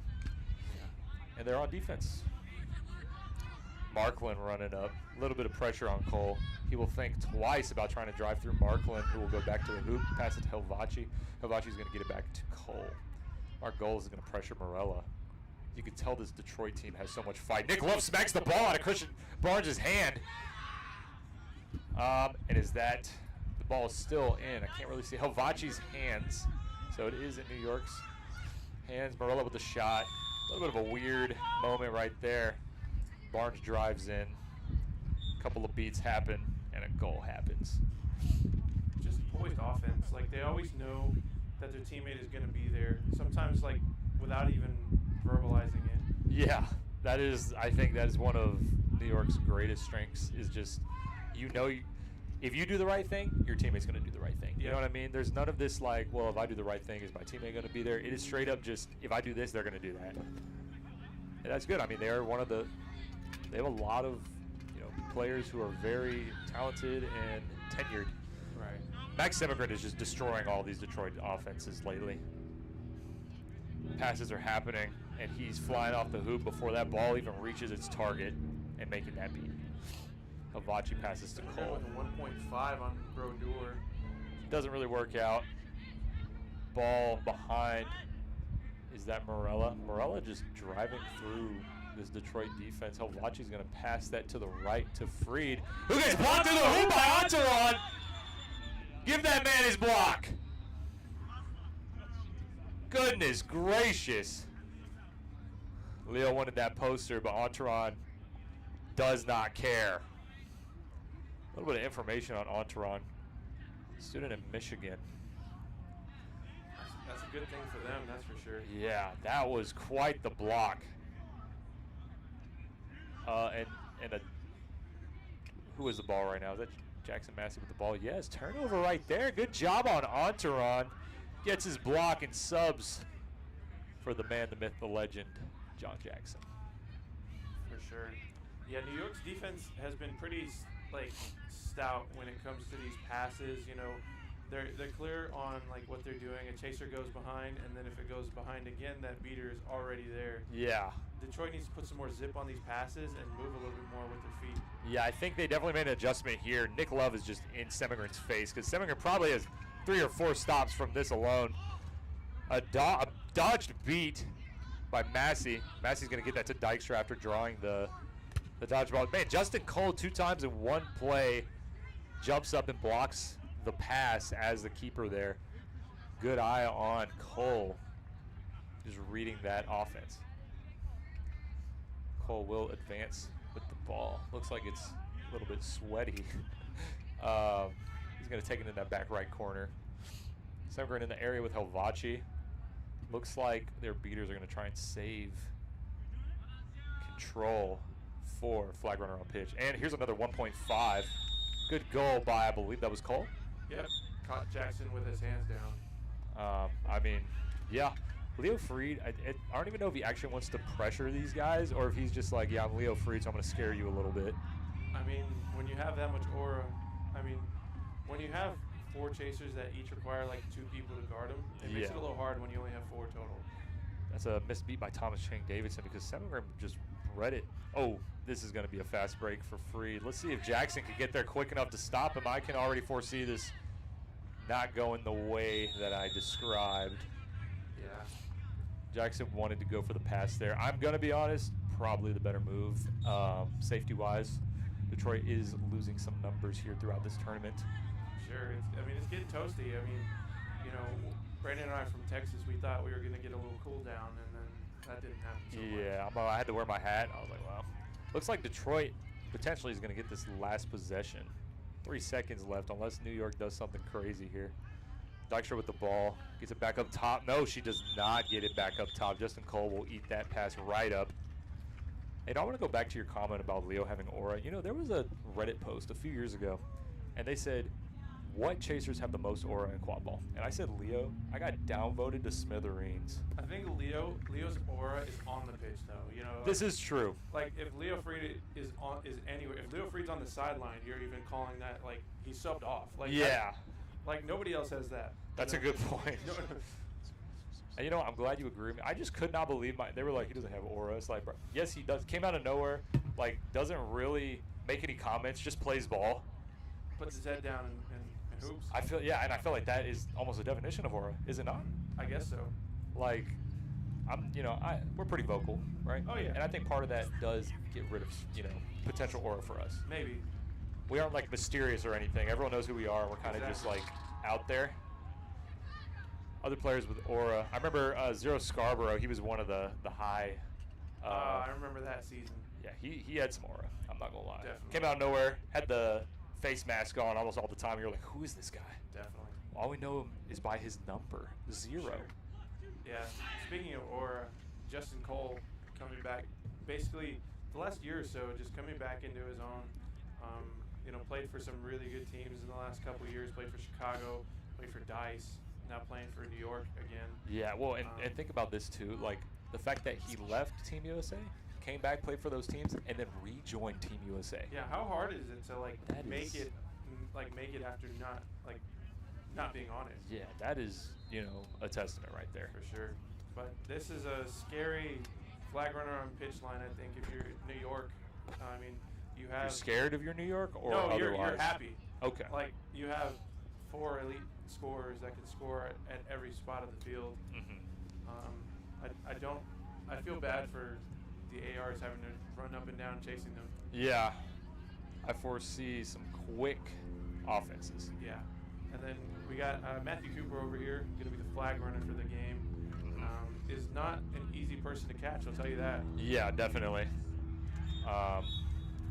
Let's see. Let's call out this offense right here for New York.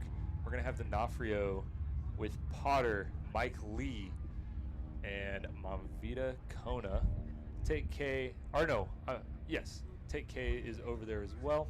And that is Sharina Shaw with K. For Detroit, we're going to have Pratt, Enteron, which I think Enteron has had a great game so far, regardless of what the score looks like. 170 to 50 right now. You're going to have Nick Love beating, and you'll have Amanda Margolis as that last chaser. Can't really see the other Detroit beater from where I'm at. Brooke Smiley. So I want to see Enteron get a few buckets during this. Oh, yeah. That's what I'm rooting for right now. Give the ball to 2-2. Yes. Yeah. I mean, looks like he's going to be first in he's line. been looking for it the whole game, and now potentially without beaters in the way. Yeah. Well, and he's first in line right here to try and stop Mike Lee. That's a tall task, that's for sure. And you can tell, I mean, he's got his head on a swivel right here. Enteron loses Mike Lee a little bit, but just good pursuit angle, cuts back across. Detroit is in a trees defense right now during flag runner on pitch. Is that a stop? Iannucci might have just caught, though, but his broom kind of went flying, so... I don't know. Who I knows? wasn't looking at all. I wasn't either. I wasn't expecting it to happen that quickly. Wow. Looks like it's a good catch. Did they just make you eat your words about Cooper a second ago? No, Cooper's still a good flag runner. Iannucci's just really good. Yeah, I'm not going to lie. Chase was like, who's the best seeker? And I was like, I think we both know. Yeah, it's just so tough when you have, like, it's crazy to think you have Leo Freed sitting on that sideline and you don't send him in. Because you don't need to at all. Exactly. You'd almost be worse off for it. Exactly. Okay, so that is 200 to 50. New York's going to need, I believe set score is 230, yes. But you know what? Only 18 more goals until the game's over. Are you with me? You with me on this? I think if you're Detroit, you just fight to the end, no matter what. 100%. I want to commend Nick Love as just a pesky beater. Has gotten control a few times from this New York squad. D'Onofrio. Goodness gracious. And we have the D'Onofrio fan club over here on the left side cheering. That's my boyfriend, they say. Love to see it. And D'Onofrio is over here locked in. I mean, shoot. We're going to get a couple more subs in for Detroit. Enteron's looking a little tired. He's going to sub out for John Jackson. Save his legs for the next game because this is a series. We got Johnson on the left. Then we've got Jackson also on the left, but up top. Massey will pass that to Jackson, who's going to pass it back to Massey. Beaters in the area with Massey. Mike Lee does not care. He wants to, you can just tell he's like revving up the engine to take the pass if possible. Rims out again. Is that a fast break? Potentially. Take K forces a nudge situation. D'Onofrio's on the right with Lee. Good goal by Lee. Don't know if that was the intended. What was intended? Well, if Mike Lee gets the ball, it's probably going to be a fast break. Very true. Well, I like how poised he is. He gets the ball and he looks up. You know, there's never like looking in front of him. He's like, okay, who's ahead of me? D'Onofrio cut way ahead over there on that right side. I thought that was a good move. Yeah, especially on a break like that when, Detroit is seemingly running backwards. You're always going to be faster than those guys. Yes, definitely. Dykstra with the ball right now. Rips a shot, goes over. Unfortunate, but I don't think that that's a bad turnover whatsoever. No. It was open. You get to set up your defense, And that's what's been lacking the last few offensive drives. For sure. So, D'Onofrio talking to Kona, getting their comms going. New York with dodgeball control, and they only need one. Mike Lee just drawing a beat. Wow, for KK free. wrestles it out of T. Oh, John Jackson reads the pass. Gobbles that one up.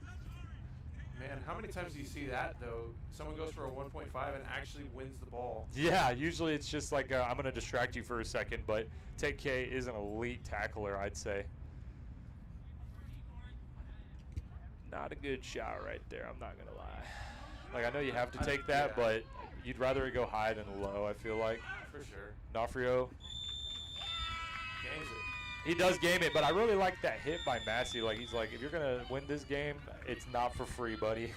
No, And then they high-five each other after. Yeah. Sportsmanship.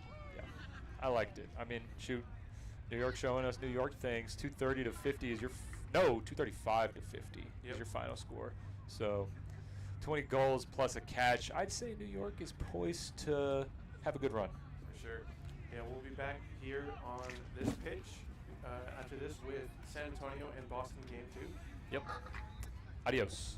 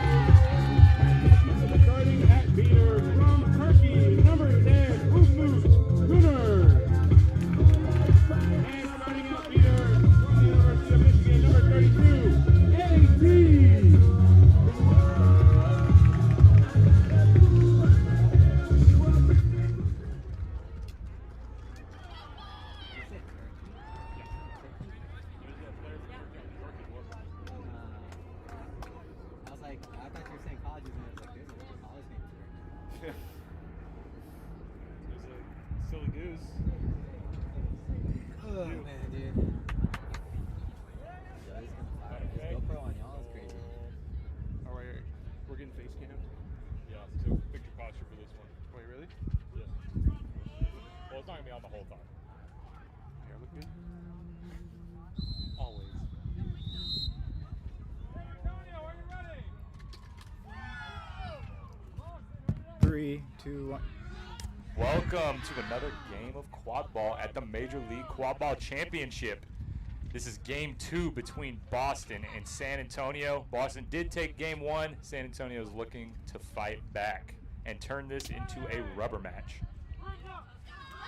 Brooms up. Will Richardson cooks Hayden Boys on that. I'm not going to lie. Dodge beat by Soham Sharma right there. Let's see. Does Boston have... Boston currently has control, but both beaters are kind of far out of the way. Sharma's going to pressure Steinberg. Steinberg will give that to Richardson, who's going to drive past Ramirez. Drive, get it to Steinberg. Steinberg is like the best at like cutting in there, getting tackled, but keeping himself safe by slowing down the descent. Let's see if he scores this one after that card. For sure. David's going to the wrong box. David, the box is over there. Manager is his new name. Got to manage him a little bit better on that one then, I guess. Yeah. Send it to the right box, but Steinberg's about to get the easiest goal of his life. We'll see. He's really good at getting into those positions of like, yeah, you're gonna have to, if you want me to stop, you're gonna have to kill me. For sure. And then I'm gonna get this free goal. Let's see if Hayden Boyce can stop him. No, sends it really far too. Kind of mean, but that opens up the scoring for Boston. 10-0 San Antonio. Looks like a little bit of a beater battle over here. Sharma comes away with control. Let's see what happens. Hayden tries to draw the beat, get that to Avila. Avila's gonna not get beat. Miss. Ball goes right into Steinberg's hands.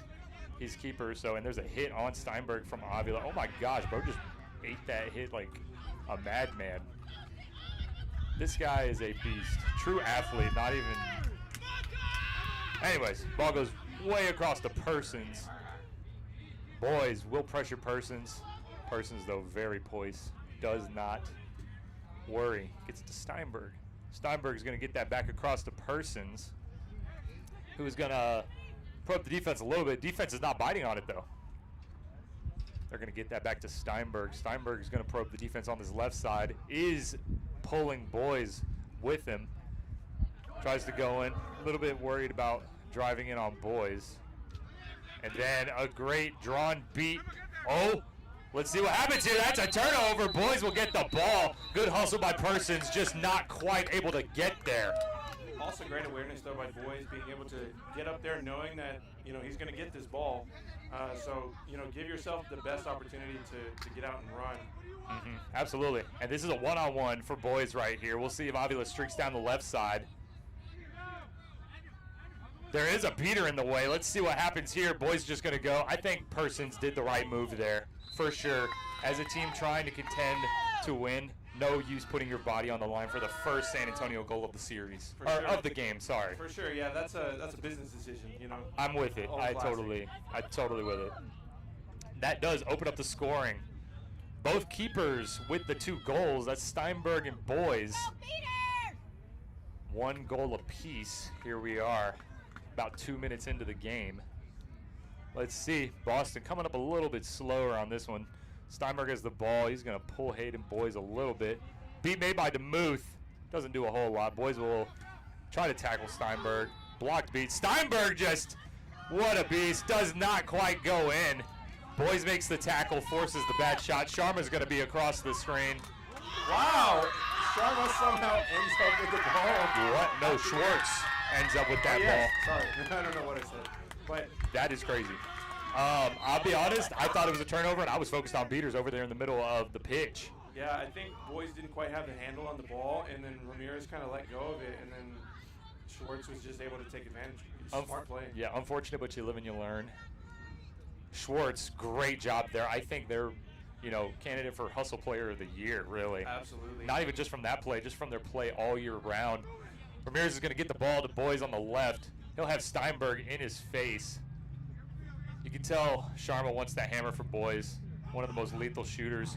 That should have been goaltending. DeMuth fully in front of that. That's a fast break for Boston. Schwartz, great cut there. Going to be ahead of the offense. A person's going to draw that defender, get that to Schwartz. San Antonio fan club over here on the left side booing. Boston causes a none situation for quite a while here. Scores 30-10. Steinberg is up in Avila's face.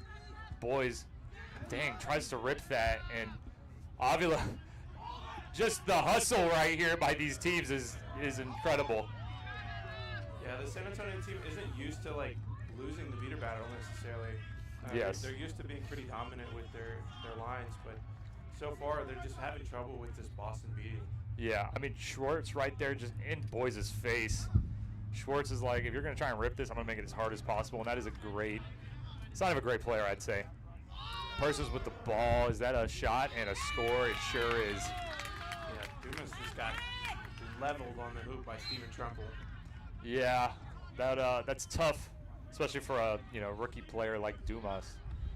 But once again, I mean, that's the type of situation you live and you learn, right? Absolutely. Trepple's like, yeah, I'll get this, and then it did cause San Antonio to overcommit on that left side, and Parsons just ran it in for the shot on the tall hoop. Getting some fresh legs in that beater, I think, is definitely needed right here. Yes. Chris Fuente, the veteran. He's going to cause a hammer. Hayden's going to get that shot. Looked like it was into me. Hayden needs to put his hands up and call that good. That was a good goal. But we'll see here.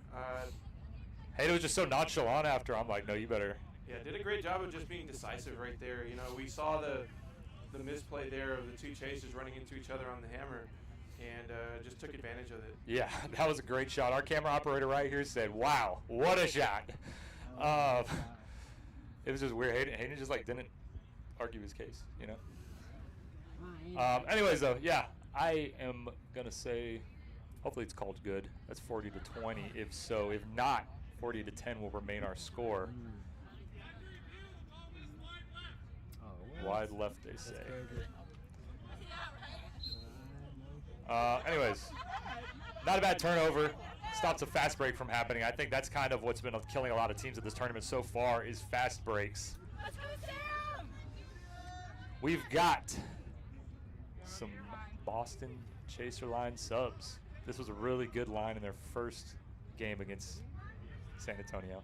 Sam Magner's in with the ball. Going to probe that defense a little bit. Gets the ball to number 22. Lance Bay. Lineup right here. Yes. Yeah, Lance Bay is going to get that back to Magner, who'll get it to Monum. Will Richardson pulling Hayden. What on earth? Great block by Avila. That's a beat. Hayden gives Will Richardson a nice little hug there. They need to keep an eye on Richardson, though. He is cutting behind, and he's beat by Chris De La Fuente, who snuck back into the play. Yeah, I think we see Amanda Dallas coming in to create this turnover here, because I definitely think that was true. I agree. Yeah, Bay was beat and then hit it ahead. Great call there. Yeah, good eye by that ref there. But unfortunately, there is a dodgeball back on D. San Antonio with control, though, tapping out some of these Chasers boys with the ball. And one of their better beaters in the game, number 3, Ella Jordan, chasing. Oh, wow. Alexander Wicken just took the ball from De La Fuente, but Picasso in there to clean it up a little bit. Hayden is getting wrapped. That's a lot of contact. Hayden just puts Bay on his back. That's the weight room. That might have been a little bit. It was a lot of contact. I'm not going to lie. It might have been a little bit everywhere. Yeah. I mean, Hayden stiff-armed Bay to the ground. I think that's the best response to getting your neck wrapped up 5 different times in the same tackle. Absolutely. I'll never understand how Hayden's able to get up and not, scream after something like that, so composed. Yeah, he does it, and then he's like, "I'll take the ball." Yeah. And I mean, I'm not gonna try and demonize Bay there, right? I mean, when you're in the middle of a tackle and it just slides up, yeah, you're not gonna stop, right? I mean, that's exactly that's annoying to have to be like, okay, well, I probably should stop, because what if you do get to stop, and then even if you're in the box, you get to stop after that, right? You don't want to get the free goal and the card.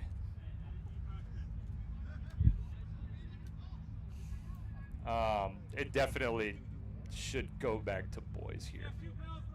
2 fouls on the play. First, legal contact coming from behind. San Antonio 23. Interesting. Card. One in the box until Boston scores. Second, legal physical contact. Out to the net. Boston 31. Good calls. Yellow card. The box is that. Why do they keep coming this way? Who knows? But so. Occurred determines the turnover. Therefore, the Quadball will go to San Antonio. Oh wow. You should go back to Hayden. Hayden's still on Broom. It should go to Hayden. They gave that card to the wrong chaser. Maybe both of them had the same contact. It felt like. Well, Either way, two then, right? justice is served. Somewhat. Hayden gets the ball, but the chaser that had him wrapped up is still right in front of him. Fair enough. Yeah, so we'll see what boys could do here, because that's a dodgeball turnover to Boston, I believe. I mean, this is going to be a tough call. Boys with the beater right in front of his face, and even if he makes this pass up top, Tom DeMuth is lurking. Yeah, that's the right way to say it. He's putting in Lansbury putting his hand in Hayden's face. That'd be hilarious if Hayden just like drew the net contact there. And one, as the young ones would say. Yes. As we would say as youngins ourselves. Yeah, there we go. They're going to move Bay out of the way. He did pivot and get a little bit closer there. Hey, moved again. And that's a good goal for boys. Great job by Hayden boys there. 2 goals for San Antonio, both scored by Hayden boys. Hayden boys fan club on our left here. The classic chant, "We like boys." Let's see now. Lance Bay with the ball. Will Richardson took, I think, you know, I'd like to think that he took that card gladly so the defender could remain in front of boys. For sure. Monum with the ball over here now, given to by Bay. Looks like Boston's still going to have control on either side. I mean, their beater is, San Antonio beater is in the box. Monum, shot up top, missed. Will Richardson recovers and just shimmy, shaking a goal there. I like your phrasing there. That was nice. Yeah, that was all set up by the Boston beaters right there. Tom DeMuth went all the way behind hoops and is about to pressure again. Oh my Lord! Hayden still jumps over to 2 beats. And then let's see what happens. Gets it to Avila. Will Avila poster Bay? Sure will! Goodness gracious. Might be a call after. Depending on who this is, this could be pretty detrimental to them. That was jumping 2 beats, getting it to Avila, and Avila gets a jump and a score as well. That's a superstar right Goal is good, of course. Wow. there. Looks like no other card on the play, which is good. Yes, and let's see, is Chris Elafuente still in the box? No, it looks like Chris is over there Oh, on the yeah. sideline. Right in front of the Boston sideline. Let's see, he has a dodgeball over here on this side. Comped over, going to talk to. But no, just probably just grabbing the quad ball. Yeah, I didn't even notice. Everyone trying to distract Hayden. Current MLQ head coach champion right there. I don't know if he needs the advice. Fair enough. Ball goes, you know, I always find it kind of like, I don't know if I like the ball going back to the keeper like that, because sometimes it is detrimental to the other team. Right now it's not. All right, we got Lance Bay with the ball going across half pitch. Press happening. Julie Picasso is going to maybe get that stop. Sam Magner is going to be the first Boston chaser of the ball, hit it back, and stops a potential fast break. Don't hate the look there. Yeah, I think they just went a little too fast there for their likes. They should have just slowed it down, set up their offense like normal. Yes. Boys had the ball, gave it to Ramirez on the left side. Their chasers are kind of set up in a weird sort of situation here. Boys going to hold that ball, and looks like he's going to pass it back to Avila with the goal. The boys Avila connection is phenomenal. Boys with like a clearly illegal swat on the whole side. He's going, great swat, Hayden. But let's look at the score there, 50-40 now. See, Isaac Sultan's supposed to get in the game. Yes, he was their highest scoring player, I believe, in their series against Minneapolis at Conference Champs. Baton Schwartz with the ball over here on the left. Jolie Picasso will probe them and recycle back. Swathi passes it back, unfortunately, right to where the beater is. So that's a turnover there. 40 to 50 right now. 9 minutes in. Some sort of stoppage happening. I don't really know. Just checking on Hayden, I suppose. And San Antonio is really making this a game right now. Absolutely. Peter sub here for San Antonio, but in my opinion, Julie Picasso and Chris Del Fuente were really keeping San Antonio in it. Julie has been one of San Antonio's best beaters this year, and they're really having like a breakout season, you could say. Wow, Ella Jordan comes out as a chaser, goes immediately back in as a beater. Yeah, that's... So Jay Dumas gets it to Swoltemphis. That's an assist for Dumas and a goal for Swoltemphis. Great job by Dumas seeing him back there on that left side. Sam Rigardi in a perfect spot there too to beat. Unfortunately, lost it there, but you can get control back, but you can't get a goal back. Yeah, I mean, you know, use it or lose it. Absolutely. Or maybe you lose it because you use it, but part of, you know, that makes it worth it, I'd say. And we just hit 10 minutes and we're tied up at 5. 50 to 50. Matan Schwartz. That hit his hair, I think. You know what? Bro ducked under it. I'll give it to him. That's going to be back to Schwartz, one of the better drivers. And a great cut by Tommy Flathers, who's going to stare down Hayden Boys just for making a little bit of contact. Sure, somehow. And the Boston haters. Yeah, somehow the dodgeball for San Antonio ended up on the other side of the pitch during that one. Oh, man. The Boys fan club out here telling Tommy Flathers you're not hard is absolutely hilarious. Absolutely. I love it. You know, I love a little hatred in the community. Sure. Tommy Flathers has had quite the season. The 2020 season and the regular season has definitely made their presence known. Yes. Well, that's just another one, right? Like we talked about Iannucci and Lee kind of stepping up a little bit. They were always good players, and they've kind of broken out a little bit. Flathers is the epitome of that, right? Absolutely. I think at Brown, he was always sort of in the shadow of Will Richardson. And now here, he arguably has a bigger role to play than Richardson, right? Right. And so it is interesting to see, like, once, you know, their skill sets are different for different situations, and Flathers is just working out really, really well. Yeah, just a big testament to the Boston sideline and just coaching staff, you know. Yes. Feels like they constantly have new heroes every year, right? You know, all the development from the MQC and the young players coming from college, and then the development at, you know, Lobsters and, you know, all the programs up there. So yeah, they're just doing a great job of just keeping fresh legs, you know, not having to truly just sit there and rely on certain people. They can rely on a pool of like 100 people maybe. Yeah, that is interesting. Rely on the same 30 every year. Well, I think they're one of the few teams that, like, I'd say it might even just be Boston and Kansas City in the situation that I'm about to describe, where, like, they have a true team, right? There's an identity there. All the players buy into it, and it is just, it's the same, like, product line after line. A lot of other teams, it's, you know, you have your starting line that is really good, but does that make a team, you know? And so I think that what you're saying is true.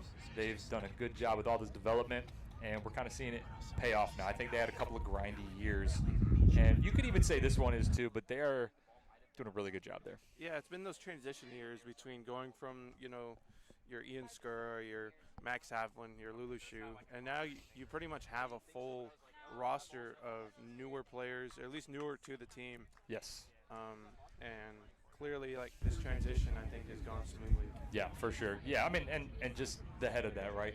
Tommy Flathers. Yep. Like, doing such a good job over here. I mean, this is, he's only played 1 year of club, you know, and I'm pretty sure last year was his rookie MLQ season, and now he's like one of the main people. Yeah, threat. So, yeah, I don't hate the stare down after that, to be honest. Like, when you make that hit, or you have a really good cut and a score, and then, like, someone tries to hit you, and you're like, yeah, buddy. Yeah. Don't hate it. San Antonio on offense. Wolzenfuss on this right side. Boys has the ball. Ramirez on his left. Surprised to have not seen Miguel Esparza at all this game so far. That is true. Well, I think they've had a lot more set offenses. Yeah. I'm sure Miguel will definitely get on during that snitch on pitch period after a while there. But anyways, ball goes back to Swoltemphis. He's going to get it intercepted. Oh, Flathers is beat. Perfect timing, and looks like that's going to be well, I don't know what it would be, to be honest. Yeah, I guess the interception happened probably right on the line, or at least outside of the zone, and good smart play by Jordan to, take advantage of it and not lose it for your team. Yeah, I wonder if what they're saying here is like they could. What is going? They're just like singing over here on our left, and it is distracting me. Who knows? This is just. We got some weirdos. I looked over to the left. One of them looked at me, shook his head. He's like, I don't know. Yeah, that's what I wondered about. So there it is, and Ryan Leary is Whoa. free lane, but Hayden Boys is going to race after them. Let's see. Hayden's beat. Ryan gets a goal. I'm not going to lie. I thought it was about to be a turnover the way they started stumbling a little bit. For sure, but they get it. Athalesh Stunagai just kind of saved that play for them. Yeah, I think so. Getting in there and like beating Hayden. Hayden's going to sub out for who else than David Avila. Well-deserved sub, I'd say. I don't think he subbed for the first 12 minutes. And he got, probably 3 goals, 4 goals. Sam Regardia gets beat by Athalesh Stunagai. But Athalesh will be beat by Jordan over here on the left side. And they're going to pressure now. But control goes to San Antonio. We had a turnover on the other side, but it wasn't a bad turnover, I'd say. No fast break going this way. They get control out of it. You win some and you lose some. Currently, the score is 70-50. Boston's up at about 12 minutes. Persons going to throw that down far left to Leary, who's going to pass it back up top to Persons. Pressured by Avila. Lost the broom, but yes. Good heads-up play by Wicken. Yeah, I think Wicken definitely saved that play there. Regardia with the ball. Oh, Matan Schwartz got up. Can't quite corral it. There's a lot of beats happening over there, and keeper Avila will come out with it. What on earth was that? I Trying to knock the broom out? Yes, that's exactly what it was. Wow. It's one of those things where like it doesn't.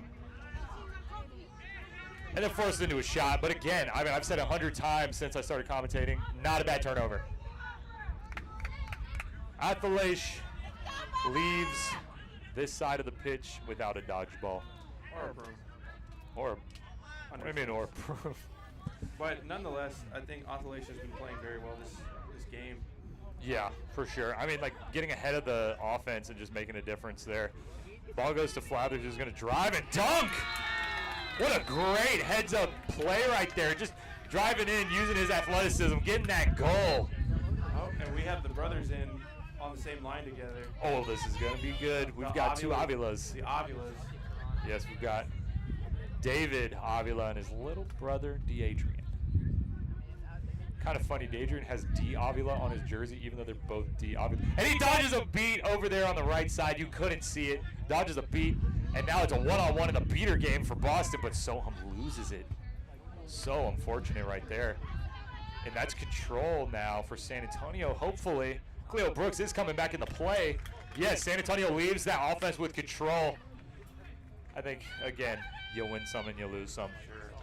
Tough break there for San Antonio. Got Avila in the back with a good opportunity, but just wasn't able to hold on to it. Yes. Yeah, I mean, I'm not going to lie. I've been very impressed. This is a completely different tangent.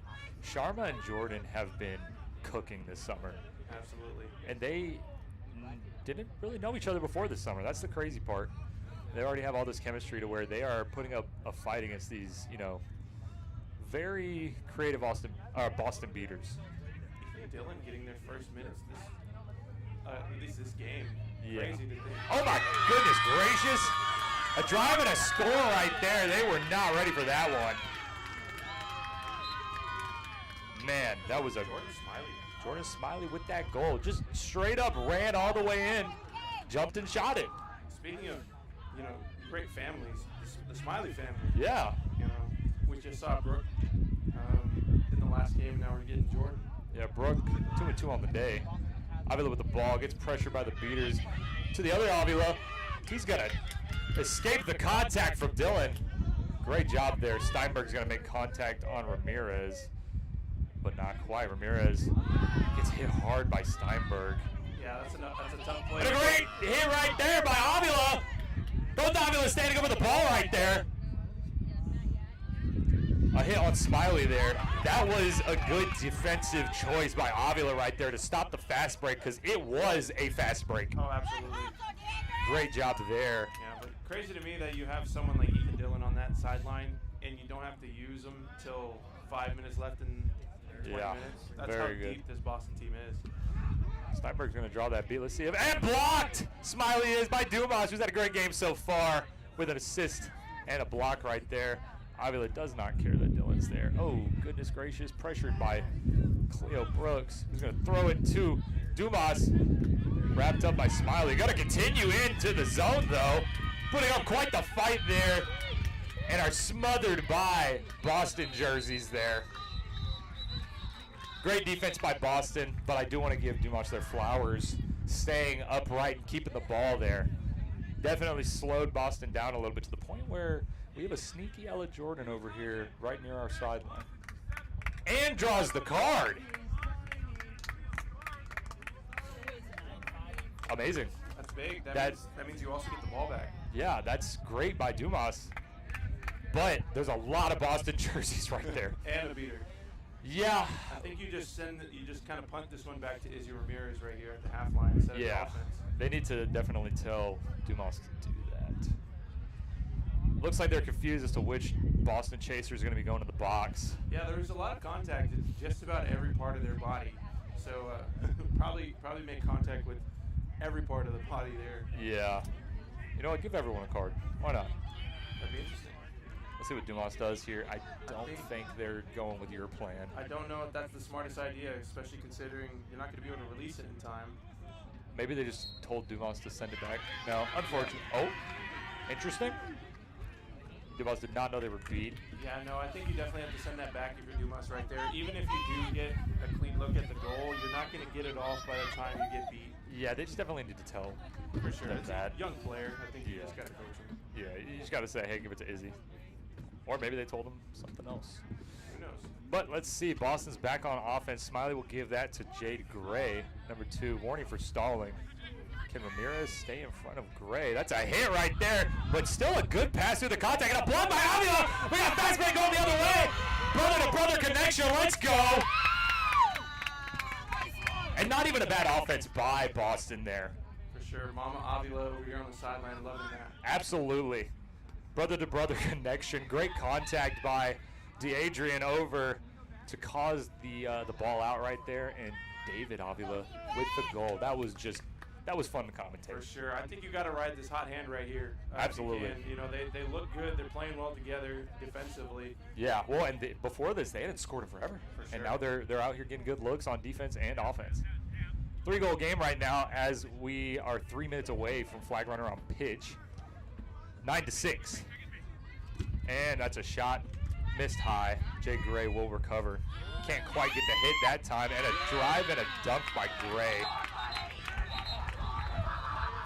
Yeah, I think if you're San Antonio, you've got to be a little bit more weary on the tackles you lunge for. Yeah. Knowing that, you know, you're probably going to get dunked on if you miss it. Yeah, that's for sure. Well, especially with Dumas, just such a young player in right there. You can't expect them to make that hit. Oh, wow. That's a card on Boston. That may negate the goal depending on when it was. I'll be honest. Yeah, there it is. I hope it does. A goal negated by the card. That should give San Antonio the ball because a yellow card would meaning a turnover. Yes. And we're getting a timeout.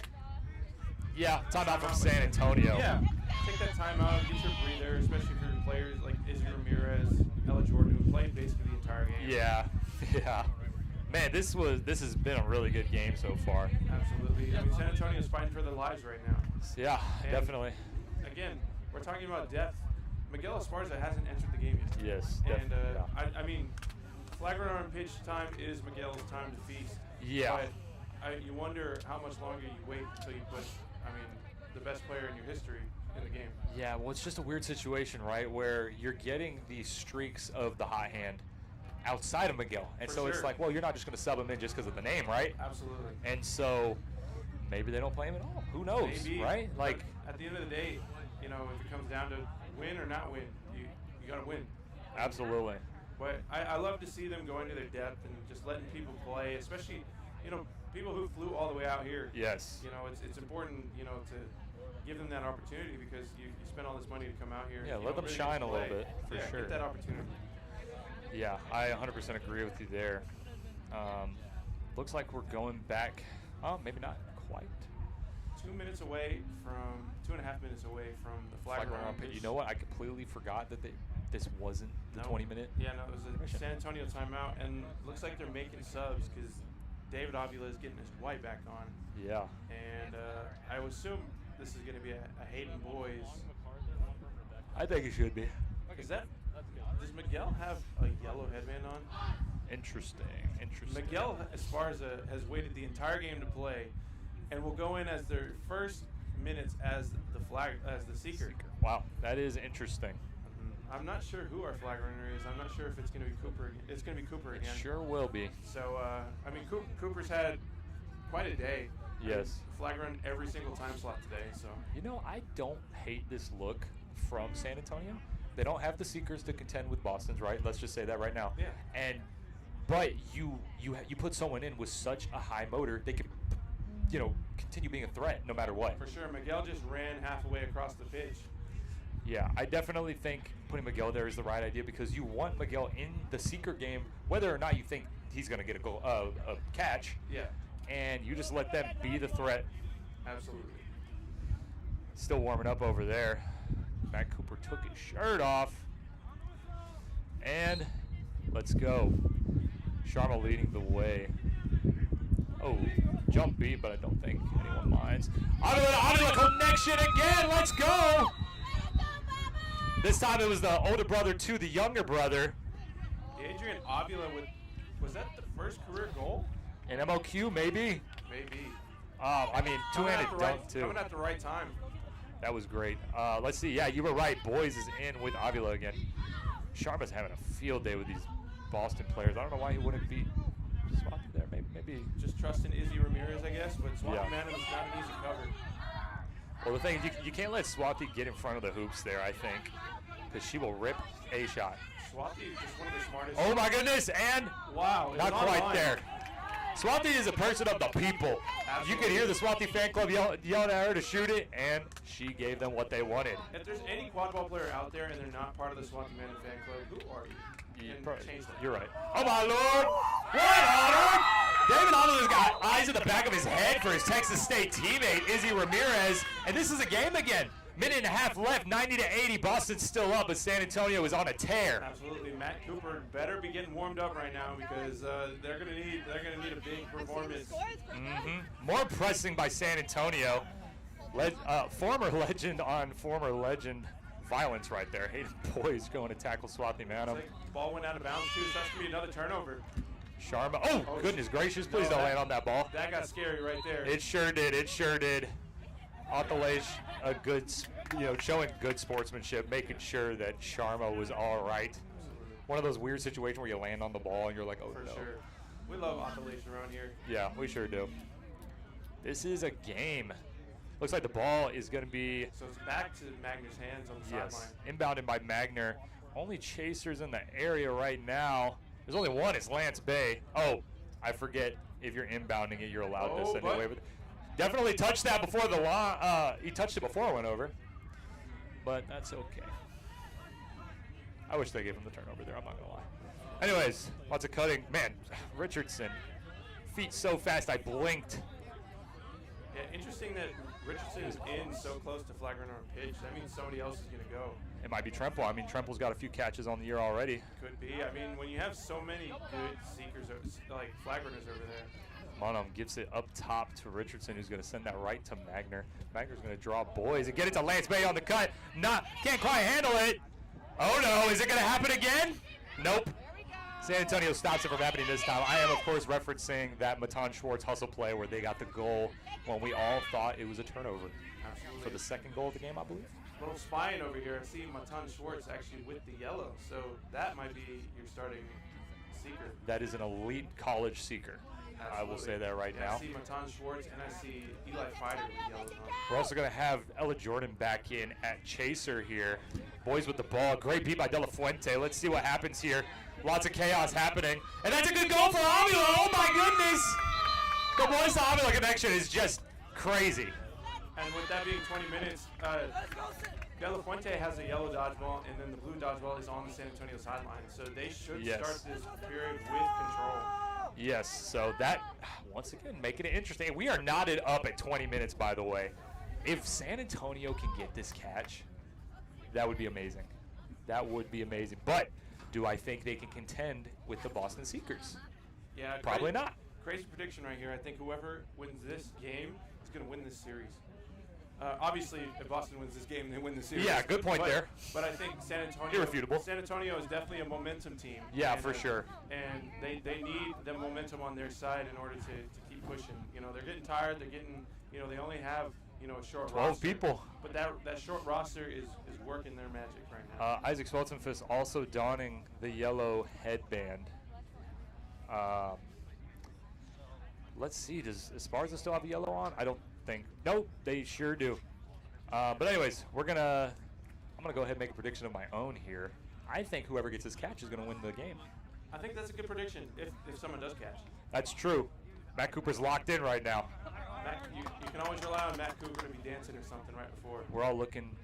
I think we're all looking for him to survive this snitch on pitch period. That would be great. Would you say that? Honestly, I just want to see longer quad ball. I just want to see this game last longer. This has been so good so far. I would like for it to continue exactly how it is. Well, especially with Avila and boys, I think flag runner on pitch is kind of their bread and butter. For sure. And so we'll see what happens here. But Boston also has the smarts to be able to get in there, be smart with making decisions on when to go, when to not go. Yeah. Well, it's a very, very patient team, I think. And they have probably, I'm going to say it, best tackler in quad ball? Maybe? Andrew Steinberg. I like that. For flag runner on pitch, Steinberg is just the perfect player. As someone who can take a hit safely and can grant a hit safely, right? As someone who gets to the hoop no matter how many San Antonio jerseys are in front of him, and he gets that bucket. Sure, so coming out of the break, Boston's going to go in with Tommy Flathers and Andrew Steinberg, along with Ryan Leary and Emma Person. A lot of athleticism on this line. I have Emma on Strava, and yeah, I think the work pays off. Absolutely, yeah. I mean, that's a line full of one-on-one players, to say the least. Obviously can play great together, but will win a one-on-one if given the opportunity. Yeah, for sure. And we'll see here. Looks like there was a dodgeball. No, not a dodgeball turnover. Same as what you said earlier is still true. De La Fuente with the ball and the other dodgeball on the San Antonio sideline, but I can't tell if Ufuk Gunnar is on broom or not. It looks like he's off broom. But what if he's just trying to trick us? We'll see. What if he's like, yeah, I'm off broom, and then gets on and runs to the ball? I mean, that's possible. Yup. Yep, there it is. Bro, am I just a genius? Maybe. And here we go. Boston with the first offense of the flag runner on pitch period. Matt Cooper's locked in. Let's see how this goes. Boys will stay on Flathers. I lied. Will Richardson is going in as first. Yep. They made subs during this 20-minute period. Let's see. Does control lie in Boston's hands? It sure does. Esparza putting in some work there, trying to get the ball out of. Miguel is sprinting. I'm gonna continue focusing. Yep. Boys makes contact, and that's a turnover right there. I'm gonna focus more on the the chaser game. My apologies. I'll talk about the flag running. Tommy Flathers just wanted to hit boys back right there, I think. Steinberg with a great wrap right there. Flathers beat Avila to the ball. Leary as well. That is not quite a bucket. So unfortunate. A ref call in San Antonio. Miguel is going to get a card here. I think for the fun of the game, we should not call anything. Sometimes they say let the kids play, and we already have the first seeker sub for Boston. Yes, like we predicted, Matan Schwartz, elite college seeker in right here. I believe this is this is definitely the rookie year in MLQ. Already on the DA, if I'm not mistaken. Incorrect. If not, should be. Yeah, I think so. Let's see. What do we got here? Ooh, 2 fouls.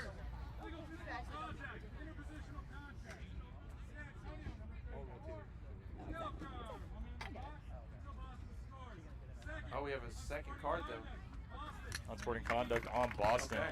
I mean, hey, you lose a seeker, but you lose a beater. I think you win I think you win that duel. Yeah, I think you'd rather. At the end of the day, it should be a goal for you. You want to lose the beater. I think you want to lose the seeker. Oh, you're talking, but you're saying in pure scoring fashion. Yeah. Okay, I can respect Tie that. game, you get control of the flag runner for a little bit. They just, yeah, no, you're right. And it worked out for San Antonio here. For sure. Ufuk forcing that recycle. But now, look right here. Matan Schwartz with nobody Absolutely stopping them from getting this catch besides Matt Cooper, if we're being honest. You know, if you're Boston, you just definitely got to take your time here, milk this time, and give Schwartz an opportunity. And a goal for Steinberg. Good drive and shot there. I think if you're San Antonio, you gotta commit something on this flag. Right Yeah, now. I'm not gonna lie. They just got to make a decision. If they don't, there's a good chance this doesn't go the way they want it to. Yes. And Matan Schwartz finally beat after what felt like an eternity. Boys pressure, throws it up to Avila. Avila doesn't know about that pass though, but will corral it way over here in the corner. Avila gets wrapped up by Flathers. Looks like a little bit of a call over there.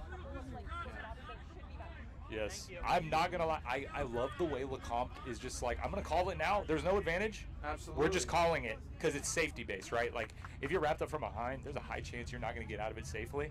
So he's like, well, we're just calling it now. And now David has teammates around, beaters in the area as well. Let's see if this will be a bucket.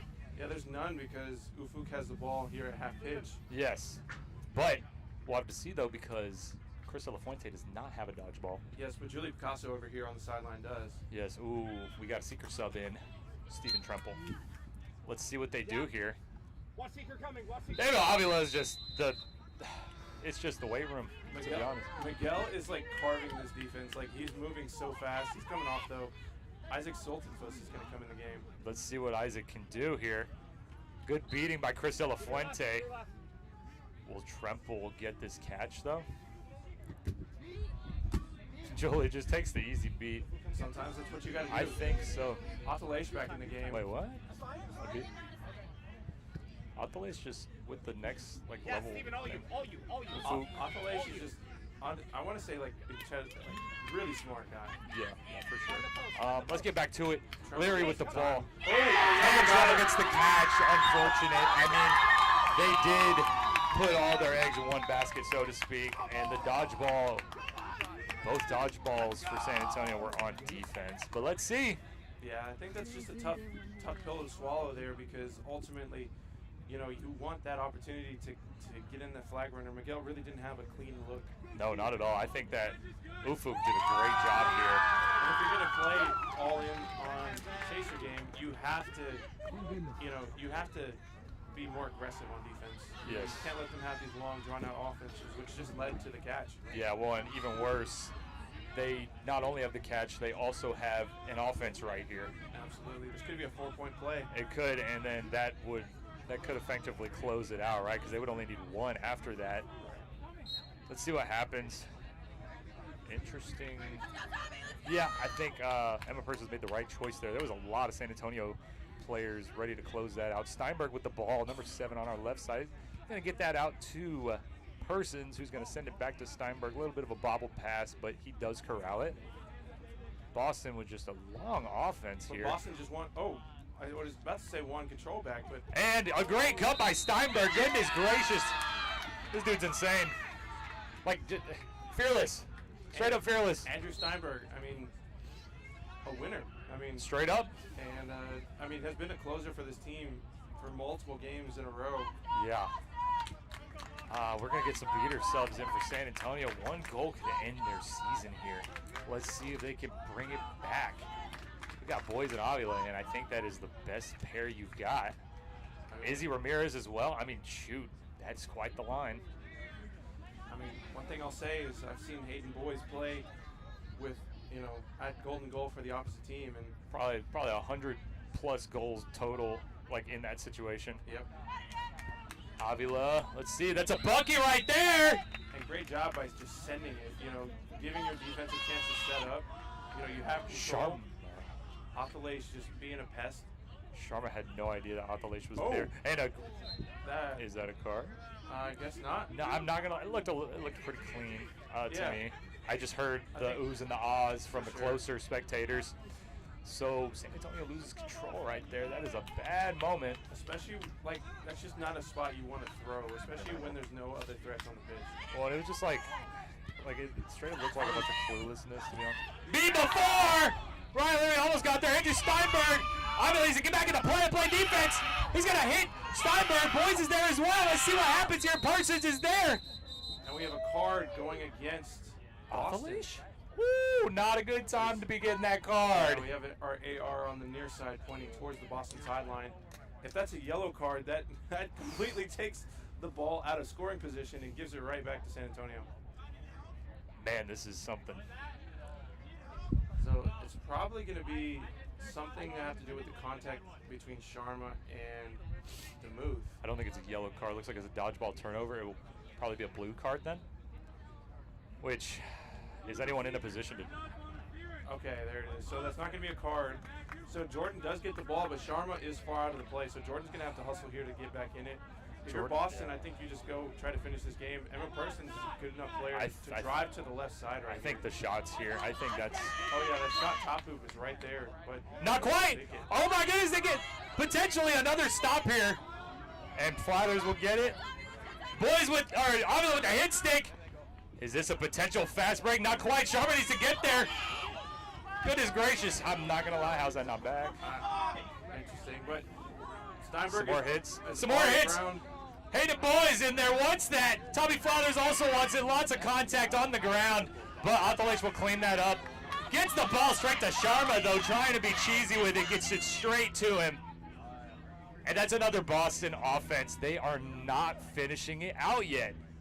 Great fight by San Antonio, forcing these weird passes that they can get to and create pressure onto. That goes down to Flathers. Flathers with a missed shot way high. But you have a cushion. That's the thing. You have a cushion. I don't hate the shot. No. I truly don't. And that's not necessarily a fast break going the other way. San Antonio fan club is also the Tommy Flathers hate club. I can hear over here on our left side. Sounds like it. But, yeah, no, you got to take the shots. Like, I mean, you ended the last possession without a shot with a turnover. Yes, Boys is going to take Flathers over here. Miguel Esparza is going to contact, chase. for being honest. Oh, wow. This isn't good. Keep the ball, Miguel. That's all you can do is just keep the ball. Just keep it the ball. Izzy Ramirez gets beat. Hey, the boys with a heads-up play, I'd say there. Andrew Steinberg right now is a immovable target. Yeah. But, luckily for San Antonio, he's taking a sub. Yeah, I would after the amount of hits that he just took. Yeah, for sure. And there's a lot of subs happening over on Boston. Sure. Looking on the left, though, hands on the knees. Everyone in this series right now is yes. You know what I think actually just worked out in San Antonio's favor is that you have Will Richardson with all the speed in the world, but Esparza's in right now as well. Yep. Let's see if it'll pay off, though. Sharma beats Richardson. Is that a hammer? Uh-oh. Not quite. Leary with the ball. Going to get that to Flathers. Flathers misbeat. Someone's got to hit Flathers, and he finishes it. And rightfully flaunts on the sideline, I would say. They were hating on him the whole game. He games it. A little bit poetic there. Who else but Flathers? Definitely. And then, got to do it with the college teammate. Yes, yeah, absolutely. Richardson in there, too. That's a good call out right there, Ashton. Absolutely. So, I mean, that's a big series for them. The winner, or Boston will now go on to play the winner of Chicago or Washington. And just to kind of give you an update, that Washington game, it was close. It was golden goal. And who won it? Chicago? Chicago. So, we'll see. Anything can happen here. And yeah. Honestly, if you're Boston, you're hoping that Washington can take a game or at least extend it to 3. And tire them out. Yeah, exactly. Tire them out as hard as you can. Especially, this is Boston's first sweep of the year. They've taken it 2-1 every other series. That's right. Every other one, including conference champs. Well, actually, no. That's not true. Washington, Boston swept. That's true. But it was still very close. So Boston does complete a sweep against a really tough opponent. Absolutely. Good job on them. And San Antonio is eliminated. So down go the champions to the Boston Forge. So we'll have a different champion this year. No back-to-backs. No, sir. But with that, I think we're going to take a little break here. And we'll be back for the next game.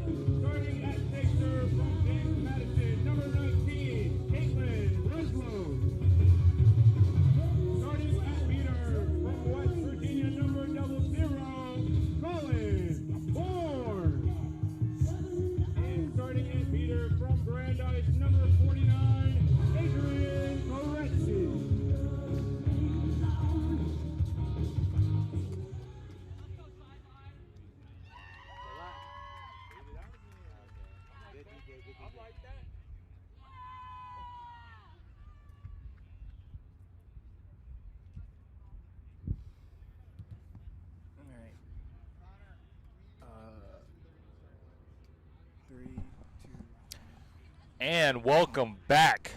Another game here at Pitch 1 at the MLQ Championship. Let's see, we've got Chicago up 1-0 in this series right now, but Washington isn't far behind. They were only down by 1 goal at the end of that game. It got to golden goal. So let's see if Washington can make some magic happen and do it again. Absolutely. I think Chicago going into this weekend as the #1 seed was definitely a favorite, but Washington's showing that, you know, they can fight. Yeah, for sure. Let's see. We're going to get started here. Riley Stars is going to lose the run-up to Liam Zock III. Ball's going to go to everyone's favorite Fantozzi, Kevin Fantozzi. Pump fake McGee over here. He loves to spam the pump fake. Zock is pressured by Stars. Stars pressuring Murphy. And let's see, is he going to make it around the gauntlet? Yeah, he made it over to Troy to pressure him too. Troy and Murphy playing catch over here on this left side. Zock's got the ball now.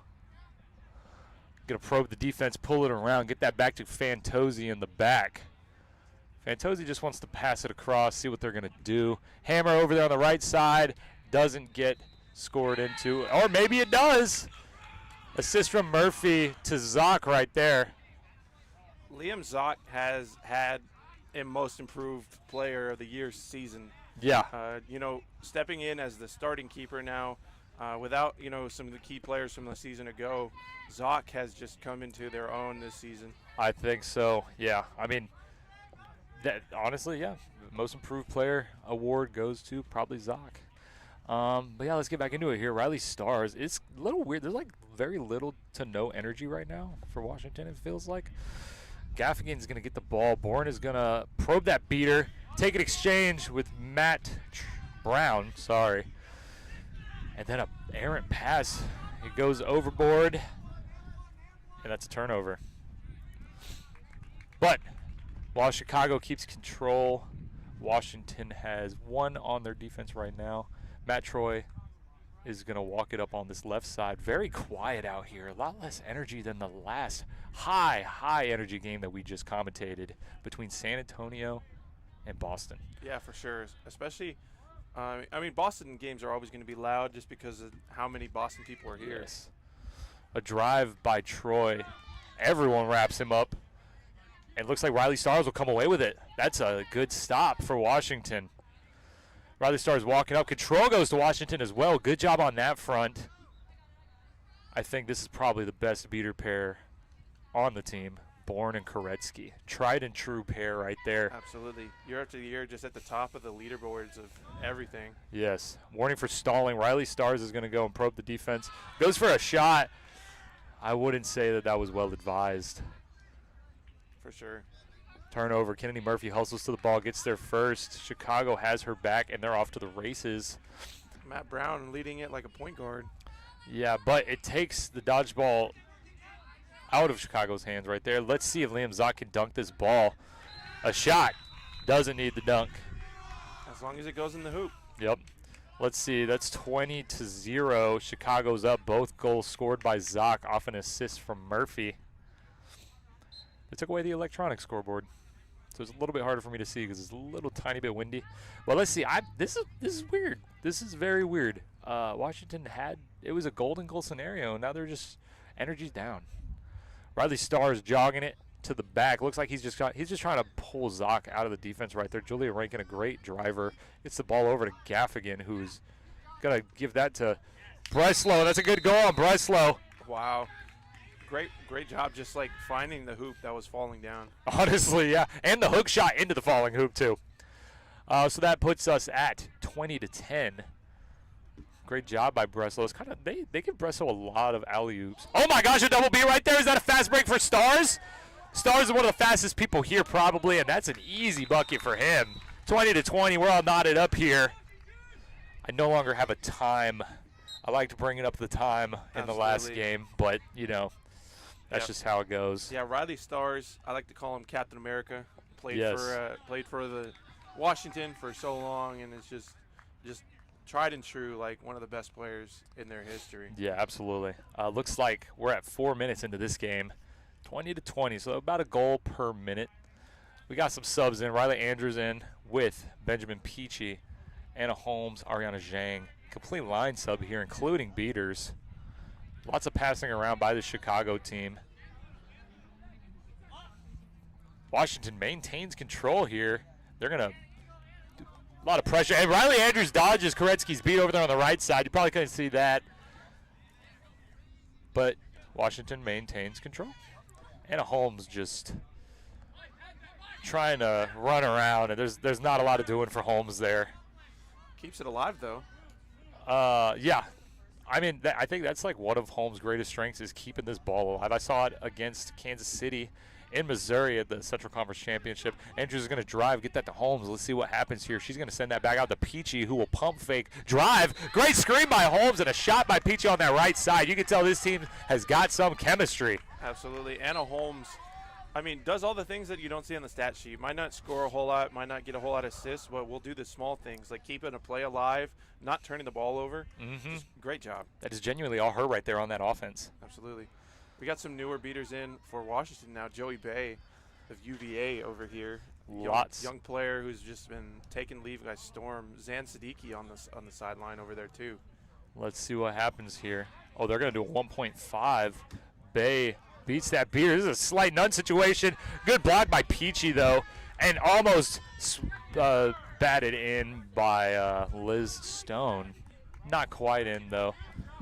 Another 1.5 by Washington on defense. Let's see if Peachy can score this. Absolutely he can. 40-20 now in Chicago's favor. We're at about 6 minutes into this game. Still anyone's game, but Chicago's starting to heat up a little bit, I'd say. Absolutely. Ben Peachy just been doing it that way for a long time. Yes. A couple subs in. You talked about Siddiqui being on the sideline right there. Siddiqui's now in the game. Ooh, just a bad drop right there. That's a turnover. Ben Peachy's off to the races, but the UVA boys are in his way. Anna Holmes gets that. Does not quite cause a turnover. Ariana Zhang's just trying to screen Nathan Junn. There's a none situation for Chicago now. And another screen. Illegal contact. Chicago, number 8, yellow card. Ooh. Yeah, sometimes when you're doing a little too much contact on those screens, sometimes you just got to take it and then get out. Yeah, and I like that Lecomte was like, yeah, this is illegal on Chicago. We're not going to do all that. You can't have an advantage if you're on defense. Yep. So, yeah, they're going to fight over this ball. Riley Andrews is going to fight for it at least. A couple beats. Good job by Joey Bay. Control will go to Chicago now. Noyes Austria with some hustle. Let's see what happens here. Joey Bay attacking, but Joey was definitely beat. I'm not going to lie. And this is a none situation. Let's see what Nathan Junn does. Liz Stone's back there. Can't quite corral it. It was a tough angle for Liz to be running, and it's on her right. Ben Peachy off to the races again. Wants to run into Junn. Andrews, good hit by Zan Siddiqui there. Completely stops it. Riley Andrews going to get up, give him a shove. He does not like that contact, but it was a good hit. Again, Anna Holmes just in the mix, trying to keep possessions alive for Chicago. Yes. I think Riley Andrews knew that shove was a little out of place, and he gives Zan a high five. It's all good here. Anna Holmes, illegal contact. Let's see, is Ariana Zhang? No, she is still in the box. That's 2 chasers for Chicago in the box, but Chicago's beaters are just cooking right now. Absolutely. No matter what happens, Washington has none right here. For sure. Maybe not. Mike Maroic is a gracious man and allows Joey Bay a dodgeball.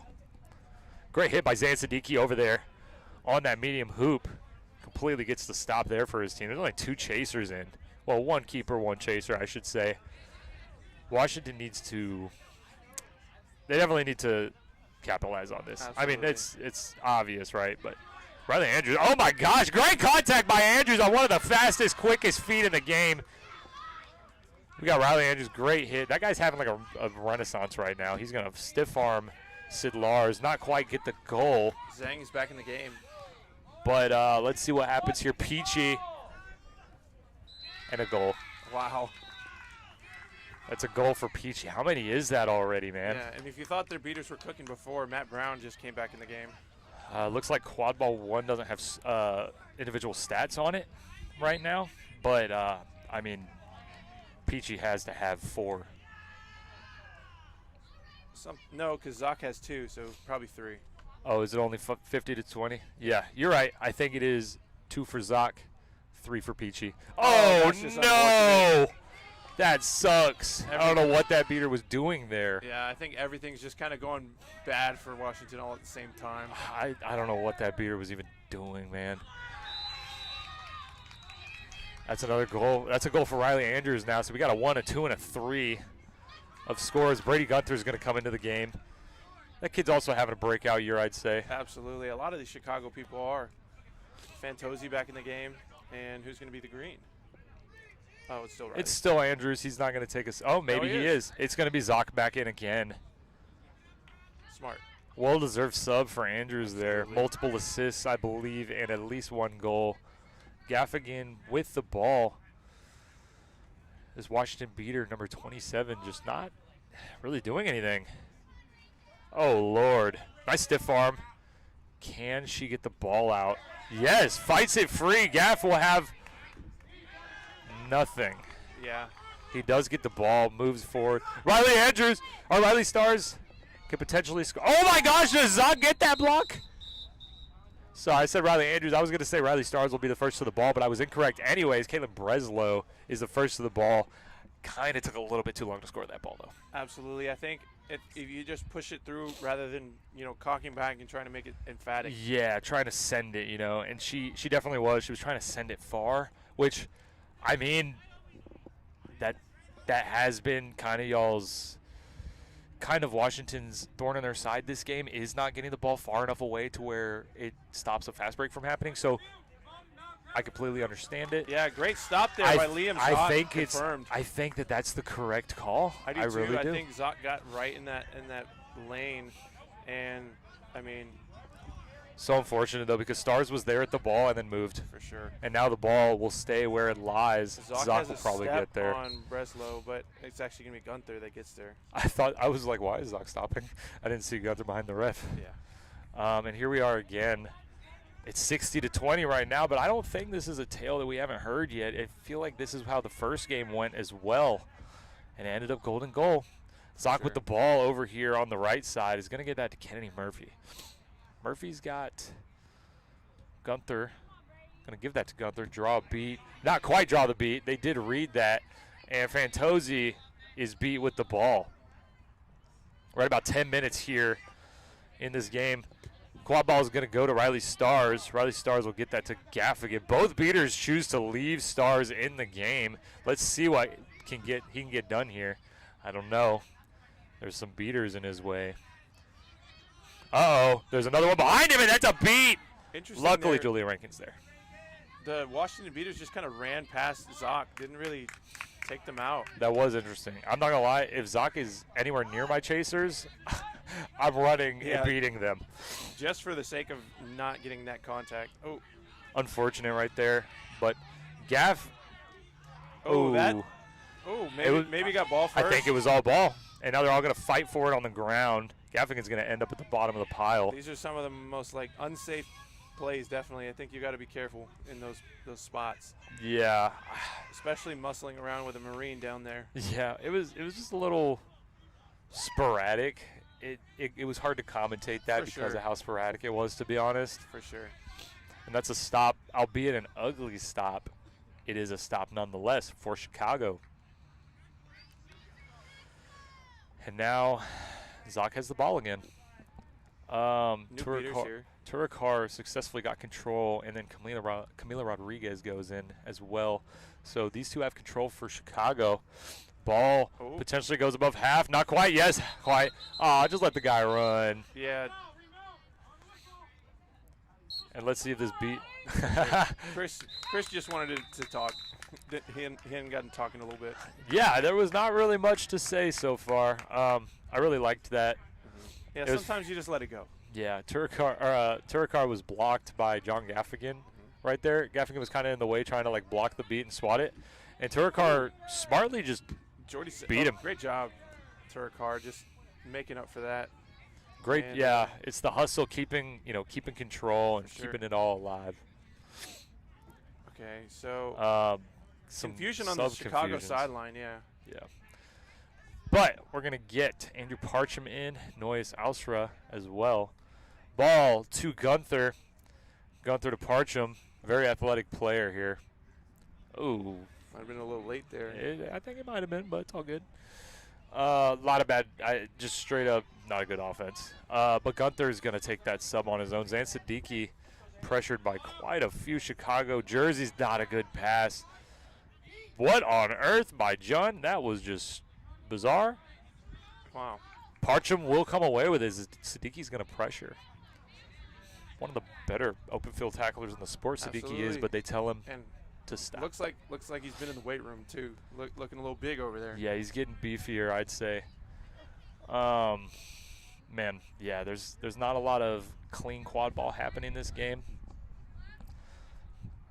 But we'll have to see. Peachy with the ball. Pressure. Throws it up. Oh my goodness gracious! Alley-oop right there. Good goal by Parcham, if I'm not mistaken. Yes, got up high. Wow, that was I mean, I said it. Very athletic chaser. Bro jumped up like 5 feet in the air.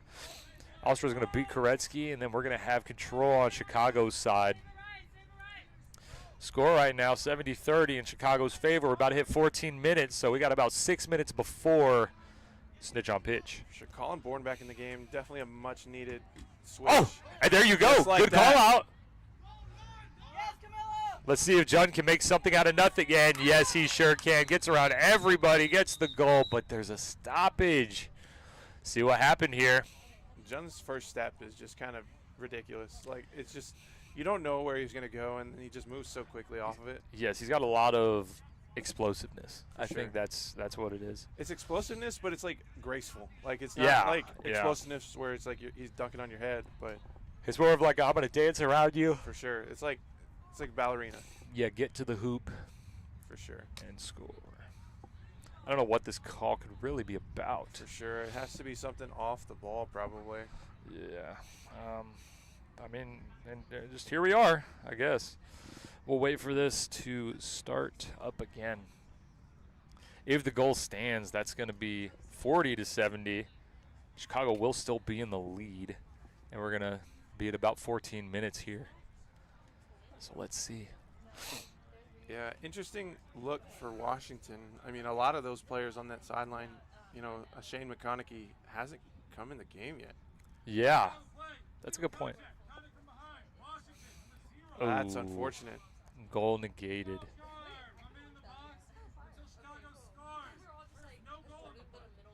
No goal on the play. So goal is negated. We're going to remain at 70-30 here in this game. So unfortunate because you get the goal because of that hustle play, but then you lose the goal because of that hustle play. That is just tough, man. It's just a momentum killer. Yeah, for sure. When you're like, oh, finally, like we did it. John in front of Peachy. Peachy doing a lot of jumping around. He's going to get that to Parcham, his boom train teammate.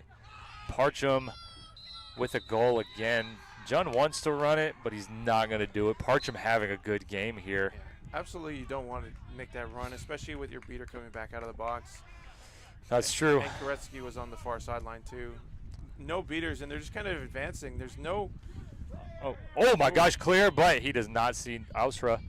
Bro is so fast. Let's see what happens here. Maybe he doesn't need... Oh, great block there by Anna Holmes. Did Ausra even end up beating John? Bro was just chasing John for such a long time there. Yeah, but these Washington chasers and beaters are just kind of out of sync right now. They definitely need to lock back in and, work together rather than working as individuals. Yeah, this game is looking a little rough so far for Washington. It's 80-30. Once again, just no energy. When you had a golden goal scenario right before this, Zhang is going to pass that up to Peachy. Peachy is pressured by Bourne. He's going to run around Lecomte. Get that back over to Zhang on this right side, who's got Anna Holmes on her right. Holmes is going to take space, get that to Parcham, who I didn't even realize was beat. Back to Peachy here. Peachy's looking for a screen. Zhang much more careful on that one. Not a good goal. Zan Siddiqui just like carrying the defense for Washington. Does he see Anna Holmes? He sure does. And then we're getting some subs in for Chicago. Matt Troy in for Andrew Parcham. I mean, Parcham had a good shift, came in and got 2 goals, and I believe they weren't scored on during his time on the pitch. Sure, this is going to be an interesting matchup between Jun, the agile, and Matt Troy, the bruiser. I'm actually really excited to see that. That's a good call out. And Troy's following Jun around. Williams over to Sid Lars. She will try and take Peachy's ankles and successfully get past him. Wow. And that's a bucket right there for Sid Lars. Let's see if Jun can bring down Troy now. Oh, it didn't look like he wanted the smoke, Loki. I don't blame him. Yeah. I hit Matt Troy once. He hit me once. We were both dead after. Matt Troy gets the ball to Kennedy Murphy. Coach of the USNT's back in again. She's going to throw that across to Peachy, who's in the way back. Siddiqui will go pressure Peachy. We got Troy. Troy to Peachy again. That's a shot missed. That's a shot made. They just couldn't rotate quick enough, to be completely honest. Turikar potentially gets control. Let's see what happens here. Bourne cannot catch it. Running backwards, full speed. Turikar makes that beat, gets control for himself and Camila Rodriguez, who did, I believe, have the original dodgeball. Starting line back in for Washington. Gaff with the ball on this left side. Going to get that to Julia Rankin, who has been very strong. They've tried to tackle her multiple times, and she's just a tank, staying up and not easily being taken down. Let's see Joey Bay back in as well. Rankin's going to get that ball back up top to Stars. I'm surprised Chicago is not putting a little bit more pressure here. And now they will for sure. Alley-oop blocked by Jobman. Great block there.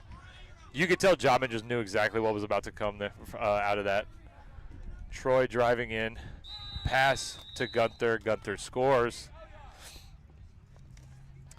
Let me look and see where Gunther is from here. Brandeis, I thought. Yeah, Brandeis. Wow. How did I not know that? Ball knowledge. Wow. Good call out. That kid's good. And they've given him a great, place on this team. Yeah, no, and I think the cow jerseys kind of blended my vision of Brandeis jerseys. Well, that was a different Brady. Yeah. Brady right. Charles. That's right. A good beat. Beat before, yes. Good call. 100-40 right here. I didn't get to catch the end of that last matchup here. I suspect that Chicago might have just not done very well during snitch on pitch against Washington. That's a tough line to deal with, Washington. I mean, you have Zan Siddiqui, Nathan Jun, who, I mean, famously had a insane comeback in their the best snitch on pitch comeback of all time. Yeah, absolutely. Well, it would have been the best, I suppose, if they had won, but it was like 14 goal difference they there. Didn't score until late. Corey Jobman goes for the poster, gets blocked. Not a bad look, I'd say. The drive was open, but absolutely. But man, it is just, I swear, dead silent out here. Sure. And good coaching there. That's one thing I love. It's like you have a younger player like Jobman who's working on getting better. Give the small coaching bits and then keep them in there. And that's it. Let them learn from it. Yeah, absolutely. I can respect that. Yeah, I just oh, great spot. Oh, that's a good goal for Breslow. Might be 3 goals for Breslow now. Three could have been 4. Seems like the only creativity they're finding is finding Breslow back there. Yeah, I'll be honest, I agree with that. It's a good look every once in a while, but it's not enough to really keep you in this game when you're only getting that goal once every 10 possessions. For sure. Probably more than that. It's 100-50 right now as we are at the last possession. Straight up back contact, in my opinion. Yeah, that definitely wasn't, and off room too. Tough. 20 minutes. Yeah, sorry. The energy out here, I think, is affecting us as commentators right now. Absolutely. I need more energy here. it's just so quiet. It's just like it almost looks like Washington is thrown in the towel. You know, I think we saw this a little earlier in the season when, you know, they nearly beat New York in that first game of the season. Yep. And then they just didn't have it for the rest of the series. Yeah. And I feel like we're kind of seeing that a little bit right now. Like, if Washington had won that first game, maybe we would be seeing a different mentality out of them right now. But especially as they're not really going to their depth, they need to find some sort of difference maker right here. Yes. Find someone, maybe someone fresh, maybe someone, you know, experienced, you know, whatever the case may be. Go put in your spark plug. And, I mean, your season's on the line. Why is McConaughey not in yet? Exactly. Right? Especially, he got 19 goals a few weeks ago at Conference Champs. I know it might not have been the same level of competition, but 19 goals is 19 goals. Absolutely. And that momentum will carry no matter what. We'll see, I guess. Maybe it's because he doesn't have his partner in crime, Gabe Templeton, here. But that still shouldn't be a reason for that. Yeah, honestly. Well, and if it's straight up not working, I mean, 20 minutes, you only have 5 goals. Yeah, that's a tough situation. You only run the same 2 lines over and over and over again. Mm-hmm. It's a tough situation right there as they try to come up with adjustments here during the snitch on pitch period. Or I guess during this timeout. For sure. Trying to spy a little bit to see. I think Liz Stone has a yellow headband on. Rachel Williams as well. Yes. Sometimes it's hard to see if it's yellow or if it's white. Yeah. And then I think I saw Liam Zock with a yellow, and I see Noyes over there with a yellow as well. Yes. Well, Zock and Noyes are some of the best seekers. Chicago's depth at seeker is crazy. Well, yeah. Past that, you have Andrew Parcham, you have Matt Melton, you have so many high-level seekers that you don't really know which one you're gonna get until they're there, and then being able to change the pace of hey, we're going with a bruiser, or versus a bigger person, a smaller person, a faster person. It's hard to deal with that, especially as the flag runner. Mm-hmm. You know, you're having to deal with so many different types of people that different flag runners struggle with different types of people. And you can't be comfortable. That's the main thing. I think, if they only had 1 or 2, you could get comfortable, and after a certain point, you're like, yeah, I think I might make it out of this game alive. Right. But when you've got those 4, and then you have some real seekers on my apologies, Washington as well. Right. It looks like Liz Stone's going to start, and Liam Zock's going to start in the yellows. Yeah, we'll see what Zock can do.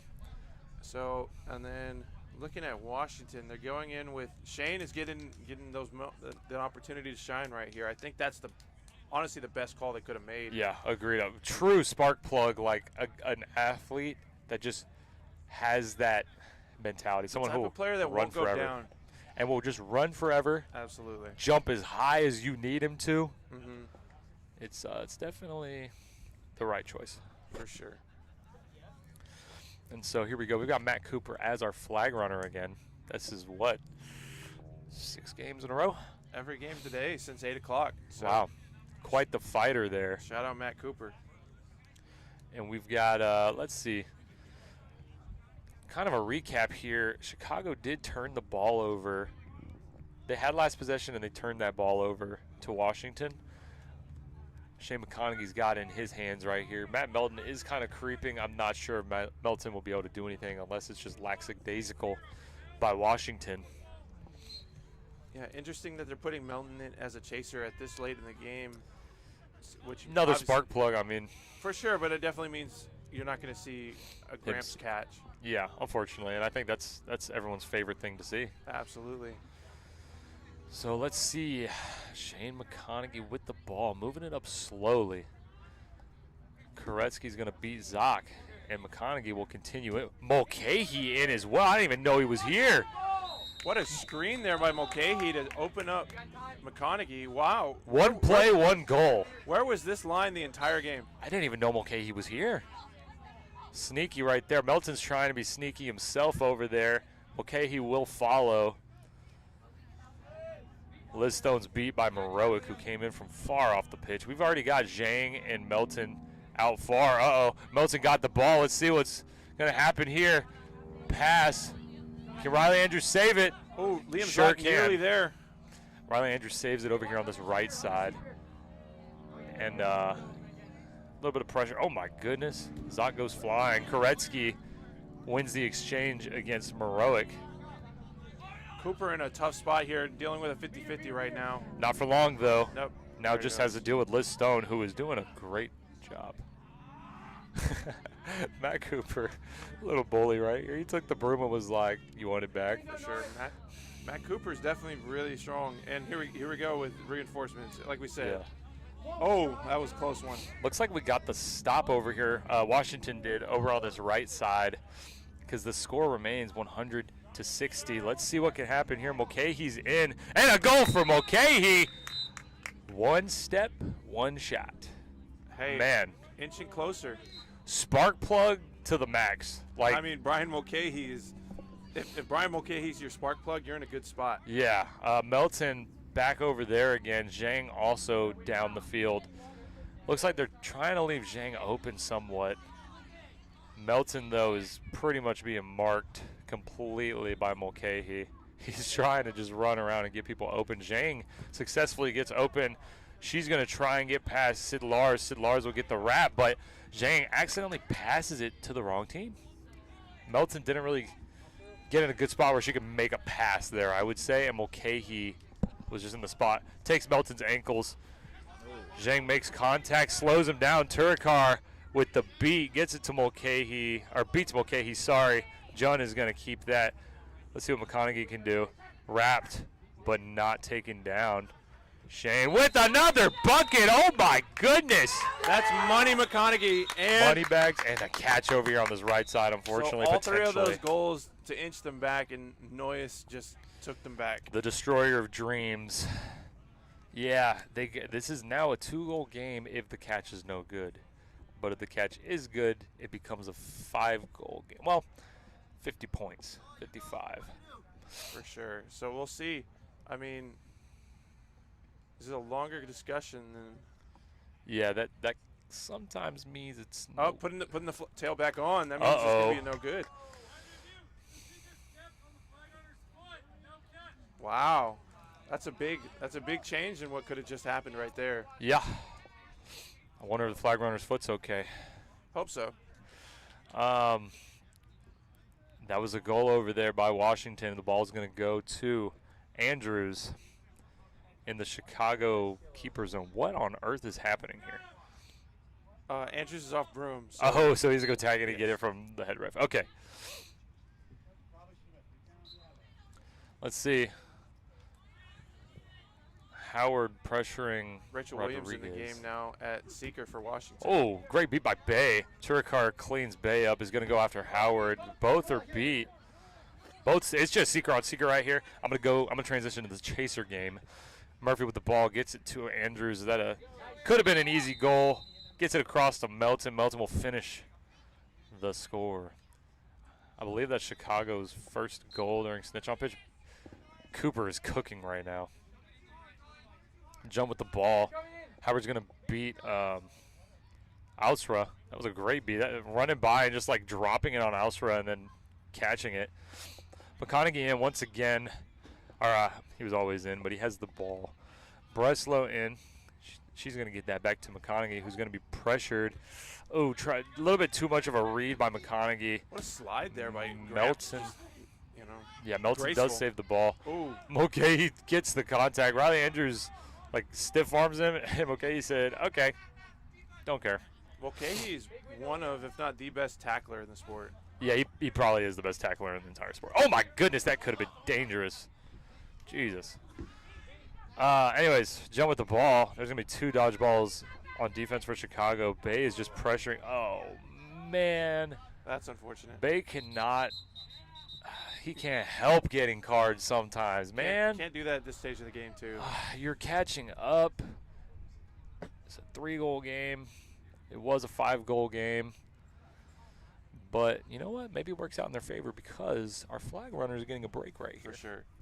So we'll see if that accounts into the game at all. Sure. While we have our break, shout out to the Discount Admirals fan on Instagram. I know, loving to see this fight right now. 100%. Matt Cooper is getting a much-deserved break right now. Ooh. Dumped all the water on his head.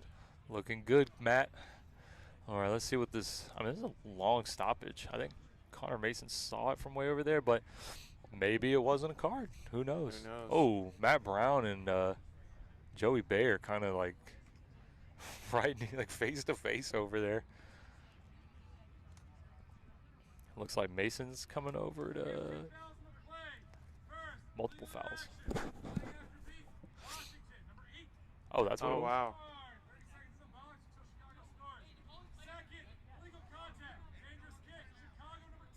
Oh, wow.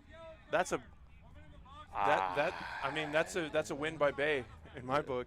Bay gets that win for That's sure. a yellow card, so that ball should go right Yeah, back to John. that's a turnover from Chicago. And because with no beaters in the play right now, this is a none situation. Let's see, where is their nearest? No, there's a beater in the play with a dodgeball and technically control. That's right. I couldn't. Veronica Hoffman over there. I couldn't see Hoffman behind Peachy. Yep. Let's see what happens here. Howard versus Hoffman. We could see something happen, and maybe they sell out for the goal. Maybe they don't. I think you definitely do, especially, or maybe you get a tap on Why top is and it then not you a? go in. Was I guess you know what? It was a card before. Interesting though, because the yellow should have turned it over. I don't know. There must have been like a certain sequence it happened in that caused it to not. Either way, we're sitting here for a reason. Yeah. Andrews pressured by Jun. He's going to get that to Peachy, who's pressured by Mulcahy. Over to Murphy, and then back to Holmes. Holmes is beat. Good job sneaking up there by Howard. Hoffman is sticking with her guns on defense. Sure. If you're Washington, you got to push the tempo here a little bit. You got to score here before Matt Brown gets back in the game. Yeah, absolutely. And he's back before he tags in at the very least. And time's up. Matt Brown, the destroyer of dreams, is back in the game. Pressures Mulcahy. What a catch. Wow. Good eye by Murphy not getting the card there. I think she wanted to lay Breslow out, but realized like, oh, you're still there. Smart player. I mean, that's coach for you. Yep. Card happening over here. I wonder what could have happened. There's an illegal swat. But by who? Zoc was still It's playing after. on Williams. Oh, they pointed at Washington. My apologies. Yeah, I'm pretty confident in Zoc's ability to catch right here.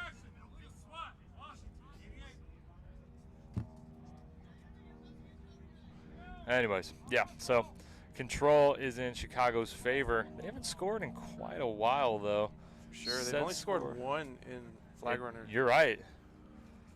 Which they had to make an adjustment after a few plays, so fair enough. Murphy's got the ball.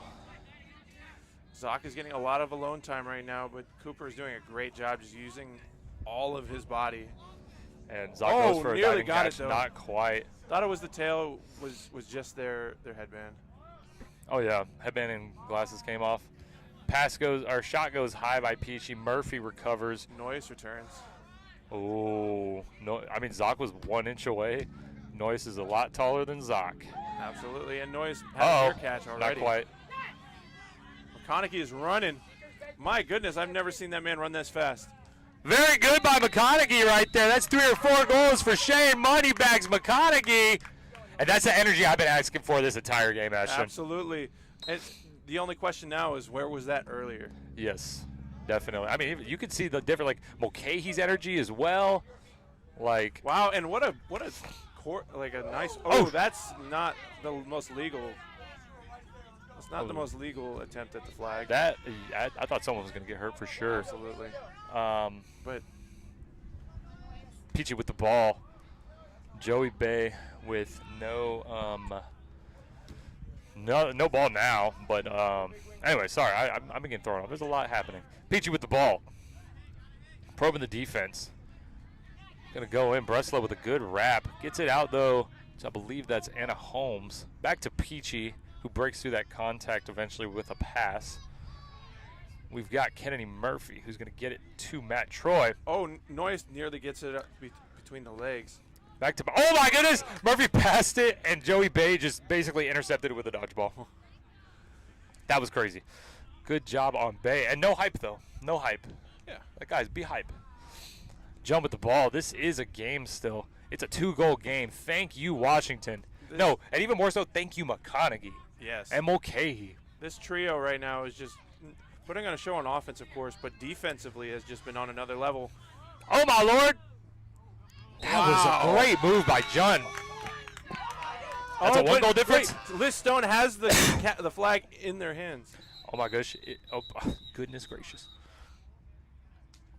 If Stone catches this. That's a 4-point play. This is a ball game. That would get Washington up to. They would need 3 more to win it. Let's see what happens. Chicago fan club right here saying no good. I didn't quite see it. Unfortunate. That's what happens. Matt Cooper is hard to catch. Sometimes you got to cheat a little bit. I mean, when you're as good as that, you got to find a way to do it. I mean, Matt Cooper. How long has it been? Since 20 minutes start, it's been 8 minutes of gameplay. Wow. And either way, it's a 1-goal game without that catch anyways. Cooper's going to get a much-deserved rest. Very good on Cooper. I'm going to drink some water. I have been talking too much with too little water. So I'm going to put my mic up here. Yeah, if you're watching this and you're not drinking some water, you're doing it wrong. I feel much better now. Frankly, just drink more water. Bro, I'm not going to lie. I be chugging water. I truly do. All the time. Water's just so good, man. I love me some water. All right. Here we are again, though. Game 1, golden goal scenario. Obviously, they're not a golden goal yet, but again, it is a 1-goal game. Absolutely. And it just makes you wonder, like, how long can Matt Cooper go? Yeah. Yeah, whoever catches this is likely going to end up winning the game, right? And so let's see. Who knows, though? I mean, if you're Washington, you just found this pot of gold in Money Mitch. Yeah, you're on a tear right now. Money McConaughey over here. Money Shane. I don't know. I don't know who called this timeout.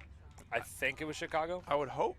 I don't know. I'm just happy that some of these guys got some breaks. Well, here's the thing for me. Chicago called that timeout, and I don't know if that's going to ice Washington. Absolutely. They're on such a tear right now that I just don't know if anything could, to be completely honest with you.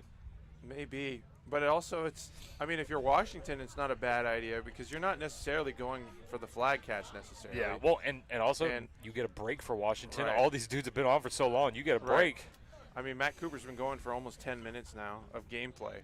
Yep. And, that takes a toll on you. And you're doing this for, like, the, 8th game today? Something crazy? Yeah, 6th to 8th. And I still can't believe I didn't notice Mulcahy over there. He went in and instantly, I was like, wow. What? Look, we see a secret change, though. Oh, my goodness. The game's within reach, and then they put in Zan Siddiqui. Zan Siddiqui is off right now, though. And is that Parcham in a yellow as well? So yes, Parcham and seekers. Siddiqui. Parcham had a catch earlier this season. Let's see and what happens. Zan's had multiple. More subs happening for Chicago. Yeah, I think Chicago, this is a good move here. Get Liam back in this game as Liam a chaser. was on a tear at the start of it. Absolutely. AJ Parcham beat. Siddiqui's back in. He'll get the first look at the flag. Is he going to get beat by Rodriguez? Oh, my wow, what a gosh. catch by Rodriguez just completely cooks the entire, Parcham nearly gets there. Oh my goodness gracious, this guy's got some energy. Those are the fresh legs you need right now. Matt Cooper's legs definitely aren't fresh. Oh no, that was so close. That would have been crazy. Unfortunate. Siddiqui beat now. Chicago does not have control. Washington does. Did Chicago score on that other side? No. 110 to 100 still, and now we've got an offense for Washington. Oh, it falls Once off again. Siddiqui must just be getting a finger on it. Either that or the Velcro's wearing off. Let's see. Uh-oh. Zan needs to pay attention to Parcham as sure. well. Let's see what happens here. Oh, it fell off again. Goodness, good. They might need to get some new shorts in here. Yeah, that might be the case. And a stop on the other end. Washington gets stopped by Chicago. Matt Brown Great beat there by Koretsky. Yeah, good beat by Koretsky. Wins that exchange. Parcham's in it, but Koretsky's going to take that out. Yes. Siddiqui back in it. There's no one in the area. Oh, my goodness. Yeah, I definitely got to find some They need new shorts. Chicago scores. They're up by 2. Yeah, Matt Cooper already taking off the shorts. He knows it. Definitely just unfortunate because Zan's put himself into great spots, but it just kept falling off. Chase Contreras getting Matt Cooper some new shorts. Let's see how long has Cooper lasted now. 9.5 minutes of gameplay. Wow. What a warrior. Yeah, so let's give a little update right here on the score. We're about 30 minutes into this game now. 120 to 100, Chicago's up. Set score 160. So that's a 4-goal game for Chicago. Yeah, Chase Contreras, hero of quad ball over here, getting new shorts to Matt Cooper. Literally my goat, my king, my twin. We're not twins. Chase is like 22. And I'm a little older. Anyways, though, Matt Brown in over here on the close sideline to us. You can't really see it on the camera, but he is right behind Matt Cooper. There's a bubble set up right now by Chicago. Koretsky with the ball on the other side. Let's see. Siddiqui might be beat. Yeah, he's totally beat, I think. Let's see what happens here. There's another offense for Washington. Jun is pressured by Zoc. Gramps, we got Gramps in here. Got through the whole line, I guess. Gramps started this as a seeker, is now going in as a chaser, now seeking. He dodges the beat. Siddiqui's going in too. Oh man, I would get injured. Oh my goodness gracious. Mulcahy's footwork is just impeccable. Just left, right, goal, turn around, defense. For sure. Like, bro is just insane. Let's see what happens here. Camila Rodriguez going after Siddiqui. He let her take him way out of the play. Yeah, it is just a one-on-one Gramps versus, and that's a not a catch. Loses it. He loses it. I don't know why there's a stoppage here. I think clearly just didn't have control of the flag. Unfortunate. 110 to 120 right here. I don't think Chicago scored on the other end. Not quite. And who has the ball over there? For Chicago. Oh, Zoc still has it. Yeah. So definitely not. As reviewed, the seeker did not survive the ground. No Yep. Yeah, it did not survive the ground. I mean, that's like the 5th time it's hit the ground in the last 2 minutes. Yeah, you know, we shout out Matt Cooper, but shout out Austin Cruz. The great ref. Yes, the seeker referee is out here just following Cooper everywhere. Let's see, screen set by Murphy. Zoc throws the ball to Andrews. Andrews drives in. Is this a bucket? Not quite. Oh my gosh, hard hit. Breslow will come up with it, it looks like. Even more contact happening. Zoc hitting Breslow. Everyone's trying to get in on this scrum. And meanwhile, Melton is getting close. Very close. I don't know if Cooper thought that Melton was off broom for a second. Oh, wow. Matt Brown is a different. Cooper's getting tired. Misses though. Oh my goodness, Bourne just cooking right here. And Washington lives to see another day. Let's see, Jun. What on earth? It's these alley-oops, just forcing the alley-oops. Oh my goodness. Ah, doesn't survive the ground from Siddiqui either. This is a fast break the other way for Chicago. Zan's got to go now. No, not quite. Damn, good beat by Brown. Yeah, I mean, a good call. Missed shot by Peachy. Murphy, very smart with it, sees a flying Mulcahy and decides to get it to Zoc before the hit can come in. I thought that was a great move. Murphy gets it to Andrews. Easy shot for Andrews. Turkar back in the game as a beater. So is Noyes. Fresh set of legs, Turkar. Oh my goodness, great hustle by Bourne. Great bounce. Went right his way. Yeah, and Koretsky and Bourne come away with control. Shane McConaughey's in his seeker. Let's see it. He just straight up. Oh my goodness, this is great. Dodges the beat. Let's see, can he do it? Can he do it? And almost, he touches the flag, but he puts himself into a predicament. Other way. He's caught up. Shane's beat by Turkar. Turkar is also beat by Koretsky. Noyes is beat by Koretsky as well. That ball is stuck. The ball is stuck right here. In between the two tents. That is hilarious. That is hilarious. Yeah, that's one of the one spots you didn't want it to land. Yeah, so to kind of explain it to you, since y'all can't see it, there are two tents right next to each other, and the ball just, I think it went off of Austra's back and just flew in between the two tents and got caught. Yeah, but Hoffman's We have a little jokester over here, the ref in front of us. Such a funny little guy. Peachy with the ball, pressured by Mulcahy. Gets that back to Andrews. It's 131-10. Still a 2-goal game. Joey Bay will beat. He just gets ripped. Let's see what happens. And Shane McConaughey with the catch. Oh my goodness! Shane McConaughey. This dude is carrying the team on his back. We talked about it the whole game. When is Shane gonna get his moment? This dude is This literally might be it. carrying the team on his back right now. You know what? I think they put him back in the chaser game. Oh, right now. You No do. break. Put him back in. Right now, you call a timeout, you get him right back in. This is something else. Shane McConaughey did not play for the first 15 minutes or 20 minutes of this 20 game, minutes. and then has scored 4 goals plus a catch. 75 points in 12 minutes. Not even 12 minutes of gameplay. Oh my goodness. Money McConaughey. That was quite the catch. I think it was good. They're talking a while though. I'm a little worried about that. Yeah. Sometimes when you're a good flag runner, you don't want to get caught sometimes. So sometimes you kind of try to defend it a little bit. Yeah. Well, and you don't, especially in a close game, you don't want to be like. You don't want to be the reason someone loses. Yes, that is the main thing that I think a lot of flag runners, they're like, let's. I'm not saying it was bad, but like if anything would have made it bad, let's figure it out now. No, they're putting it back on. Oh no. Man. I was rooting for McConaughey. I'm not gonna lie. It's the perfect play.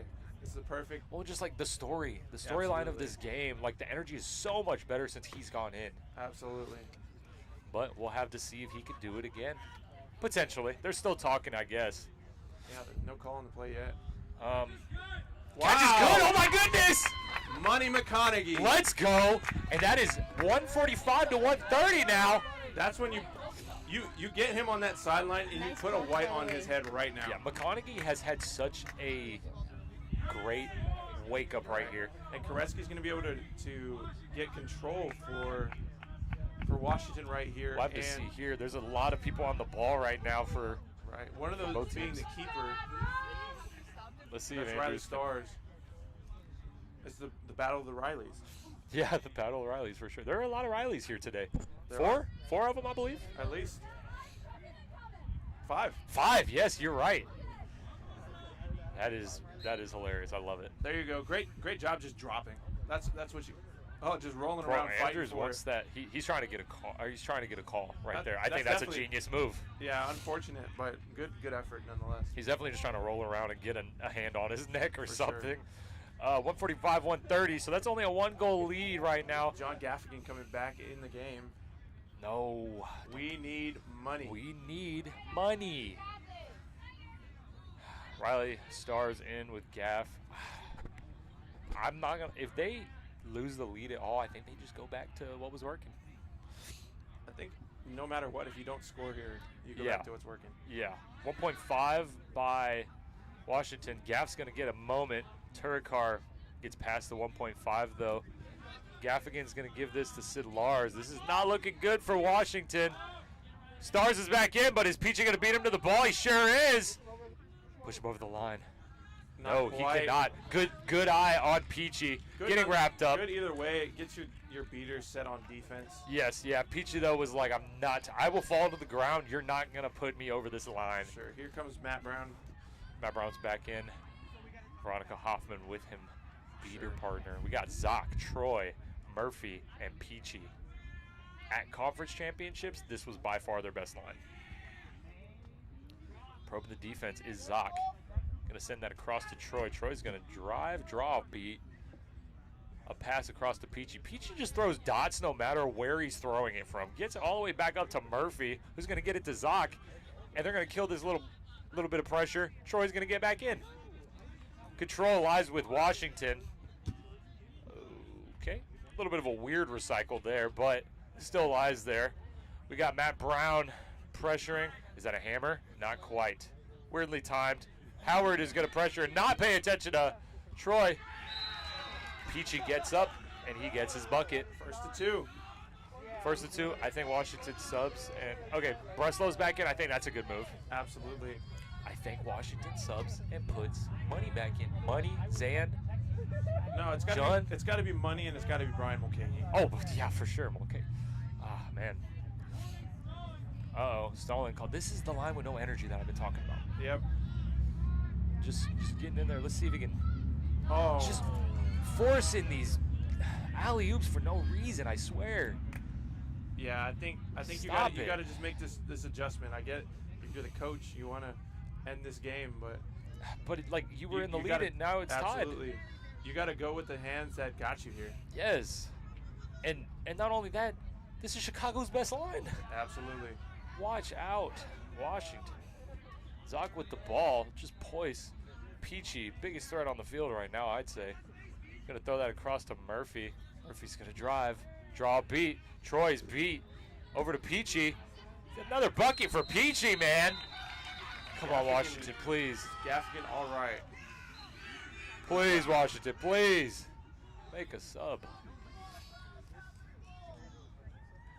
Looks like Bay is coming off for Bourne, and that's it. Well, that's not even the sub I wanted. And looky here, Chicago has control now. Man, you got to bring me the money, man. Bring me the money. Howard has had a good shift, I will say. Good couple shifts. Sidlar's drawing. Zoc gets it to Star. Zoc was happy to chase her down and then go back to their post on the medium hoop. Matt Brown kind of pressuring. I'm not going to be surprised by your stalling call here soon. Gaffigan just needs someone to get a shot open for him, I swear. Just a bad pass. But will Gaff get there?